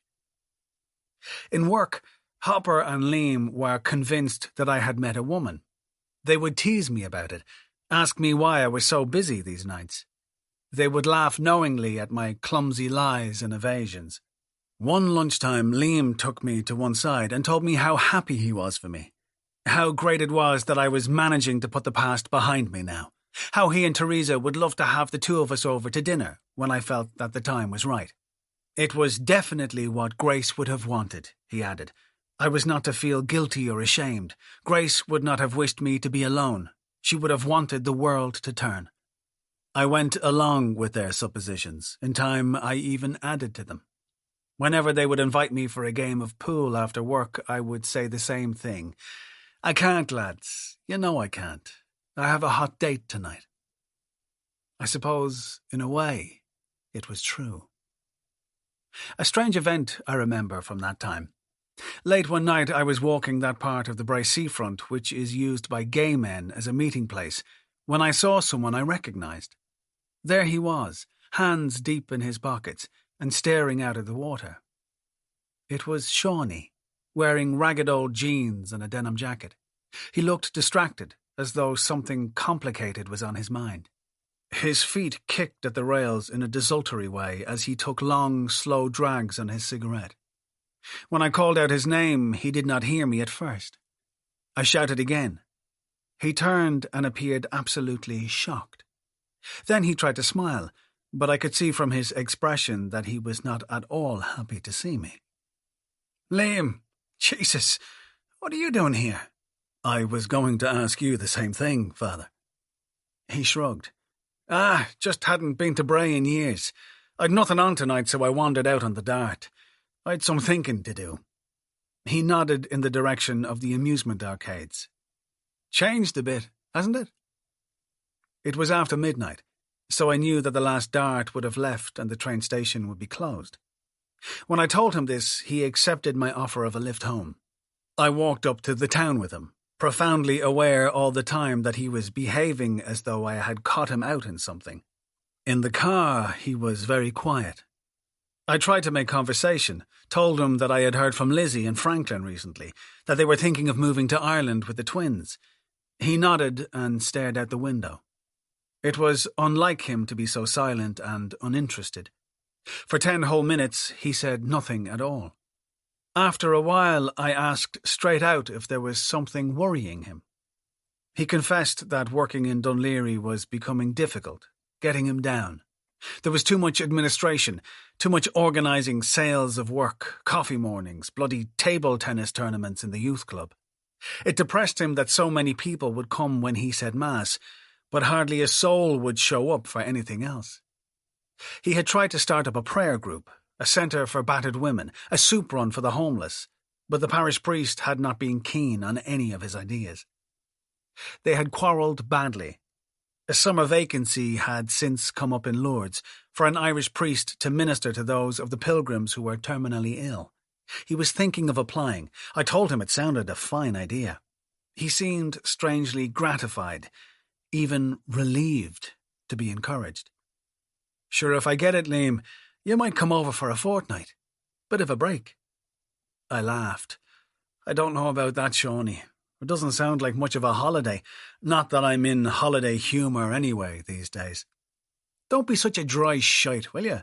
Lourdes is gas at night. All the Irish bars. Well, I'm not supposed to be frequenting Irish bars, am I? He slapped my arm. You know what I mean. We'll have the crack over there. You and me, what? Nice to spend a bit of time. Like the old days, what? I'm going in July if I get it. I told him I couldn't. Lizzie and Franklin's last letter had said they had planned to come home around then, if they were coming at all, and they might want me to help them find a flat. It was almost 1 a.m. by the time we got to the presbytery in Dunleary, and I was very tired. At first, Shawnee did not seem to want to leave the car. He asked if we could smoke another cigarette together before he went in. All the time he smoked, he kept staring up at one of the upper windows of the house, which, he explained, was the parish priest's bedroom. He wanted to wait for the light to be switched off, he said. Yet when the room finally did darken, he seemed disappointed that he would have to go in now. He thanked me for the lift and told me he was sorry if he had seemed a little offhand. It was just that he had things on his mind. He had not been himself lately. He had so many things to think about. Anyways, he said, I'm only boring you. And sufficient unto the day is the evil thereof, what? He went to open the door. Listen, Shawnee, I said. Can I ask you something? Shoot. Where you were tonight, that bit of seafront, you know it's where the gay fellas go. That's what I'm told. To meet each other. So? So. You're not gay, are you? He took a long last drag on his cigarette, allowing the smoke to drift up from his mouth and nostrils. Gay in Bray, he said. Why, do you fancy me, Liam? No. He smiled and threw his cigarette end out the window. No, he laughed. Well, I'm not gay, no, so it's just as well you said that, isn't it? It was only when he got out that I realised he had been sitting on my notebook.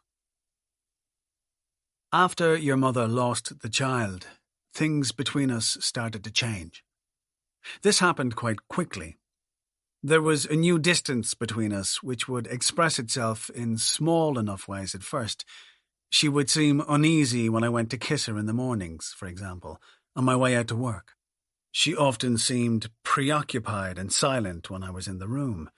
Yet as soon as I would leave, I would hear her laughing with you or Lizzie. The understood glances and elisions by which, I now know, a marriage telegraphs itself as still being something alive became less frequent. Sometimes at the weekend it would seem to me that a whole day would pass without Grace actually looking at me at all. Her comments about my weight, which had started some years earlier as a joke and had then become more barbed for a while, simply stopped.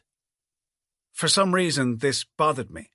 Around that time, I remember noticing that whenever I tried to bring up the subject of my lack of fitness in some playful or irreverent way, she would look away or shrug and say nothing. She grew thinner herself, and you know your mother, she was always so slight anyway. She did not have much to lose. The fatter I grew, the lighter she became.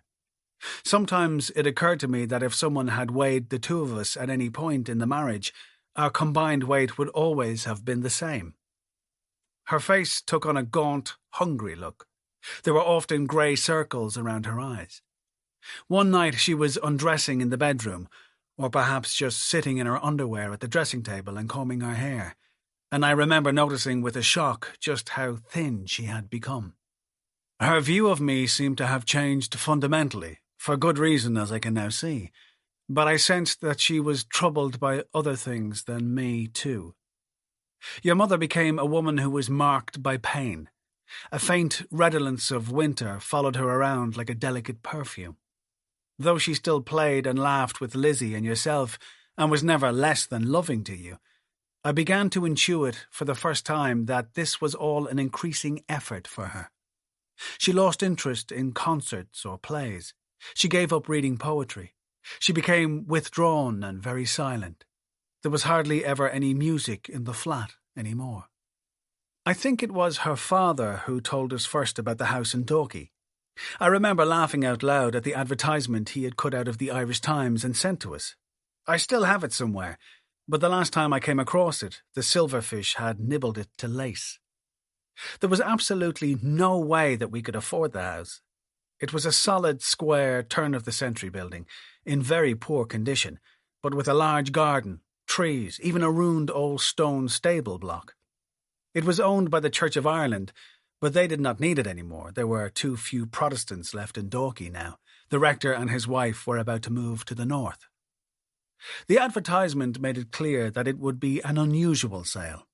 The Church of Ireland elders were concerned that the house should go to people who needed it. It had always been a family home, the text explained. It was not a piece of real estate investment to be sold to a developer. They intended it to be a safe home for a family who would benefit from it but could not afford the market price. To be considered eligible to bid for Glenbolkin, it was necessary to write a letter and say why you needed the house. I remember that we were invited out to see it on an autumn Sunday afternoon. It was so difficult to find, pushed back like that into the cul-de-sac off the avenue, that I drove right past it several times without even noticing those two frowning stone eagles on the pillar, one with the chipped beak, which the rector had told me to look out for, and which you would always dislike. Finally, after asking directions from several mystified locals, we found the house. There was the name on a terracotta plaque screwed to the huge black gates. Glenbolkin. A winding driveway of potholed gravel and deep ruts badly overgrown with snipegrass and edged with clumps of nettles. A granite bird table on a small leaning plinth.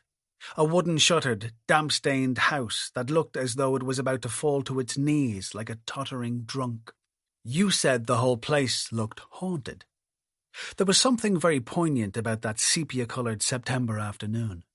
The rector and his wife had already packed up to go. I remember plastic crates and foil-lined tea chests all stuffed full of beautiful old leather-bound, gold-tooled books. They had made soup for us. They gave you and Lizzie plums from the trees in the garden. They had loved the garden, they told us in their gentle northern accents, as they led us around showing us the shrubs and flowers, telling you the names of some of the trees: oak, alder, yew, holly, birch, aspen.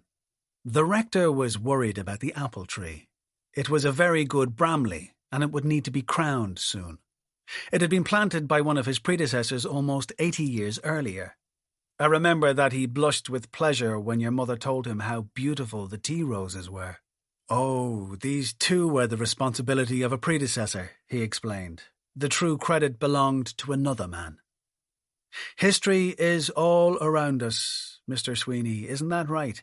And every garden tells its own story, of course. He asked me if I had ever read George Herbert. I said that I had once written an essay on him at university, but it had been quite a long time ago. Do you know his poem on the garden at all, Mr. Sweeney? Is it stumbling on melons I fall on grass? Oh dear no, he said. I think you'll find that's Mr. Andrew Marvell, isn't it? A beautiful writer, yes, but I had in mind Mr. George Herbert. For me, I must say, there are few to approach old George, as I call him. He smiled at me. He was a vicar too, of course. He reached out, caressed one of the roses, murmured a few lines of poetry. If then all that worldlings prize be contracted to a rose, sweetly there indeed it lies, but it biteth in the close. When I looked at him closely, I thought that I could see tears in his eyes. It biteth in the close, Mr. Sweeney. Aye, that it does. Perhaps a month later, the church elders wrote to say that we had been chosen for Glenbolkin. Grace's father gave us the deposit and we moved in almost immediately. On our first night, we asked all 4 of your grandparents out to visit. Shawnee said a mass in the living room. To please Grace's parents, we had also invited their rabbi, a tall, solemn, barrel-chested man who sang an ancient Hebrew blessing for the planting of new trees. I remember how beautifully strange the singing sounded in the small room where I am now writing, how moving and dark those elongated, throaty vowels. It was the last time we were to see Shawnee for a couple of years. He was about to leave for the Sudan, where he would be working in a poor parish so far out in the desert that his occasional letters would only arrive several months after they had been written. Your mother loved the house. She seemed to want to be in the house all the time. The furthest she would happily go would be down to Dokey Village to the shops, or somewhere for a walk along Collymore Road by the sea, which always seemed so extraordinarily waveless there, in the short stretch between the harbour and Dokey Island, despite its infamously treacherous undercurrents. She began to smoke more and changed from light to full tar cigarettes. When we got the colour television, she took a huge interest in that, I noticed, but particularly in old black and white films and ancient, obscure documentaries on Irish history. Every other programme on Telefís Éireann back in those days seemed to have at least one flickering newsreel clip from the 1916 Rising or the War of Independence. Black and tan soldiers marching up Boreens, Pierce and the other rebel commanders being led hands high from the smouldering ruin of the GPO, walking quickly, comically, like silent movie stars, the fluttering green, white and orange flag behind them translated by the screen to black, cream and grey. Often I wondered what was the point of having colour at all, when your mother only seemed to like black and white. But whenever I tried to joke about it, she'd just ignore me, or look away, or shrug, as though the answers to my teasing questions were utterly obvious. She would sit and watch the screen with a closed-down look on her face, like some ancient sage scrutinizing a mystic fire. Large things were happening in her heart, I am sure, and that would have frightened your mother. Though she had a temper, as you know, in truth she had no real facility for melodrama. She never liked the large things of life. An argument would exhaust her for days. But it is the small things I still carry with me from that time. One night you tottered into the living room in ballet pumps and irritatedly asked your mother to show you how to dance. She laughed and stroked your face, but said that she knew nothing about dancing. That amazed me. Your mother used to love dancing so much.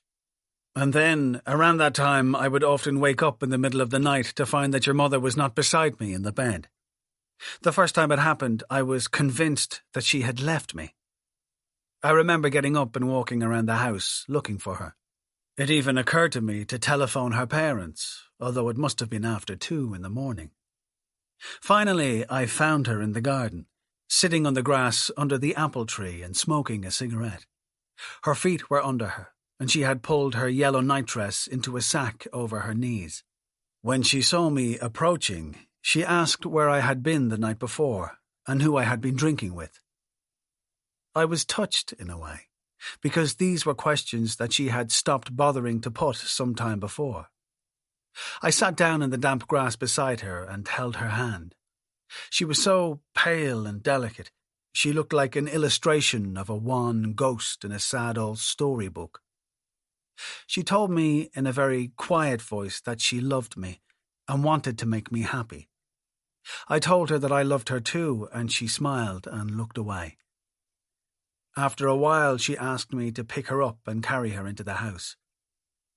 I thought she was joking, but she said no, she was not. I lifted her in my arms and did what she asked. Then she made tea, and we sat in the kitchen for a while, saying nothing at all, your mother sitting on my knees, one hand on my face and the other holding my own hand very tightly. From time to time she would kiss my face and I would kiss her hair, but we did not say a word, just sat there in silence drinking tea, the two of us wrapped in an old coat, our shaking fingers intertwined like the wildflowers in the garden. I believe that was the last night we ever said aloud that we loved each other. In the following weeks, I would often find your mother down in the kitchen late at night, with the door of the aga open.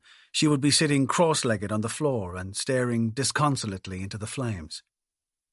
At other times, I would be woken at 3 and 4 in the morning by the smell of meat cooking. She would be down in the kitchen again, cooking up stews and casseroles, which she would then put into lunchboxes and freeze. Shortly after this, she started to stay in bed late, which was fine, although it surprised me a little because Grace had always loved the mornings. When we were first married, she would always rise before I did. But in the months after she miscarried, that was to change. At first, I was not worried by this. I understood that she needed to rest and actually liked it when she would not get up before me. Rest and sleep were what the doctors said she needed, and I truly believed that rest and sleep would give her the things she could not get from me. We evolved a kind of routine. I would get up and make you two your breakfasts, then bring your mother up toast and a pot of tea in bed. We would sit there and talk a bit, about nothing at all, oddly formal conversations about unimportant subjects, which new films were due to come to the cinema in Dunleary, the latest headline-grabbing speech by some absurd politician. Although she would be tired, she seemed a little easier in herself in the mornings. The haunted look would have faded from her features. Her eyes would be bright and clear. I have pleasant enough memories of those mornings, the two of us in the bedroom upstairs, her dark, thick hair spread out on the pillow, the smell of tea, and the delicate sunlight making the flimsy curtains glow. But then one day around that time, I came home early from work. It was about 4 in the afternoon when I got in and your mother was in bed. When I walked into the bedroom, she was wide awake and staring at the window. She seemed shocked when she saw me. She was like a child caught out in some domestic crime.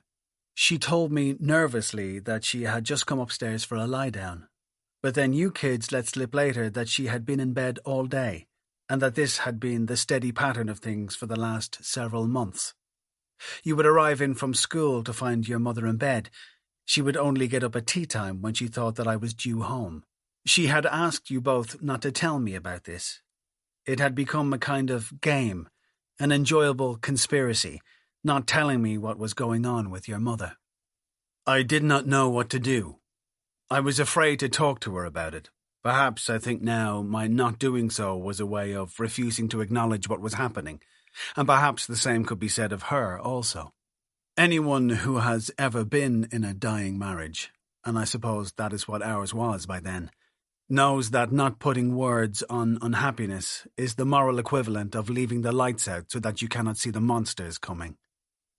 But after this incident, I began to find excuses to return home early from work.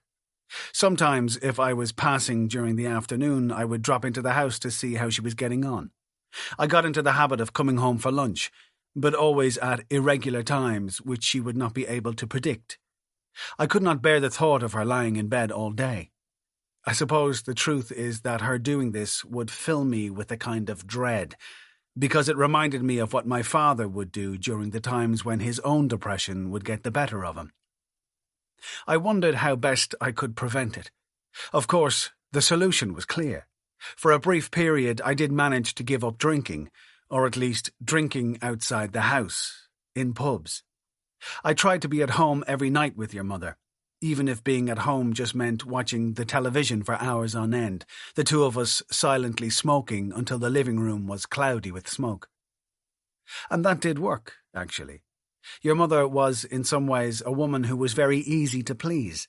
Loss had come into our lives and had shaped the way we saw love. But when I think about Grace now, it often occurs to me that all she ever truly wanted in her heart was not even love, but companionship. It is shocking to learn the littleness of the things for which most of us will settle if ultimately necessary, and more shocking that we so often deny even those small mercies to each other. Well, perhaps that sentence is just one more evasion on my part, another way of hiding my personal culpability. Certainly, if I have learned anything at all, if I have one thing to bequeath to you, it is that every single statement on the subject of human morality that contains the word "we" is a lie. One day when I got home, my mother was in the kitchen with Grace. I was surprised to see her. She was in poor health by then and did not often venture out to Dalkey. There was no reason at all for her visit, she told me. She just fancied it. She had come out in a taxi. Grace looked as though she had been crying. It was obvious from the quality of the silence in the room that I had interrupted a conversation, although my mother denied this and laughed lightly and told me not to be flattering myself. She and Grace had more to be talking about than the likes of me. I drove her home to Ringsend that night, and when we got there she asked me to come into the house for a while. It was late and I was tired, and so I told her no, I did not want to. We sat in the car on Joy Street and talked for a while. She told me plainly that I would never know the grief Grace was going through now, and that I would have to do a lot more to support her. To lose a child was the most awful thing that could ever happen to a woman. Everything else in my life would have to be put in second place for Grace now, she said. Everything else. She looked at me and touched my hand and asked if I knew what she meant by the words, everything else, and I told her yes, I did know. "You're at a crossroads, son," she sighed. "I prayed you never would be, but you are now." That conversation must have taken place in the autumn, because our wedding anniversary was coming up. As a surprise for Grace, I borrowed some money from the credit union and arranged for us to go to Paris for the weekend. She seemed pleased enough when I told her about it, but not quite as pleased as I had thought she would be.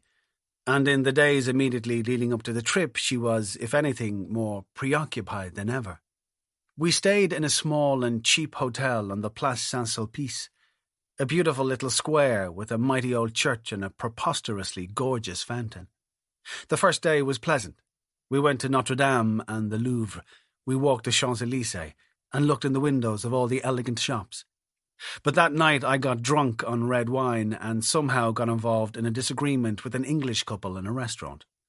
The following day your mother was furious with me, though she tried her best to hide it. We walked around Paris, hardly saying a word, trying to find the Hôtel des Beaux-Arts, where Oscar Wilde died. We never did. It was a hot, exhausting afternoon, and we kept getting lost in the narrow, serpentine streets around Montmartre. We were on a tight budget, and everything was so astoundingly expensive. For some reason, I still remember being maddened by the price of 2 small glasses of orange juice. Later in the evening, we had an argument because she wanted an early night, and I had booked a meal for us on a bateau mouche. She said that if I wanted to go that much, I should go by myself. I suppose I must have lost my temper. Things were said by both of us that should not have been said. We spent the night of our anniversary not speaking. The next morning we went for breakfast in a cafe on the square. Your mother was wearing a pair of stylish sunglasses which she had bought the day before from a stall on the Quai du Comte. I gave her the present I had got for her in Dublin, a cheap brooch made of imitation emeralds and shaped like a bird on a twig. A haughty black waiter brought 2 enormous bowls of coffee, I remember, and I laughed because they were so big, but Grace did not laugh back. She did not even smile. We sat and drank our coffee, and after a while your mother took a parcel from her handbag and gave it to me. "You may as well have this," she said. I opened the package. Inside was a silver signet ring with our initials engraved on the inside, and the words, "Happy Anniversary." Underneath this, in tiny Celtic script, was the date of our wedding, 28th of October 1968. When I went to kiss her, she pulled sharply away. "Don't, Billy," she said. I asked her could we not make up our row, but she shook her head. She was very close to tears for a while, but managed to swallow them back. I remember her staring away from me across the square. A bell was ringing in the church steeple. People were going to Mass. There were fat larks and pigeons splashing in the fountain and whirling around in the air. An old blind woman with a white stick was being helped up the steps by a gendarme in a beautiful, crisp-looking uniform. I remember the scene so clearly. All these things, and the warm, loamy smell of fresh bread rolls and coffee. "I think we're on the slide, Billy," she said quietly. "I think our marriage might be in trouble." I asked her what she meant. She told me that a young woman had been telephoning the house during the day to speak to me. She would never say who she was or where she was from. All she ever wanted was to speak to me. "You've been unfaithful to me, Billy," your mother said in a quaking voice. "You may as well tell me the truth now, before I find out from somebody else." I had no idea who this woman was. I told your mother this and swore that I had never cheated on her and never would. This was the truth. I loved Grace, I truly did.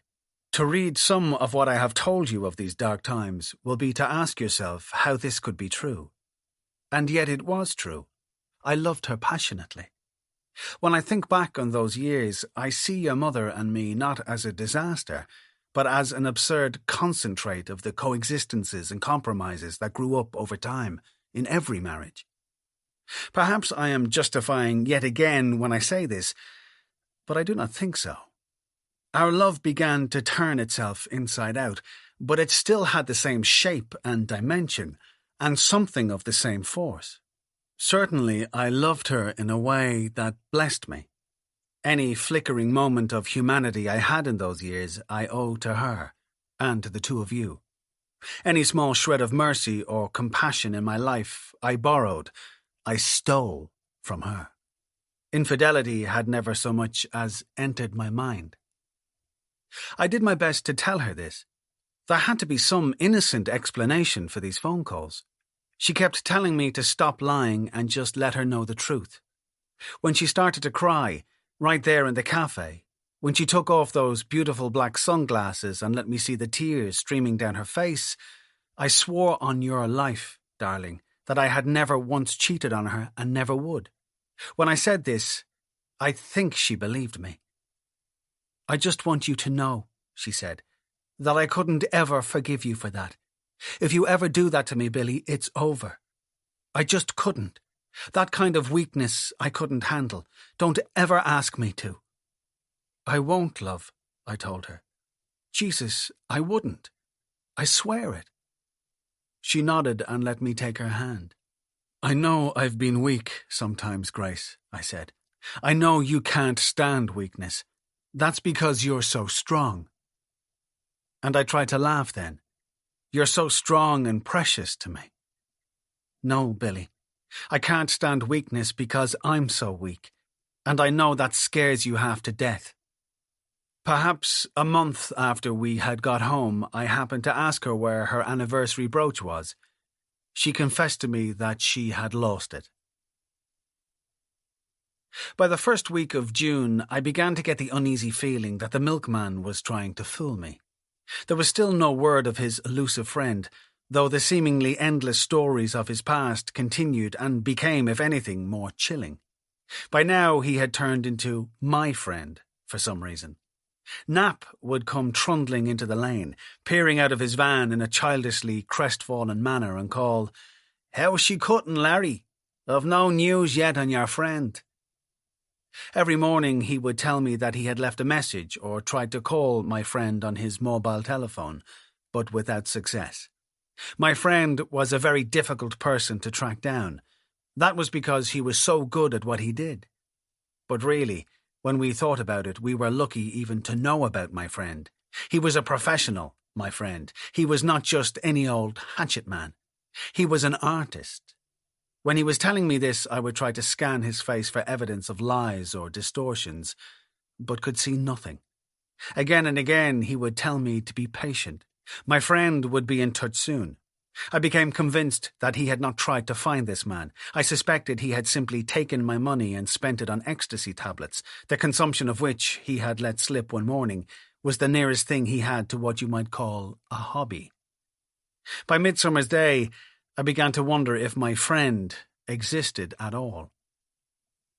By now, I had built up a very clear picture of Quinn's movements. I had watched him as my father used to watch the birds. I knew a great deal about him. He would leave his house around 9 or 9:30 at night, walk into the town, hang around outside the church and wait for young people to approach him and buy whatever it was he was selling. I assumed it was not holy pictures. When he had finished at the church, there were 3 or 4 bars he frequented. I got to know them all. He would drink for an hour or so. He drank lager, always, but would never get drunk. When he left the pub, he would go to the snooker hall on Queensborough Road, or one of the kebab shops or hysterically coloured ice cream parlours on the seafront. He was a good snooker player. He had once made a break of 104. He smoked Rothmans and chewed gum. Occasionally he would walk the promenade or the path up to Bray Head. At the weekends he usually went to a late show at the cinema on the main street. He liked horror films. After that he would go to the nightclub in the Starlight Hotel. He would always be sober when he left. Sometimes, if he had met a girl, he would take her back to his house.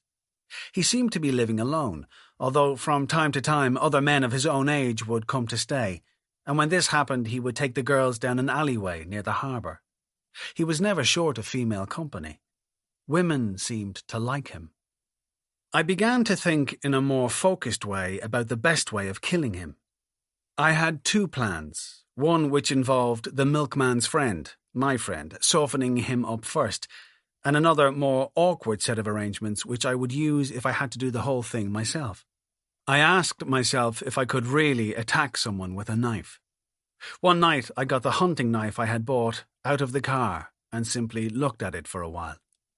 I found the thought of its serrated blade penetrating flesh sickening and almost unimaginable. But then, could I hit a man with a hammer? At 1 a.m, I walked down to the apple tree and took a few good swings at the trunk with a hammer from my toolbox. The sound drove the birds out of the bushes in fright. It would not be easy. I knew that.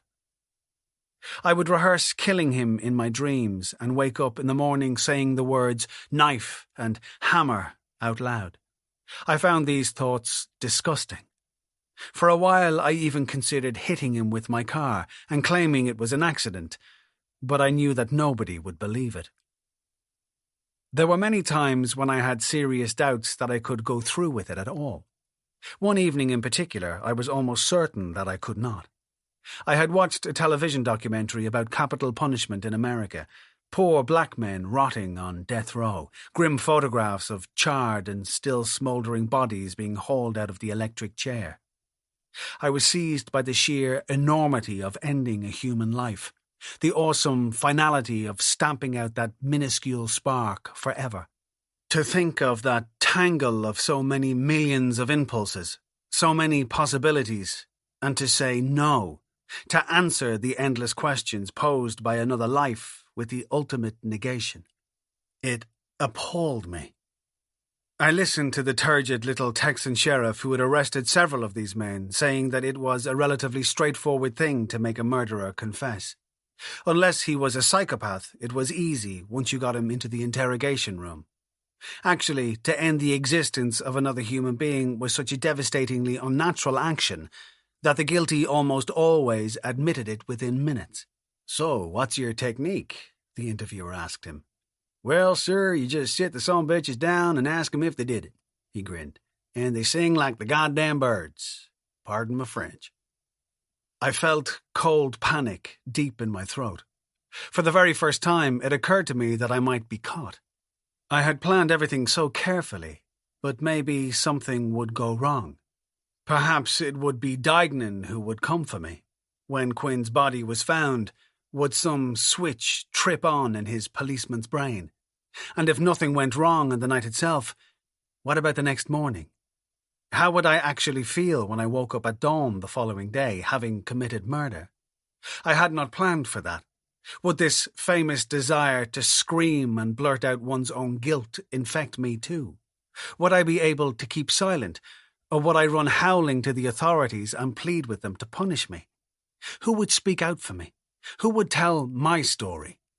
And if I was found guilty, as I almost certainly would be, as I would deserve to be, would I be sent to prison for the rest of my life, perhaps to the same jail, the very same cell for which Donal Quinn had been destined when his look had changed? I felt physically sick with fear. But the next morning, that feeling had vanished.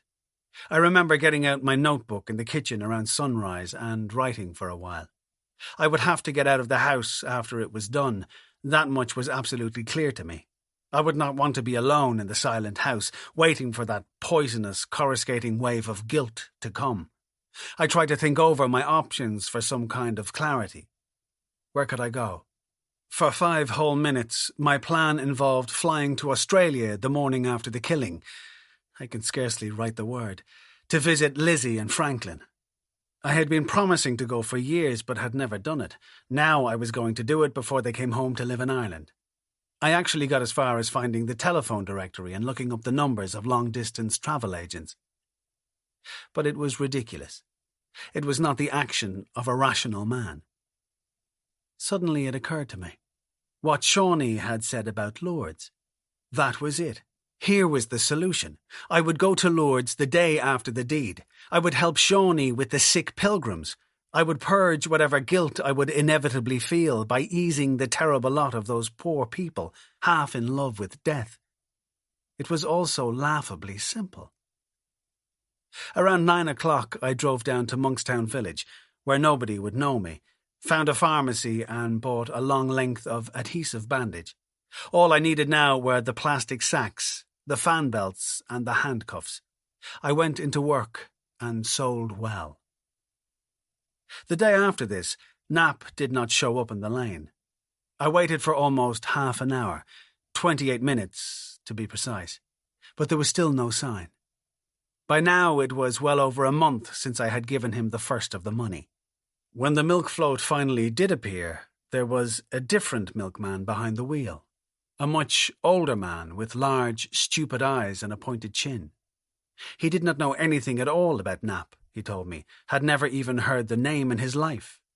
He had been given this route to do for a few weeks. He had not asked any questions, he was only temporary. If I was interested, he had heard that the regular milkman was away on his holidays, in Rimini, but he did not know for sure.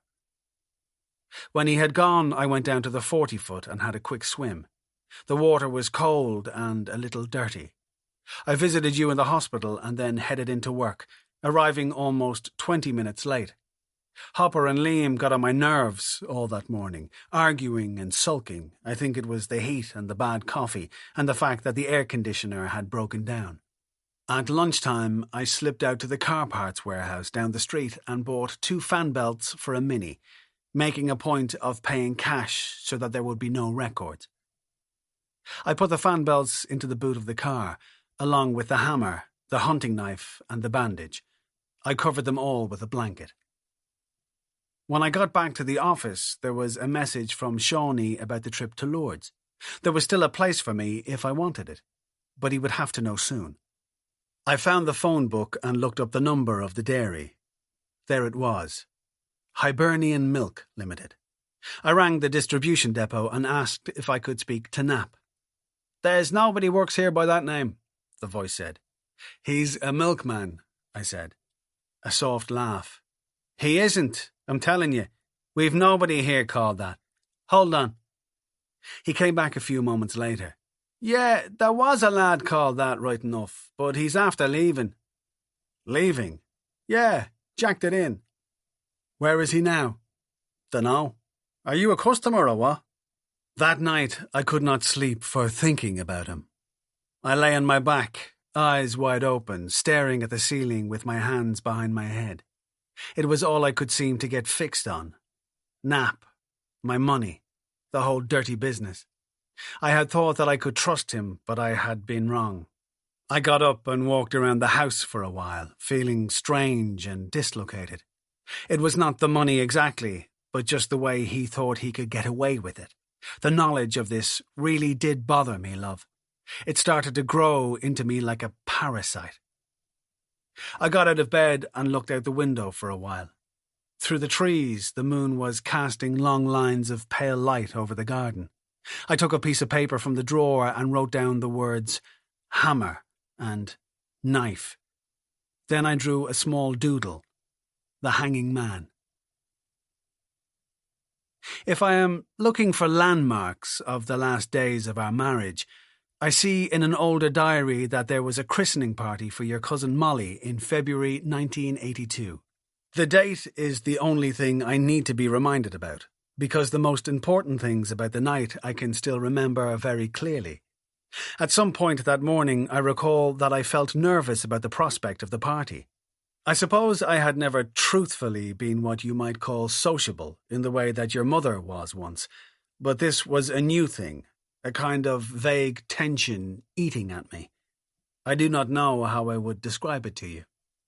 Imagine, if you can, two pieces of music being played at the same time, one softly melodic, the other even more quiet but ugly and discordant, and that might give you some idea of how I felt. On the way to your Uncle Stevie's house, anyway, I recall being snappy with your mother in the car. Then, when we got there and went in, I remember feeling very hot and realizing that I was blushing for no reason, which was a thing I had never done before. Whenever anyone spoke to me, and I knew most of the guests well, I would feel myself blushing hard. People kept asking me if I had been away because, they said, I seemed to have got myself a touch of the sun. The remains of a childhood stammer which I thought I had managed to suppress seemed all of a sudden to come back also. After a time, I seemed to be stuttering whenever I spoke. It was a very cold February day, and I think there might even have been snow on the ground outside, but I was sweating heavily. At one point, I went into the bathroom and took off my jacket. My shirt was completely wet through with sweat and dark under the armpits. I stared at myself in the mirror. I looked like a fat, sad oaf who had been beaten up, I thought, jowly and dark-eyed and weak and untrustworthy. I reminded myself of Richard Nixon. I was sure that I was coming down with some kind of flu. I wanted to go home and get into bed. When I came out of the bathroom, your mother was not around. I felt far too anxious to go and look for her or even ask anybody else where she was. That was my overwhelming sensation, just not wanting to attract attention. The room was full and hot and very smoky. I positioned myself at the back, near the door, still feeling shaky and uneasy. There was a bottle of Bushmills on a table near me. When I was sure that nobody was looking, I poured out a glass and drank it quickly down.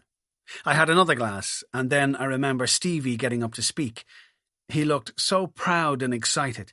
He threw his arms around your Aunt Katrina and kissed her, and everyone clapped. He said something about your mother and me, how he hoped that we too would be hearing the patter of tiny feet again soon. There were cheers. Before the speeches were over, I had finished 3/4 of the bottle. Later, there was a violent argument between me and a colleague of Stevie's, a tiny, bandy-legged fellow who I was sure had insulted me in some way. I think I even threw a few punches. Certainly, I remember sprawling on the landing floor with the contents of a glass all over me. My face felt as though it was on fire. People around me were laughing. I managed to get to my feet and stumbled downstairs. I still could not see your mother anywhere. I went to the kitchen to get a drink of water. My heart was thundering. 2 young people with long hair were lying on the floor under the table, moaning softly as they kissed. I remember realizing that I did not know which was the man and which was the woman. I could not find a glass, so I filled a cereal bowl with water and just drank it down. I leaned over the sink and dry-retched a few times. My temples and eyes were pounding with pain. When I came back out, I wandered around the rooms for a while, lost and very hot. It was just a standard family house, but for some reason it felt huge. And yet, despite that, I felt claustrophobic and exhausted, badly in need of more drink. Finally, I turned a corner and saw your mother. She was standing in the corridor talking to a pretty young man with round glasses and raggedy hair. He had on a smock, which made him look like some kind of Russian peasant. His face was very close to your mother's. She was laughing softly, I remember, as he spoke to her, and gazing right into his eyes. She was laughing, the way she once used to do when I spoke to her, the way I had not seen her laugh for years. I said her name. The young man peered over at me as though he did not like me. Your mother's eyes darkened. She introduced me as her husband. She did not use my name, and the young fella nodded and muttered a slurred hello before slinking off down the corridor, trailing his hands against the walls. "Do you know where there's any more drink?" I asked her. "Don't you think we should go?" she said. "I was going to get another drink." "You've had enough, Billy," she said. "Please." "Grace," I said, "I don't feel well. I need a fucking drink." Suddenly your Uncle Jimmy and two heavy men who I did not know were in the corridor staring at us. They seemed to be listening to the conversation and giggling. When Grace saw them, her face went red. "I'll be outside," she said loudly. "I'm just going to say goodnight to Katrina, then I'll see you outside in a minute, and we'll get a taxi back, Billy. You're too drunk to drive." She pushed past Jimmy and the other two and went up the stairs. One of the men stared after her and whistled through his teeth. Jimmy grinned at me. "By Christ," he said, and he swigged from his beer bottle. "I see you're on the short fucking leash anyway, soldier." He laughed at this, and I made myself laugh too. I could think of nothing at all to say, so I stumbled off through the corridors trying to find my coat. Outside in the street, your mother seemed very angry. She stood bolt upright with her arms folded hard around herself while we waited for a taxi. For a while she would not tell me what was wrong. I went to embrace her. "Don't you dare touch me," she said, and nudged me away. "Grace," I said, "please, what is it?" She whipped around to face me. "Don't you know? You fall around the place like a fool. You let them all make a holy show of you. I hope you're proud. That dirty little knacker, your brother, laughing at you like that, making personal remarks. I didn't know where to look." I said that he had only been joking. "He's a little pup, that's what, and a tinker. You could have said something, but of course you didn't. I can't believe how bloody weak you are sometimes. It's the thing I hate most about you." A taxi pulled up beside us. I opened the back door and got in. Your mother climbed into the front. She did not speak to me all the way home, except to ask for some money to pay the babysitter.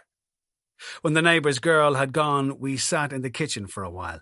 I opened a bottle of beer I had in the fridge and started into it. Your mother was still fuming and waiting for an argument to start. For a time, I was too drunk to fight with her. I wish that's the way things had stayed. "Do you have to drink that?" she said after a while. "It's only a beer." "Haven't you had enough tonight? You must have had 10 beers. I told her I hadn't realised she'd been counting.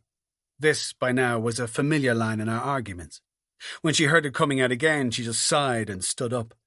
"I'm going to bed," she told me. "Grace, look, I'm sorry if you're upset." Her cheeks were like blood drops in snow. "You're sorry? Good Christ, you bloody disgraced me and disgraced yourself, and you're sorry. I had to apologise to Katrina. I didn't know where to look. Is that the way you were brought up, to behave like that in front of your wife? What do you think your mother would have said if she'd seen you?" She turned away from me and went to the stove. There was a pot on one of the hobs, and she began to stir it. That was all she did. Stir it around with a wooden spoon and ignored me when I asked her to stop. Something in what she was doing completely enraged me. I can't explain why. To this day, when I think about the events of that evening, which I do very often, I wish I had just gone to bed as soon as we got home, or even that I had fallen down senselessly drunk in the street or on the floor of Stevie and Katrina's house. But I didn't. Instead, I came home and just let the rage come. I felt it deep down in my stomach, like a drug. I sensed it flooding the walls of my veins. I looked at your mother's long, straight back. I took a drag on my cigarette. You're one to preach, all the same, Grace. What? She said in a quiet, hoarse voice. Who was that effort you were talking to in the hall when I came out? What do you mean? That fucking long hair you were talking to. Who was he anyway? I don't know who he was. I laughed. An old friend, maybe. She turned around slowly, a glass of water in her hand. What does that mean? I looked at her. I felt out of control now. The room was spinning and full of strange light. My tongue felt like a slab of soap. But sure, come on. That's where you met him, isn't it? Lizzie's owl fella. At a party, full of poets and artists. Wasn't that it? No knacker Sweeneys there, like my brother. No tinkers, no commoners. Just Grace Lawrence's intellectual friends that the likes of fucking me was never good enough to meet. Her body sank back against the stove and she put her fingers to her forehead. Still, I continued. I do not think I could have stopped. It was that cold stage of drunkenness when a parody of rationality takes over and you will say anything you have to in order to hurt. Maybe that was him tonight, was it? Maybe it was him. Would have been nice to meet him after all this time. Yeah, lovely. Shake his hand. Buy him a fucking drink. Let him know how his kid is getting along. His bastard kid I'm paying the bills for. And you're going to lecture me about fucking shame, Grace. You hypocrite. Your mother hung her head low for a while. She took a sip of water and ran her fingers through her hair. When she raised her eyes to me again, there was a look I had never seen before on her face, an expression of absolute white-hot loathing. What did you say to me? You heard me. Say it again. Fuck you, Grace. Billy Sweeney, she said. I curse the day I met you. I laughed at her then. Sweetheart, that makes two of us. Her cheeks were flushed, her eyes narrow and glimmering. She took a step forward and threw the water in my face. She dropped the glass and it shattered on the tiles. I stood up shaking with fury. I remember being aware that I had clenched my fists. Go on, she screamed. If you're man enough, go on. It'll be the last fucking thing you'll ever do, you whore's melt. I staggered to the sink and got a towel. You low, dirty cur, she said. I hope you die tonight. So do I said. I'm glad I lost your child, she said. Christ help me, I'm glad. If it was mine, I said.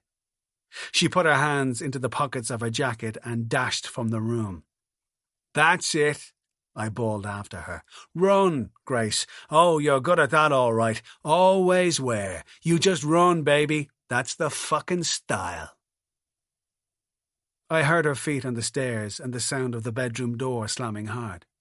Shortly after this, I heard the sound of your bedroom door opening. There were voices upstairs. I heard the ting of the telephone being picked up and quickly replaced. I remember hearing the toilet flush. I listened to the pipes for a while as they gurgled in the wall.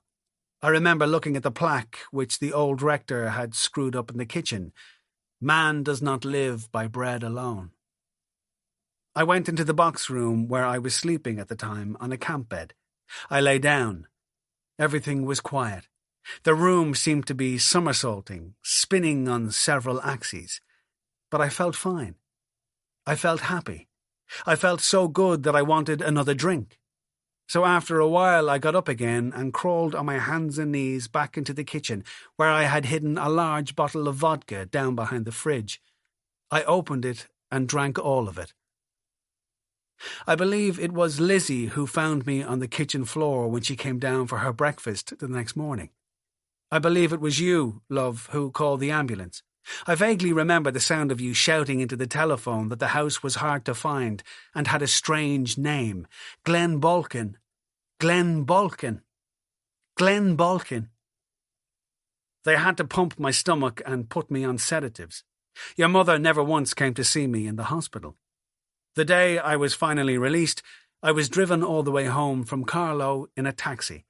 Even then, she and I did not speak one solitary word to each other for almost 3 months. It was a hell of a night, love, your cousin Molly's christening. If the truth is told, and why not tell it now, I do not think we ever got over it. Chapter 10. Finally. I was at my desk in the office one morning in the middle of July when the telephone rang. I had just asked Hopper to give me the precise address of a sex shop he knew in the city centre, so I was laughing like a drain when I picked it up. There was a crackling, distorted voice, like it was a bad mobile connection. "That Bill?" "Yeah. Bill Sweeney." "The same. Who's this?" "It's Knapp here. The milkman of human fucking kindness." I almost dropped the phone with shock. "How did you find out my real name?" "I've a pal, a guard, Billy boy. Got him to check out the reg on your car." "Where are you? How did you get my number?" "You'd be amazed, Billy boy. Now listen to me. I've only a minute, right? That thing you talked to me about? It's on for Monday night." "It's on?" "Yeah, I'm after talking to your friend and it's on. He'll do it for you Monday night." "You sure?" "Course I'm bleeding sure, man. What, you think I'm guessing? Only thing is, he'll need 6. 6. 6 ton, yeah." "That's not what we agreed." "Well, look it's all the same to me. I'm only telling you what I was told." The line bleeped a few times. "All right," I said, "I can manage 6, but no more." "We're laughing so," he said. "We're laughing, Larry." But I did not really feel like laughing at all, to tell you the truth, when I hung up the phone. My mind was racing. I went to the toilet and bathed my face with cold water. I smoked a couple of cigarettes. I knew it was important to try to think clearly now. I got out my notebook and jotted down a few details. It was absolutely vital not to panic, not even to show any excitement. I went back to the office and sat at the desk. I switched on the computer and pretended to do some work, my fingers so sweaty that they kept slipping on the keyboard. Gradually managed to calm down. I picked up the phone, rang Shawnee and told him that I would come to Lourdes with him after all. He was leaving the next Tuesday morning. I would travel on the same flight if I could get a ticket. He sounded delighted. Then I went into O'Keefe's office and told him that I would be taking 2 weeks' holidays from Monday. I was going to Lourdes. He looked up at me blankly. "Monday?" "Yeah." "Lourdes?" "Yeah." "You?" "That's right." "As in Virgin Mary Lourdes?" "No, Hugh, as in Billy J. Kramer and the Dakotas Lourdes." "Jesus. Thanks for all the notice, Billy." "It only just came up, Hugh. We're quiet enough at the moment anyway. The lad can manage." His face changed then. He started to do his understanding expression that he learned on the staff relations training course he had attended the previous summer. I always find this upsetting. To me, the sudden appearance of O'Keefe's understanding expression is like bumping into someone in an alley who is wearing black tights and a mask and likely swinging an executioner's axe. "So I suppose the new love is coming with you?" "I don't know, Hugh," I said. "Maybe. She's busy right now." He sighed, nodded, wrote something in his notepad. "Well, listen, I'm thrilled skinny for you, Bill. We all are. I was just saying the other day how well you're looking lately, because you didn't seem yourself for a while there." "Yes, Hugh," I said. "Everyone needs someone, don't they?" "That's true, Hugh," He laughed. "You're a dag bloody horse, Bill. Anyway, have a good time over there, the pair of you." I went to leave. Just as I got to the door, he called out my name. When I turned around, his face was dark and serious. "You know the really gas thing about Lourdes, Bill?" "What's that?" He grinned. "They say the only virgin in the whole town is the one in the bloody grotto." Back at my desk, I found it hard to focus on anything much. Hopper's mobile kept ringing, which drove me crazy. I wished he'd switch the damn thing off. The computer was printing out some long, complicated-looking document, whining and straining and rattling from side to side as it tried to deal with graphs and pie charts. After a while, I could not stand it anymore. I got my keys and told them that I was going out. Hopper grunted. Liam ignored me. What a surprise. You could tell that pair you had just grown a 10-foot tail where your coccyx used to be, and Hopper would grunt, and Liam would ignore you. I headed into town and got parking on Ormond Quay. The sex shop Hopper told me about was just where he said, in a tiny laneway off Bachelor's Walk. Out front there were stainless steel shutters splashed with graffiti warning drug pushers to get out of the area. Inside was a long, narrow, fluorescent-lit room, stuffed with racks of dirty magazines and books. Down the back was a row of 3 tall glass cases full of headless dummies in different uniforms. There was a nurse's outfit, an air hostess's suit. Jesus Christ, there was a nun's habit done out in white leather and black lace, complete with rubber veil and stockings. On a shelf beside this sat a collection of blow-up dolls and boxes. The illustration on one of these boxes grabbed my attention because this particular doll looked exactly like Mrs. Thatcher. It was actually a bit frightening, the resemblance, but it was there all the same candy floss hairstyle and fearsome glint. The doll was anatomically correct, the box announced in day-glow green letters. She certainly did not look it to me, I must say, but then neither did Mrs. Thatcher, at least not very often, and in any case I had no intention of checking. On the wall by the counter there were long rows of vibrators and false penises and vaginas made of plastic. Underneath this were cardboard boxes of playing cards with pornographic pictures on them, tubs of lubricants, chocolate nipples, candles shaped like breasts, fruit-flavoured condoms. They have kiwi fruit-flavoured condoms nowadays, for Jesus' sake. When I was a kid, they did not even have kiwi fruit-flavoured fucking kiwi fruits. And handcuffs. There they were. Hopper had been right after all. I picked up a set and gave them to the long-nosed young fella behind the counter. "Want any videos or mags?" he asked. I told him no. "Do you a good deal? No? Summer sale?" No. Just these." He nodded and smiled, not at all unpleasantly. He looked a bit like an unambitious junior civil servant, I thought, as he put the handcuffs into a bag and sellotaped it up. "How much anyway?" I said, taking out my wallet. He peered up at the ceiling and scratched his head. I'll take 10 off you. I'm in good humour today. Must be the nice weather, what?"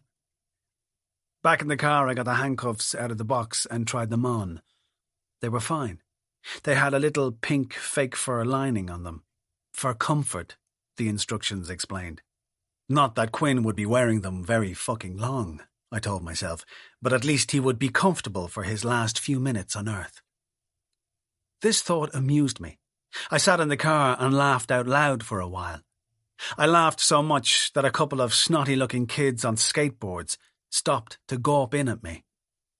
I took a spin out to the hardware shop in Sallynoggin and bought a thick roll of refuse sacks, good, strong, tough ones that would not leak. It actually said leakage-resistant on the packet, which was reassuring in the circumstances. Once again I paid cash and made absolutely sure that the girl at the checkout did not get a good, straight-on look at my face. Now I had everything I needed. There it all was, in the boot, laid out neatly under the blanket. Next morning I gunned it down to the bank in Dalkey to collect the French francs I had ordered for the trip to Lourdes, along with the 1,950 in punts I knew I would need for the plan. The girl behind the counter asked me to say a prayer at the grotto for her mother who had lymph cancer, and I assured her that I certainly would. Just as I was leaving, the manager, Ronnie McDermott, ambled out of his office and saw me.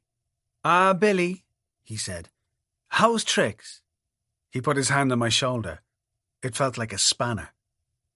What I was thinking was, "Hello there, Ronnie. I'll tell you exactly how tricks are, Ronnie. Outside in the back of the motor, I have a hunting knife, a hammer, a fan belt, leakage-resistant plastic rubbish bags, a pair of handcuffs and a gag. You feel like taking a stroll out to sea, Ronnie, do you? Ah, come on, Ronnie. I could do with a bit of practice, actually, Ronnie, you crawling cork shit heap. And it couldn't happen to a nicer guy. Come on out to the car park with me, Ronnie. I can't wait to thank you for all your fucking support over the years." But what I said was, "Fine, Ronnie. Sound as a pound. Yourself?" "Never better, Billy. And I hear you're off in the Holliers." "Lourdes," I said. "I know all about it," he laughed. "Father Sean was in earlier and told me." He raised his hand and carved a crucifix in the air. "Dominus vobiscum," he crooned. That night I was excited, but managed to sleep for a while with the radio on. My mother died in June 1982, 3 months after Grace left the house with you and Lizzie and moved back into your grandparents' place in Harrington Street. The morning of the funeral, the papers arrived from her lawyer, telling me that she was taking me to court for a legal separation and custody. The envelope was on the mat when I came down the stairs in my black suit. It bothered me what happened at the funeral. There was no need for her to turn up like that, with her father and all her brothers in tow, like I was some kind of animal who could not be trusted. It upset me too that she had not arranged for you and Lizzie to come home from your school trip at least for the few days. It would not have hurt to do that much. Whatever about me, it would have meant a lot to my dad. The separation hearing was fixed for September in the family law court. When I told my own solicitor that I wanted to contest it and apply in a counterclaim for custody, he said I was absolutely crazy. I was wasting my time and money, he insisted, but the more he did this, the more determined I became, until finally he backed down and grudgingly said, "All right, whatever I wanted." "I mean, if I were you," I remember him saying, "I wouldn't want all that responsibility anyway, but maybe that's just me." "Yeah, maybe it is," I said. "Maybe if your fucking wife took your kids away and didn't let you see them for a few months, you'd feel a bit different." On the 3rd or 4th afternoon of the case, your mother was called to give evidence. When she came up to the witness box, I noticed she was wearing the dark glasses that she had bought on our anniversary trip to Paris. Her voice was very quiet as she took the oath. When she answered the first question, the sound of a fire brigade siren came suddenly pealing in from an open window, and the judge motioned to one of the court attendants to go and close it. She began to talk about our marriage in a way I did not recognize, or certainly did not want to. She had found me distant in the last few years. She had found me very secretive and dishonest. At times I had appeared as though I hated her. At first she had not been able to understand this. She had thought that it was some problem of her own, that I had not been able to trust her for some reason, probably to do with the circumstances in which she had had her first child. She had often blamed herself for this, had often thought that our agreement not to discuss those circumstances was unrealistic and cruel, that I could not get over my deep-rooted resentment of her. But then she had come to realize that this was simply the way I was. I was cold and emotionally violent. I was adept at using silence as a form of bullying.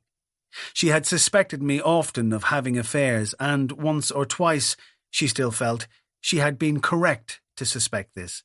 This had hurt her very much. There had been violent arguments in the house for many years. No, she could not say that they were all my fault, not in truth, not on every occasion, but certainly we would not have argued so much had it not been for my drinking. "Did you ever feel fear of your husband?" her solicitor asked her. "There would have been times when I was afraid of him, yes." "And would the girls have been afraid of him, Mrs. Sweeney?" She put her hands on the rail of the witness box and bowed her head for a second.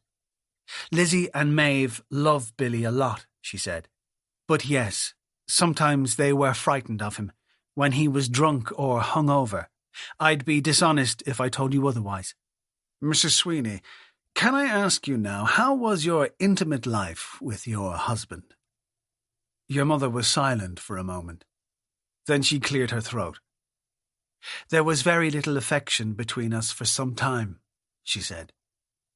The judge leaned down and said he realized that this was a delicate matter, but he would have to ask the defendant to be a little more specific in her answer.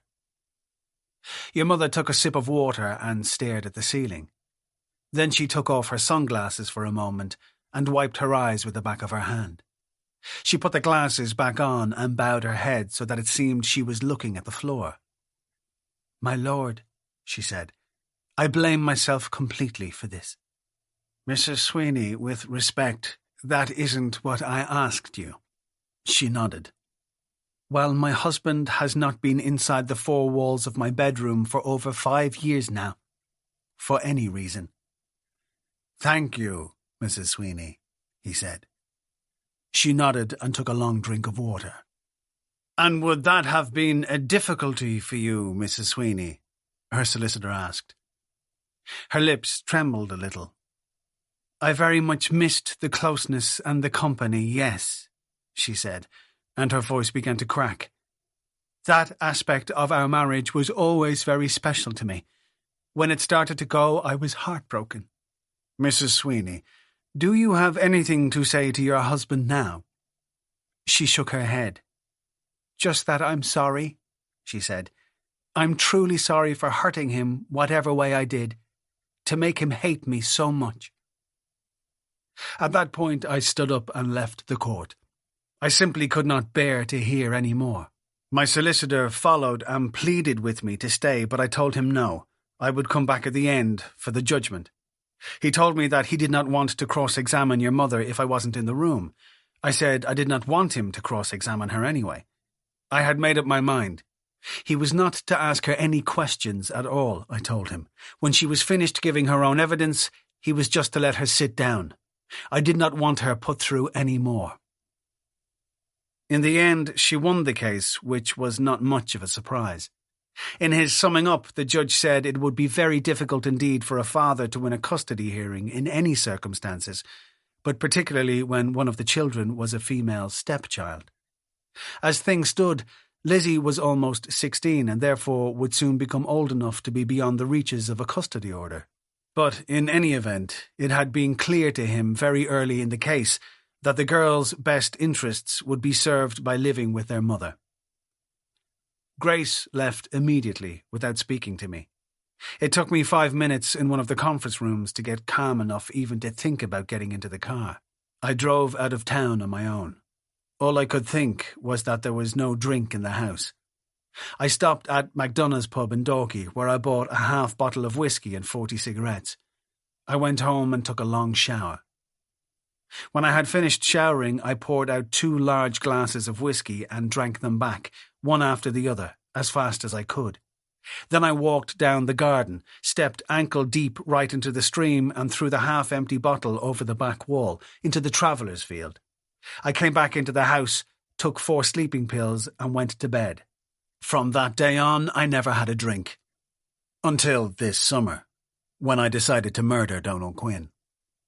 The first Saturday morning after the custody case, I called to your mother's place just after 9 o'clock. You will remember, I am sure, that forbidding black security gate out the front, and the way they were always changing the access number without telling anybody. Or maybe it was just me that never got told. Anyway, I certainly did not know it that first morning, so I had to park out on the road and go in on foot. I liked the look of the place. The clean new cars sparkling in their bays, the modern red brickwork, the neat little communal garden laid out with trees and shrubs and well-tended flower beds. It made Glen Bulkin seem even more old and unkempt. I found the apartment and rang the bell. Your mother's voice came over the intercom. She asked me to stay where I was for a minute. There was something she wanted to talk to me about. She came down in the lift and appeared in the doorway, wearing a light blue dressing gown and slippers. She looked tired. In a cautious tone, she asked how I was. I told her I was okay. I gave her an envelope in which was a maintenance check and also a set of keys to the bank box in which we had put the small amount of jewellery and personal stuff she had inherited from her mother. She took the envelope and peered at it. "This feels funny," she said. "Yeah," I told her. "Well, it wasn't my choice." "Let's not go over it," she said. I asked what she wanted to talk to me about. "Billy," she said, "I think it's best if you don't come here in future. To the flat, I mean. I've been mulling it over a bit, and I think we should meet on neutral territory from now on." In the argument that began, she kept using this phrase, neutral territory. We stood in the front doorway fighting while people pushed in and out past us. "Neutral territory," I remember saying at one point. "What, Grace? It's a fucking war now, is it?"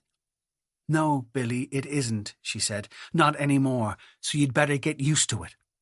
You both came down in the lift then and climbed into the car with me. You were dressed up like you were meeting some ancient maiden aunt and not your father. The feeling between us was strained. You did not seem to want to talk much. I noticed that you were both avoiding my eyes. We went to the zoo and walked around for a while in the drizzle, then back into town for lunch and McDonald's. On the way down Grafton Street later, we met some of your school friends. They all looked at me in an accusing way, as though they knew secret things about me. It was very hard dropping you home that first time. There were a lot of tears. You wanted me to come up to the flat for a cup of coffee, but I had to tell you that I did not think your mother would want this. I remember you asking me if I thought that she would ever change her mind. I was not sure what you were asking. I did not know whether you meant change her mind about allowing me into the flat or change her mind about something else. So I just said no, I did not think she would, which covered all the possibilities, I suppose. An incident which has stayed with me from around that time.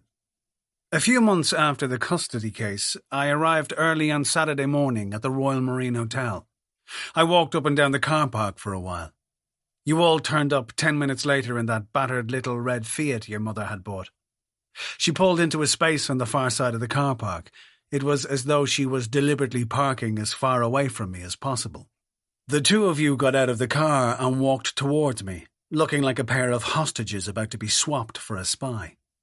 You got into my car and kissed me. Grace did not even wave. She jumped back into the Fiat and drove away fast. You each had your book lists for school that day, so we went into town to Fred Hanna's and got your books. You wanted to go to Captain America's for lunch. Then the three of us drove back out to Booterstown Field where the Fawcett Circus was on. I had got tickets one evening during the week while I was passing on the way home from work, but all that Saturday morning I had kept it as a surprise. I thought you would both be absolutely thrilled when we pulled up outside the Big Top, but your faces took on a kind of horrified scowl when I told you where we were going. "Dad, we're too old for the circus," you informed me, nose in the air. "Is that right?" I said. "Yes." I sighed. "Well, so am I, pet, if you want to know the fucking truth. Circuses are for kids," Lizzie added. I considered the situation. "Well, what would you be doing today if you weren't with me?" You both laughed a bit and asked me if I really wanted to know. I said, yes, of course, and you told me. We drove back into town again, to that place, McGonagall's on Ann Street. I had somehow heard that this Kip was rough enough at night, but that summer they were organising punk rock concerts for teenagers on Saturday afternoons. Lizzie knew some girl who sang in a group, the Blitzkriegs, as I recall. I told her not to mention the name to your mother. And the two of you wanted to go in and see her perform and meet your friends. So that's what we did. I stood at the back swigging a tepid Coke and watched the pair of you as you danced around in your best clothes to the deafening noise of Belinda Bombs and the Blitzkriegs. I felt more than a little old, I can tell you, although there were one or two other parents there, skulking about and doing a lot of staring at their shoes. Anyway, at one point I was coming back from the toilet when I saw a very strange thing.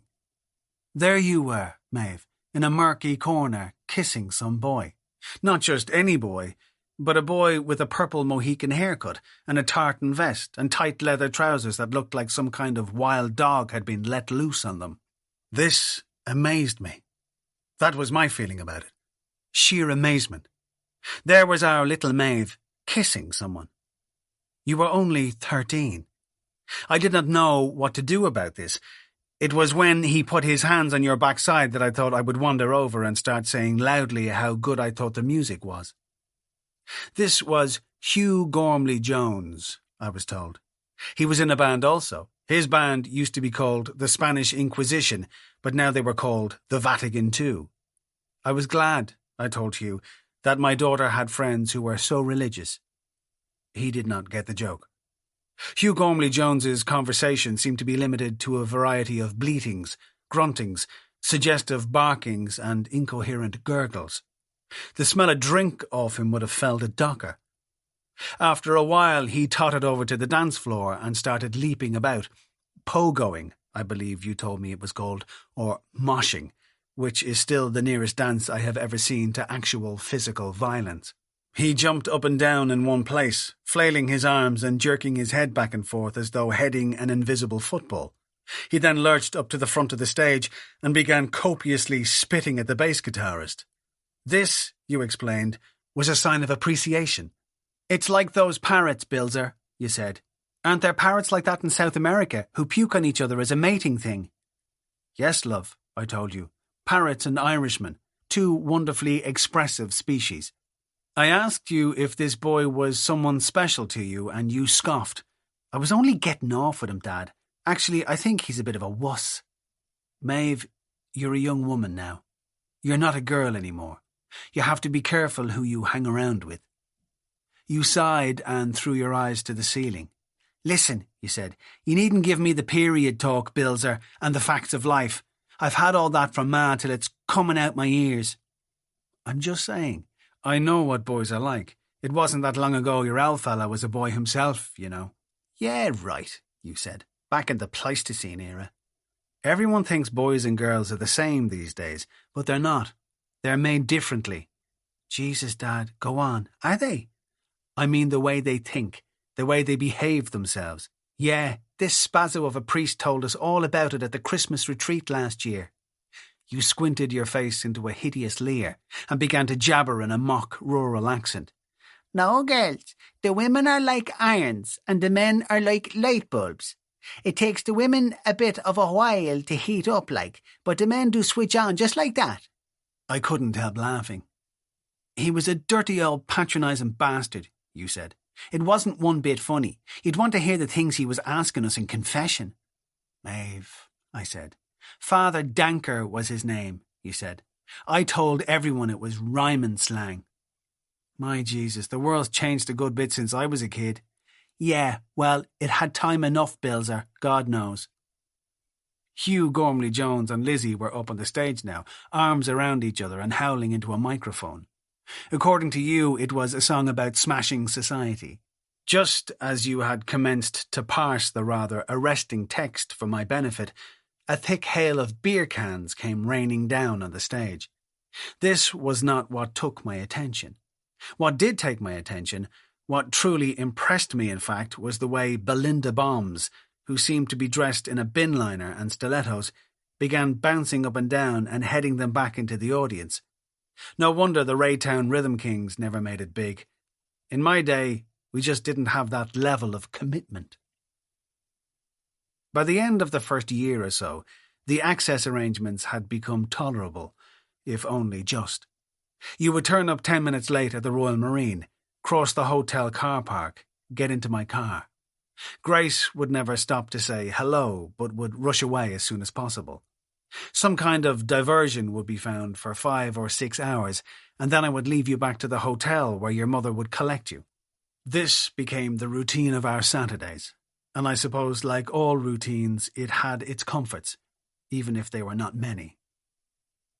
Another thing that gave me solace around that time was the fact that I was not alone. Indeed, after a while I found I could spot them and pick them out of a crowd, the Saturday Fathers, whose ranks I had now joined. No matter where we went, you and Lizzie and I, to burger bars or ice cream parlours, to cinemas or parks, there they would be, vaguely crumpled in ill-fitting suits and 5 o'clock shadows, but trying to look cheerful all the same. Middle-aged men with children and sins and lost expectations and beer guts. They seemed to carry their pasts around with them like ghosts or physical weights. I mean this literally. You could often identify them from the crushed-down way that they had of walking. And they would have a haunted and guilty look, these men, as they tried to laugh loudly and make jokes and talk about pop songs about which they knew nothing, to bewildered and frightened children under whose feet the ground had just opened up. After a time, I even got to distinguish different kinds of expressions of guilt on the faces of these men. There was the kind of guilt which had turned inwards and is eating up the heart like some kind of vicious, carnivorous worm. There was also the guilt which has taken the shape of suppressed rage. And then there was the kind of guilt which leaves nothing except an odd, suppurating blankness behind the eyes. I got to know all these expressions on those Saturday afternoons with you two. Sometimes, in those days, passing a shop window or glancing into the car mirror, I would see those expressions on my own face. Sometimes I even thought, though it may have been my imagination, that these men recognized me also, that they could mark me out by some kind of moral radar, that there would be a certain sidelong glance of understanding as we would brush past each other, middle-aged men in a punk rock record shop or busy boutique, arms full of clothes that looked like banners of war. This would seem to me a look that implied something was known and noted fundamentally about what you were enduring yourself. For that little, or that much, I was grateful. After a time, I fancied that I could spot the children too, the children of separated parents. These were the children with many presents and big bags of shopping. They would be weighed down with computer games and expensive toys, every week like Christmas week. I have since found out that this is a thing separated fathers do. They buy their children presents. Men in these situations get good at buying presents. It is a silent way of apologizing, I suppose, and of saying other things which may not be easily said in language, or even things for which there can never be any real language. It is a thing I did myself for a time, until Grace wrote to me one week, a cursory note, saying that she did not want the girls to be spoilt. She understood that I wanted to be generous, she wrote, but the girls would have to work for the things they wanted. The note was on headed paper. I noticed that she'd had it printed with her maiden name. She was Grace Lawrence again. It was very late one night around the time of your 14th birthday when I was awoken by a knock on the front door. On my way down the stairs, the knock came again, much louder this time. It sounded like someone was kicking at the door. The hall was dark, I remember. The bulbs had gone recently, and I had not got around to replacing them. The banging rang through the house once more. I looked at my watch. It was just after 4 a.m. I ran back upstairs and got out an old torch. Then I came slowly down and shone the beam through the glass panels at the side of the front door. There was nobody there. I heard footsteps walking quickly around the house and the clank of the side gate being repeatedly tried. I was scared now. The gate must have been locked because I heard the sound of someone climbing over and then the crunch of feet hitting the gravel on the other side. I went into the kitchen and stood in the darkness, looking through the window. For a moment or two I could see nothing, and then suddenly, there it was, a black cloth body moving around in the darkness. The body came up the path and as far as the back door. The handle was tried. There was more loud knocking, and then I heard a few deep sighs. I glanced around the kitchen for something sharp. "Dad?" a voice hollered out. I could feel the adrenaline pumping through me as I opened the back door to let you in. Your eyes were streaked with mascara, and you were crying. My first terrible thought was that you had been attacked or assaulted in some way. You stumbled into the kitchen, mumbling, hugging me. I sat you down and held you in my arms. After a few minutes, I got it out of you. You'd had an argument with your mother, you told me, and so now you had made up your mind that you wanted to come and live with me. I think I might have started to laugh and tell you this was silly, but then you began wailing and pulling at my sleeve. "Please, Dad," you said, "please don't send me away." I just did not have the heart to give out to you then. "Don't be dense, love," I told you. "You're welcome here any time, you know that. Why the blazes would I send you away? Sure, I'm always delighted to see you, though I'd prefer if it wasn't nearly dawn, Maeve." I made you tea and a sandwich, and we sat in the kitchen for a while just talking. I remember being shocked when you wondered aloud if there was any drink in the house. You wanted to have a drink. I said no, there was no drink, and at first you did not believe me. You asked me what about all the drink that I used to hide around the place, and I felt embarrassed then, because of course I had never realized that you knew about this. But you laughed and told me that you did know, and indeed that you and Lizzie had often drunk a quarter of one of my bottles of vodka before filling it up again with water. And you can't read me the riot act about it, you said. After all, Bilzer, that probably saved your bacon a few times. Your mother had met a man, you told me. She had been going to Al-Anon, the support organisation for the families of alcoholics. I was surprised to hear this. It was news to me. But Grace had been going to these meetings for some time, more or less from the week she had moved out of Dalkey, and apparently had met a man at one of the meetings whose wife was an alcoholic. Like you, Dad. She had begun to see him socially. They had been to the cinema a few times. You thought they might even have been out to dinner. I was surprised by the surge of jealousy I felt, but then I told myself I had no right to such feelings anymore. Well, going out for a meal isn't a criminal offence, I said to you. Your mother needs company, that's all. She's a very sociable person, like you. I came home tonight and he was there in the apartment. Look, Maeve. And he was kissing her on the sofa. He had his hand practically right on her tit, and he's been staying the night, Dad. I told you then that I thought it would be better if we talked about all this in the morning. You said that there was nothing to talk about. You had it all figured out. You were coming to live with me, and Lizzie could stay with Grace. It was only fair, you said, that each of us should have one of you. You had been thinking it over for ages. It just was not right, me living here in the house by myself. By now it was almost 5 o'clock, so I did up the bed in your old room and made you go up and get into it. I waited until I was sure you were asleep. Then I wrote you a note telling you not to worry about anything, which I pinned to your door. I threw on some clothes, got into the car and drove down to your mother's place. When I rang the doorbell, a moment or two went by before her voice, sounding very angry, came over the intercom. She said your name. I told her no, it was me. She sounded surprised then and let me in. I came up in the lift. A long-faced streak of ugly misery in striped pyjamas opened the door of the apartment. He was taller than me and 10 years younger. His face had an odd, slightly concave shape, as though he had recently tried to head a football that had turned out to be made of cement. I told him my name and that I was Maeve's father. He nodded and said he knew who I was. The way he said it made it clear that I was not welcome. He brought me in without speaking another word. In the small, neat living room, your mother was sitting on the sofa with her head in her hands. She was wearing a nightdress. There was a bottle of red wine on the floor with 2 glasses. When she looked up at me, her face had a frightened expression. "Don't tell me it's Maeve," she said. "Jesus, Billy, don't tell me anything's happened." "No," I told her, "you are fine." "So where is she?" "She's with me," I said. "She's above in the house." "What? In Dalkey?"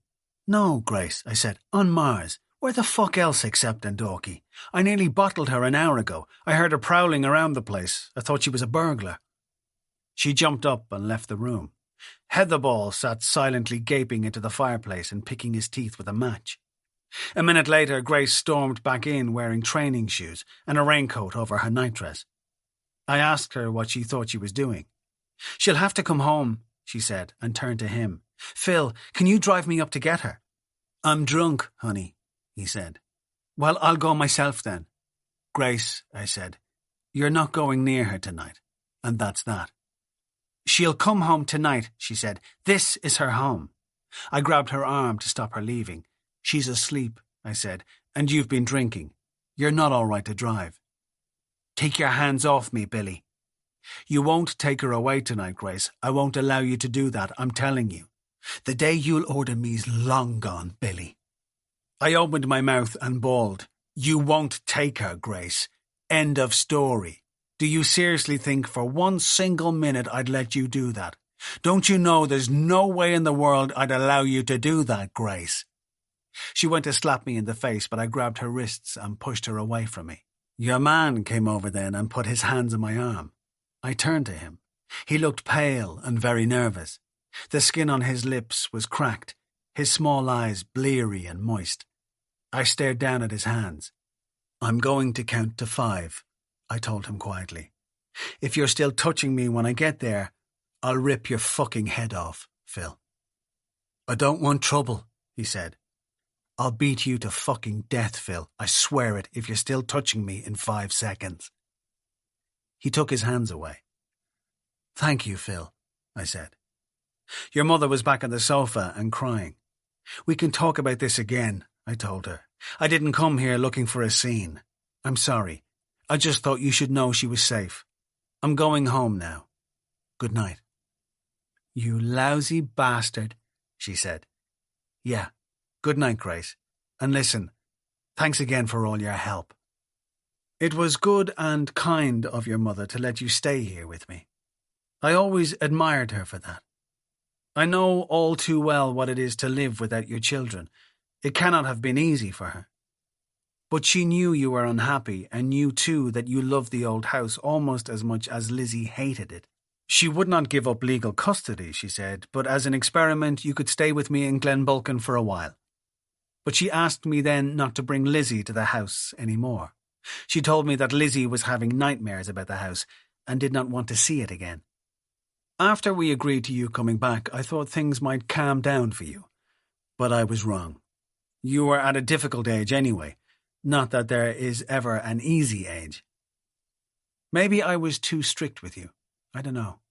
I suppose I must have been aware that your mother would drag me back into court at the first sign of you getting into trouble.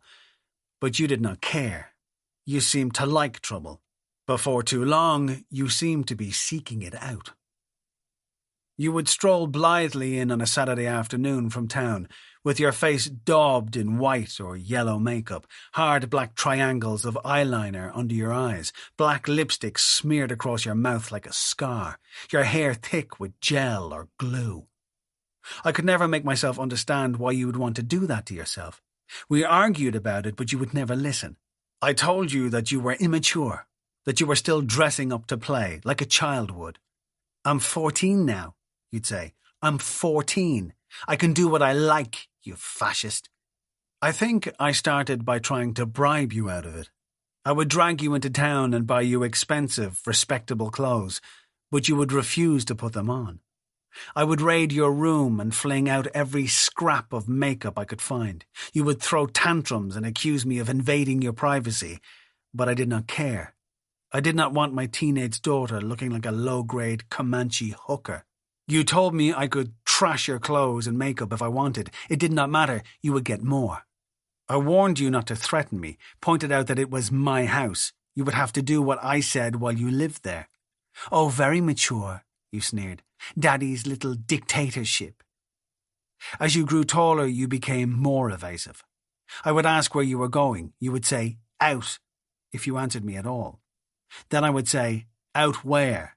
And you would do that infuriating shrug and sigh deeply. "Just out," or "Nowhere." If I was foolish enough to continue and wonder aloud who you would be with, you would reply, "Nobody," and if pressed, "Nobody you'd know." It got to be almost a game we played, a catechism of frustration. You began to wear your outlandish clothes into school until the head nun called me down and said that something would have to be done about this. There was a uniform, she said. This was not some working-class area after all. This was Dorky. I told her I was from a working-class area myself, if she didn't mind. No, she said, she didn't mind in the least, but this was still Dorky, and there was still a uniform. You had come into the school wearing pyjamas recently, the nun told me. When you were ordered to go home immediately and change, you did.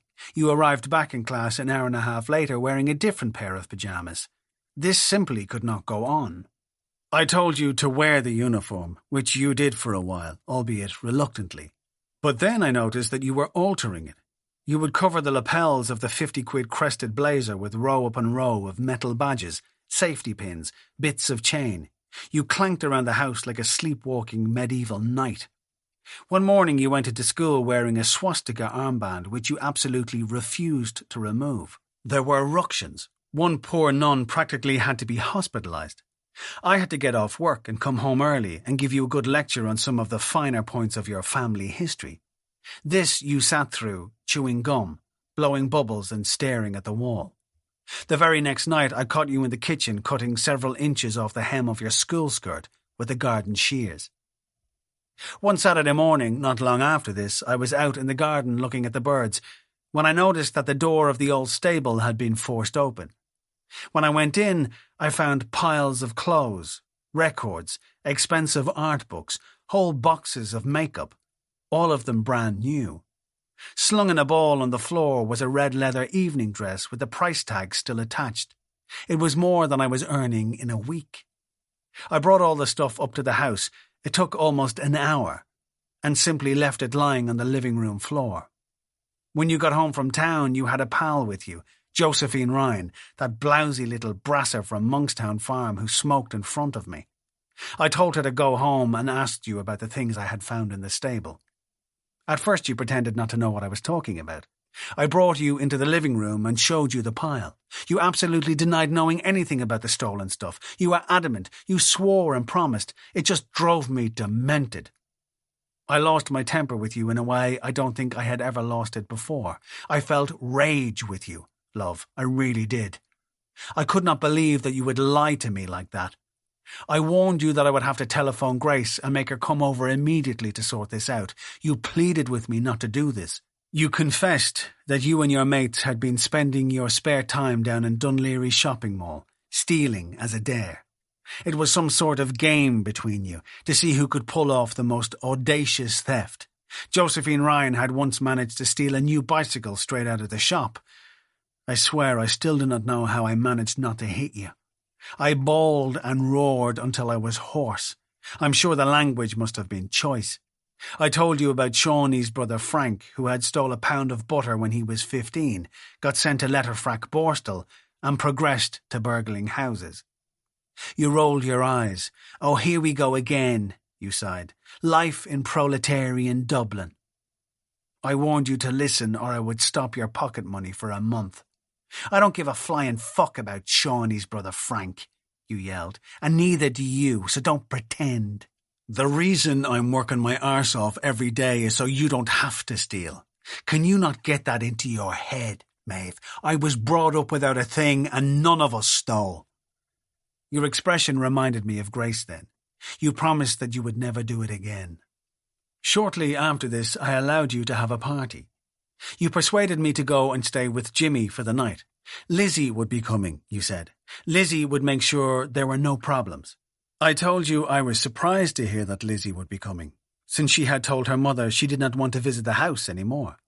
But you swore it was true. Next morning, when I got home, I was kicking around in the long grass down by the back wall when I found a packet of condoms. When I opened it, I saw that 3 or 4 were missing. I stormed up to your room and pulled open the curtains. It was the first time I had been inside your room in some months. It looked as though it was inhabited by some kind of rabid animal. I could not actually see 1 square inch of the carpet for clothes. The inside of the door had been daubed with thick streaks of black and red gloss paint. The words, "Yates is dead," had been scrawled in thick green marker across the ceiling. The place reeked of incense and dirty socks. There was a pint glass of brown water on your bedside locker with the stinking remains of dozens of cigarette butts in it. There were beer cans on the windowsill. The walls were covered with 12-inch records, the edges of which had been melted and twisted out of shape. When I saw these, it annoyed me even more. I could not believe that anyone would do that to records. I threw the packet of condoms on the bed. "What do you think they are?" I shouted. You yawned up at me. "Balloons? Smart, aren't you, Maeve? If you were half as clever in school, you'd be away in a hack. Are they yours?" You said nothing, just rolled around to face the wall. "I'm very disappointed with you," I said. "Well, aren't you glad I used them and didn't end up like